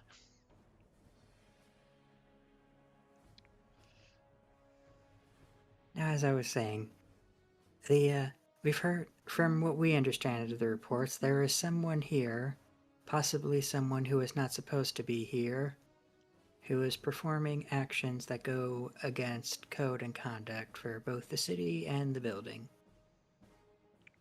Have you heard anything from any of your residents about any such individuals? 1 second. I believe there is a noise complaint from someone on the 6th floor. Something about chanting and thumping and shouting. 6th floor, you said? 6th floor. Understood. Thank you kindly. Anything else that you're aware of? Oh, we have a rat problem and a squirrel problem. And let's see. Oh, the ratlings come in every day and ask for protection money. Protection money, you say? Yeah, I give them a box of donuts, and that usually keeps them away. I swear, it's that Okay. Underhill gang. That's all they're asking? And you say they God, do this. And you say they do amateurs. this every day. Yes. Oh, are you going to be like Rich City in the gang, and you're going to kill them all? I've seen all the vidcasts from the Magistratum Mundainus. Well, if they decide to resist our efforts to handle the situation peacefully, that situation may come to pass, but ideally we would take them in for their charges of organized crime and other curmudgeon behaviors to the populace of the Emperor City. So we definitely need to report that and get some of our operatives to handle that problem. But otherwise, yeah, we can deal with the problem you mentioned on the 6th floor. She nods. She gives you the room number. It is room 666. Alrighty.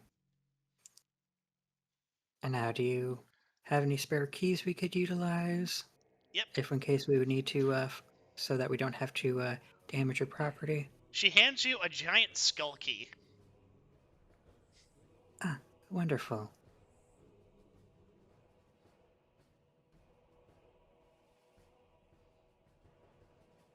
Alrighty. So we're gonna need to do a few things. For the most part, we're gonna need to. We're already securing. So does anyone wish to secure the elevators in case someone tries to make a quick exit that way?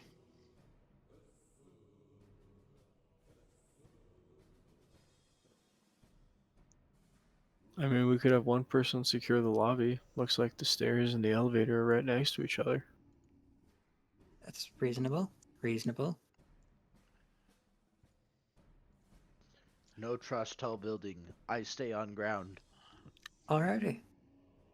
So you're welcome to secure this. If anyone attempts to leave, feel free to question them politely about their comings and goings.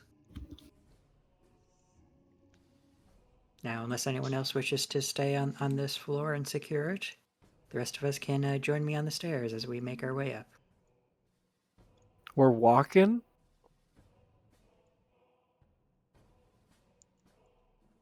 If we go by elevator, they'll hear us. Also, cardio is part of the job. We need to make sure that we're in fit in case we ever have to chase down criminals. Okay. Thought this was a new life. I wouldn't have to run around and chase people. Because sometimes people don't like to listen to the law and they will run, and we can't shoot everyone. Well, Hold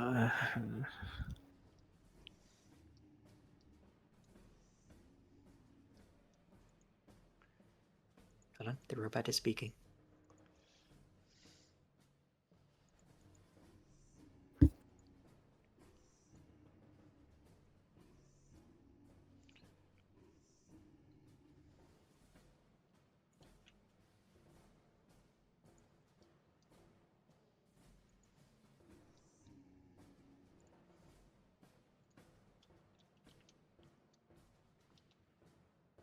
Nope. Okay then.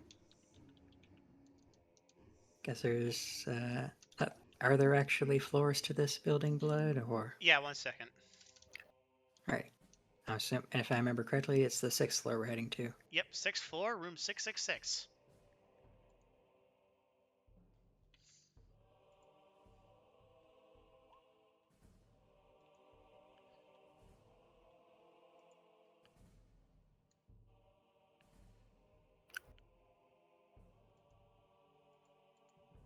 Hilarious.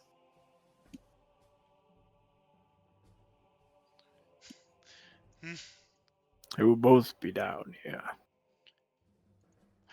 All right. Forgive the slapdash manner of this. That's fair. And you get to the 6th floor, the top floor.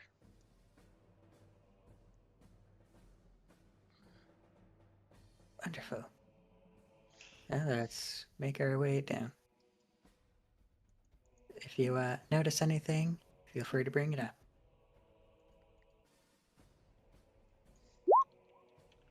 And we're gonna just walk down the hall. Let us know if we need to stop.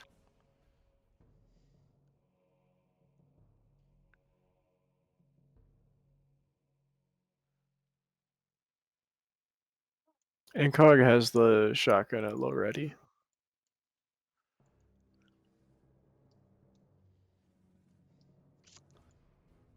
Is Carl here? Wait, Carl's on the ground floor. That's right. Yep, Yes, Carl Carl's and on the Ada ground floor. are securing the ground floor. Okay.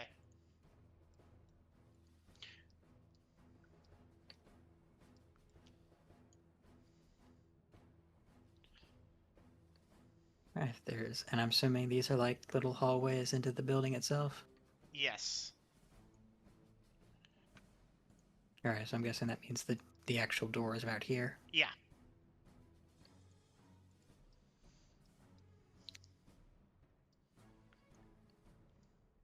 Alrighty, Snow, keep an ear out for anything going on elsewhere. And Cog, if anything goes sour, make sure to be rapid on your response. Sounds good. Just kind of brings the shotgun up even more. Alrighty. Lexi's gonna step up to the door and give it a firm nod. Peacekeeping force, hear about a disturbance. The silence is your answer.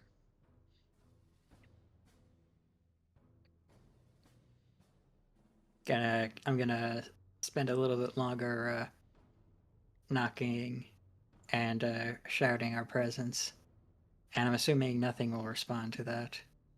Nope. That's concerning. They're either not here or it's something not good.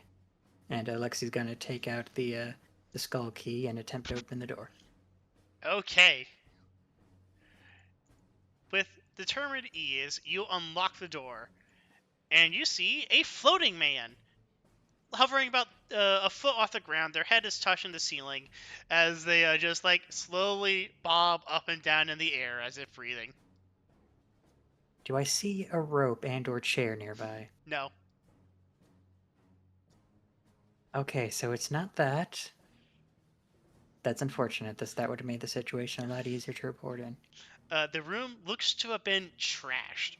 Whatever happened here, definitely sent the bed flying, the kitchenette flying, the coffee table flying, and all like various debris is floating around the floating man. Alrighty. And Cog will take aim at the floating man and shout, "Everyone hit the deck!" Alright, I guess would that be a dodge action to try to do that in time? No, that's a free action. You're not in turn-based order. Alright, I guess that's yeah, I guess I'll Lexi will do that. Snow, would you like to hit the deck?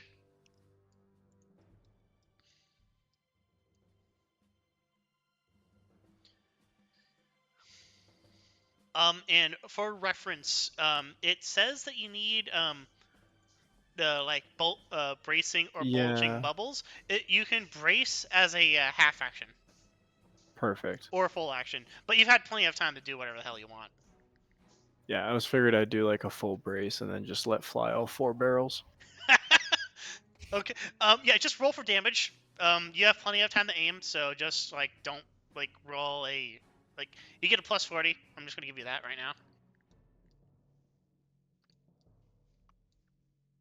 now. Full aim? I'd assume so. Yeah, full aim would be a plus 20, so you get the plus 20. You get short range. And this is full auto, because Yes. I want to do all 4. Yeah. Oh God.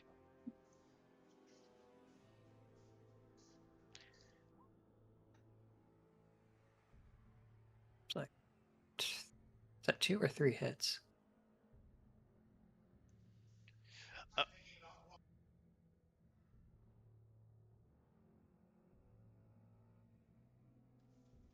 Okay, sorry. Just talking with my dad. It's like midnight here, and he says you can't sleep. Yeah. With that, roll for damage 3 times as you hit with 3 of the shotgun shells.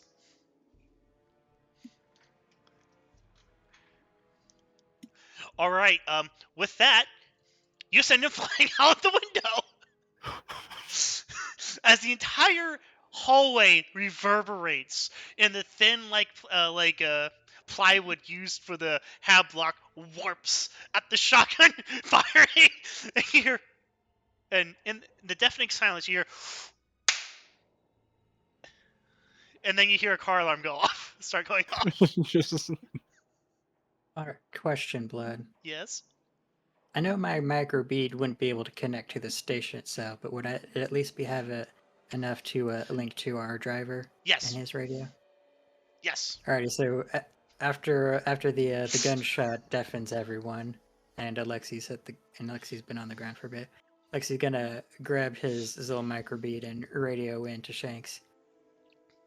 We have an unpsych on premises. I repeat, we have an unsanctioned on the premises. All right, Shank. Can you put the dots together? Lore. I didn't give you a depth to sobrieties. Yeah, this will be. Shank. You hear Shank's like, over. and Cog begins to reload as he's doing so. Goes, fucking witches. Necro, do you say over? Yes, out. Yeah. It's like, Roger, unsanctioned witch has been detected. You then start, like 10 seconds later, the fire alarm for the building starts going off. Fire alarm has been set. We are evacuating the building. I am calling the Witchfinder General as we speak, and Father O'Donnell is on his way. I assume that body that just hit the Tarox was you. Yeah, we unloaded everything we had before it could react to our presence. You hear the... We're, Go on. Yeah, we do have a ground team. I'm gonna go let them, either yourself or myself, whoever gets them first, can let them know to go search for them. No need. Okay. Body has impacted the Tarox. Oh, Well, do you have your manacles over? Roger, over. Oh, we need to get down quick. Well, there's a new hole in the wall if you need to jump out. understood, boss. We're on the 6th floor. Don't be silly, God. We are not your sons. I'm surprised Incog isn't going to start looting the fucking flat. He doesn't fuck with psychers. I don't fuck with witch shit. Alright, Ader, Carl, what do you do while you're just waiting at the elevators for, Lexi and Co. to finish? Well, I imagine we're just standing there, posting guard. Then we hear big shot go off. It's like, well, only one that seems handled. And then lower guard a little bit, and then the fire alarm goes off, and everyone starts leaving, and we're like, all right. Do you look out the window and just see the body at the Tarox? I imagine we heard it. Like the fire, it goes off. We hear the thunk, and then there's just a body like splattered across the front of the Taurus. Oh, hold on, I need to grab that guy's token, but I'm gonna move you guys to the map. Yeah, just let us know when we get to the bottom. That's gonna be a long run.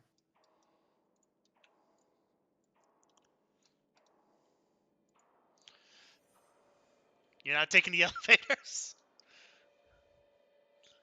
6 step does. Lexi's not taking the elevators. I don't know about the other two. I'm fine taking the stairs. I mean, even with, I would assume, the press of people, it doesn't bother me. Just keep running through them. Yeah, after the shotgun shell and the alarm going off, everyone's starting to leave the building now. So you are going through, like, a horde of people.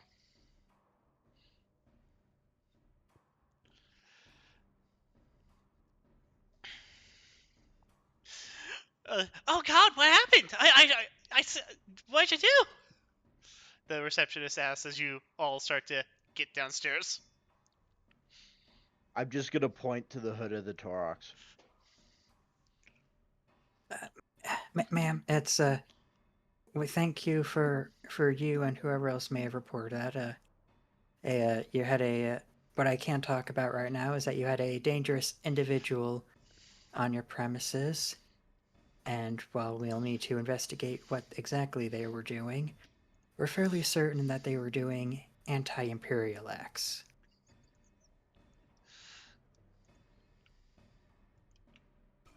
Wait, no, not you. Oh, by the Emperor! How could they have done so? I had dinner with him.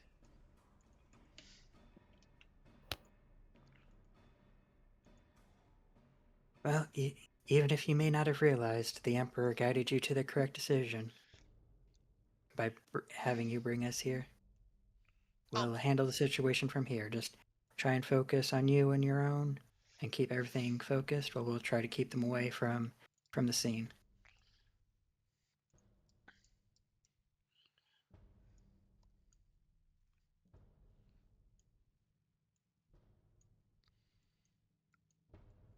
And Lexi's then gonna be moving outside, pulling out the pistol. All right, let you all get downstairs.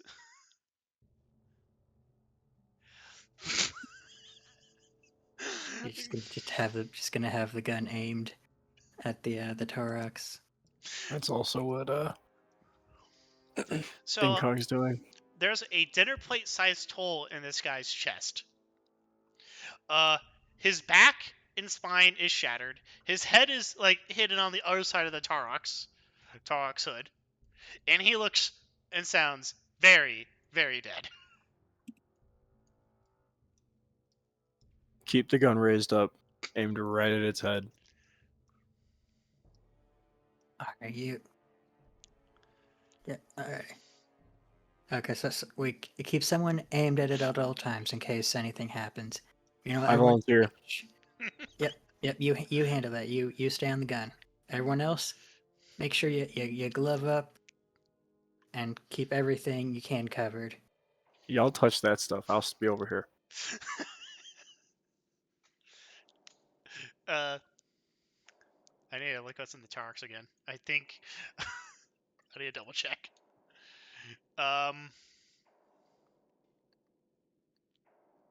Remember, repeat the litany as we do this. Yeah, Shank starts singing the incantation of report writing. Right, true, and strong. Forms up to date. The Emperor wants this in triplicate. As he's writing with his grease pen into his notepad. About 5 minutes later, Taurox with a Taurox with the sirens going off pulls up, and Father O'Donnell and 3 carapace armored stormtroopers get out of the car. Father O'Donnell has like the heavy flamethrower. Where is it?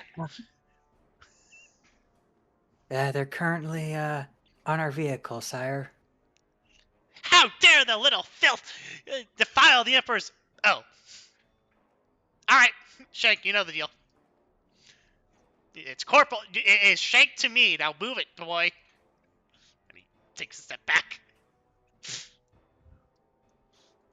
And he gets the heavy flamer out, and he uses the heavy flamer to burn the body and the trunk of the hood of the Taurox with the flamethrower.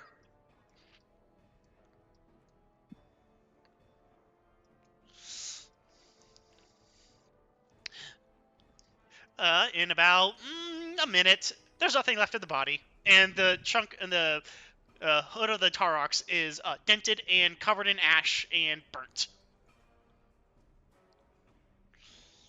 All right, who was a bright spark to use a quad bore against it? That Still that keeping gun pointed at Torux. Hi. that would be my call, sir. We were unaware of what potential threats we would encounter, and due to our last call, we did not wish to take any chances. And we were unaware if using such weapons would even cause any damage to the enemy. Ah, the good old Imperial way. When in doubt, use everything. He pats your shoulder and he looks at the rest of you. He's like, "What the fuck is an Abhuman doing here?"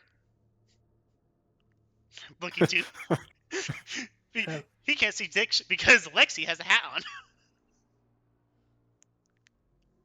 Well, sire, if I am not mistaken, they are here to make penitence to the Great Emperor for their existence. Ah, I see. Well, praise the Emperor. If you find any more witchery, sorcerer, or witchcraft, let me know. Which building, which room was he in? I was on this 6th floor, end of the hall on the left. Understood. Right, boys, burn it down! And he rushes into the fucking building. Well, Hut. Well, I guess we don't have to collect any evidence or secure the scene if they're going to be handling that. I guess not. Unless any of you feel like scooping ashes into a baggie. Nope. Shank comes back with like a water hose that's used to water this garden. Starts washing out the front of the trucks. Okay, so we never addressed the problem, but but I guess we did find a completely different problem. Well, Peeping Man is no longer in building. No one in That's building. Problem true. addressed. True. So yeah, I guess right now is not the best time to be looking for that. So unfortunately, we didn't quite find the person we were looking for, but I guess another squad will have to deal with that in the future.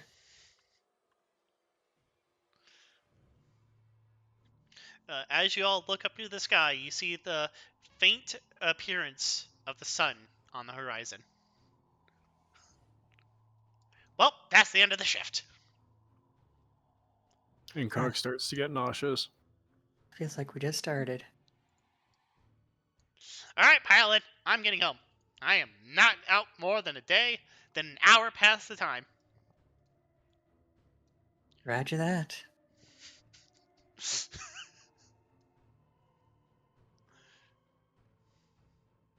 Everyone piles into the back of the fucking car. Alright, and then you depart back to Watchouse G-17.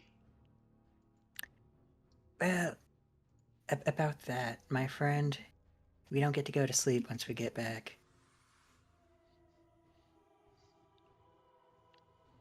Well, I'm assuming our instructor is about to go over that. Yeah, I should probably, actually. Shank looks up and nods. Yep, once we get back, we're filing our paperwork, submitting our evidence, returning our equipment, cleaning our gear. Yep. The Emperor never sleeps, and neither do we. Only when the day's work is done do we get any sleep. Yo, that's such a little. Oh, that's so cool. The little car token. Yeah.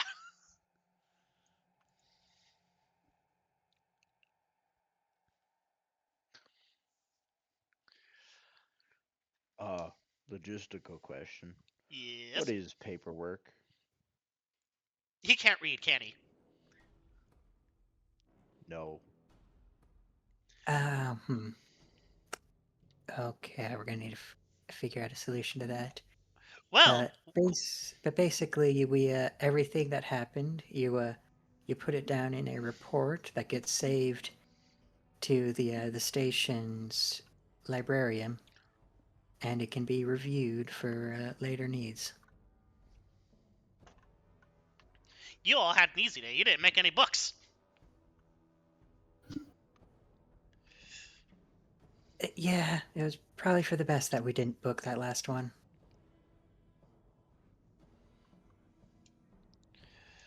All right. Must admit, though, I must applaud their deployment speed. We barely called that in, and they're already on the scene. I'm glad they respond that quick for witches. I was not looking forward to what could have happened. For reference, you guys were like staring at it for a good 15 minutes. Oh, Like, and that's like counting like the 5 minutes it took you to get down to the ground floor. Then again, they are like, let's see, 5 kilometers away. And even at night, these streets are busy. Yeah. All right. Welcome back to Watchouse G-17. All right, you, Lexi, right? Yep, that's my name. Congratulations, you're getting put in for a watch corporal. You're going to be in charge of Yay! this gaggle. All right. Yay! For the rest of you, welcome to Watch Station G-17. You're the only home you'll ever need. We have a monthly company barbecue, and you have as much food as you can eat. Go ahead and get some food and get ready to do the paperwork. He then looks at Oleg, who's still asleep. We're not moving him. That's probably for the best. He might eat you. Alright, well, he gets out of the car, starts walking to the station. Alrighty, squad. Let's move to mess. And then we'll go the reports.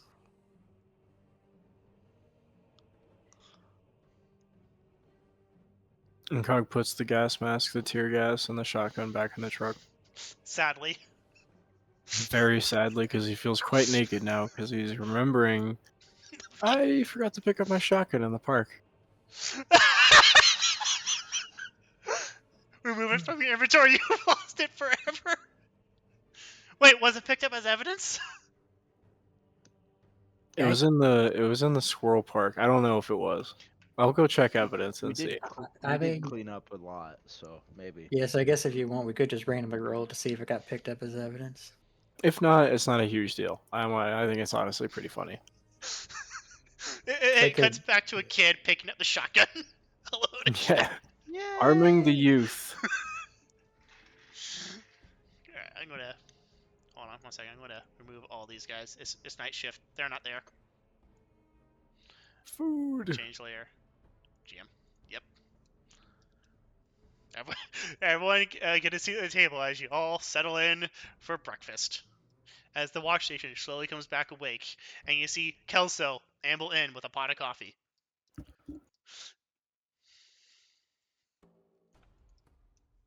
Well now, good to see how you came back alive. Where's Big Fella? He fell asleep after the second call, and we couldn't exactly wake him up. For the best. Alright, he gives everyone a big steaming cup of recaf, and says, well, good work on your first day out on the job. I ain't got no replacement. What's your opinion on them, Zachariah? They should all be sent to the penal battalion, sir.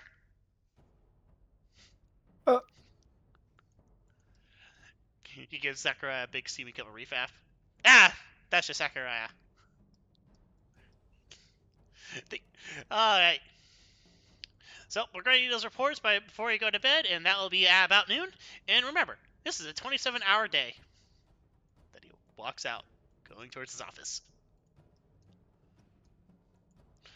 And so ends tonight's session of Magistratum Mundainus.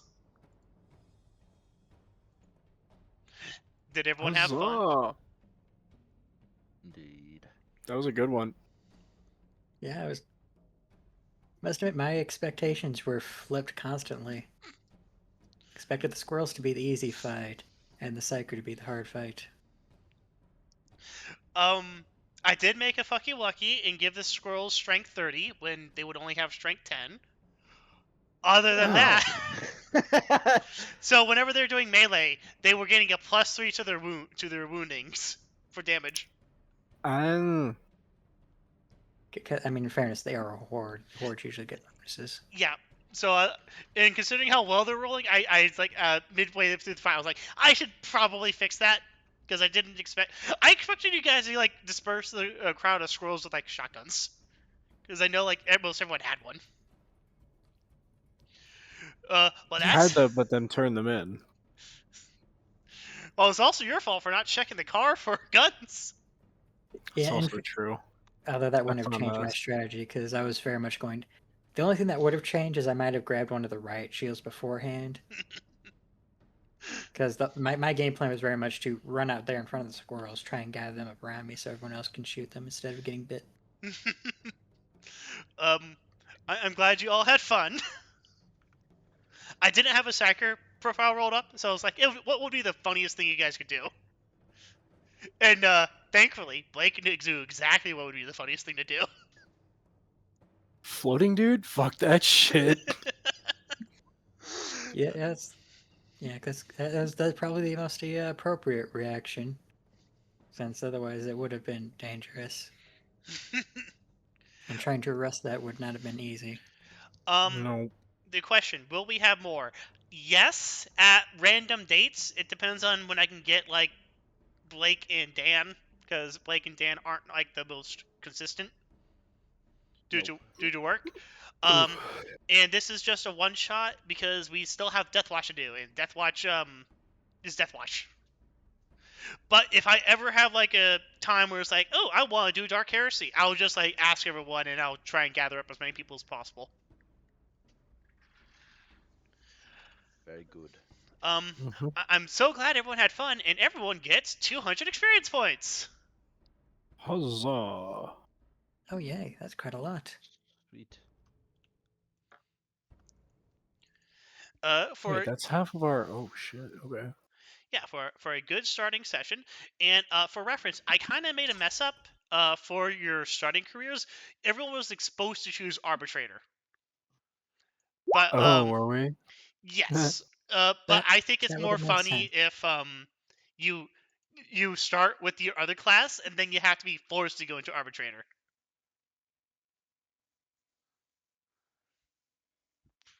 Yeah, that makes sense. Either way, I think it's funny.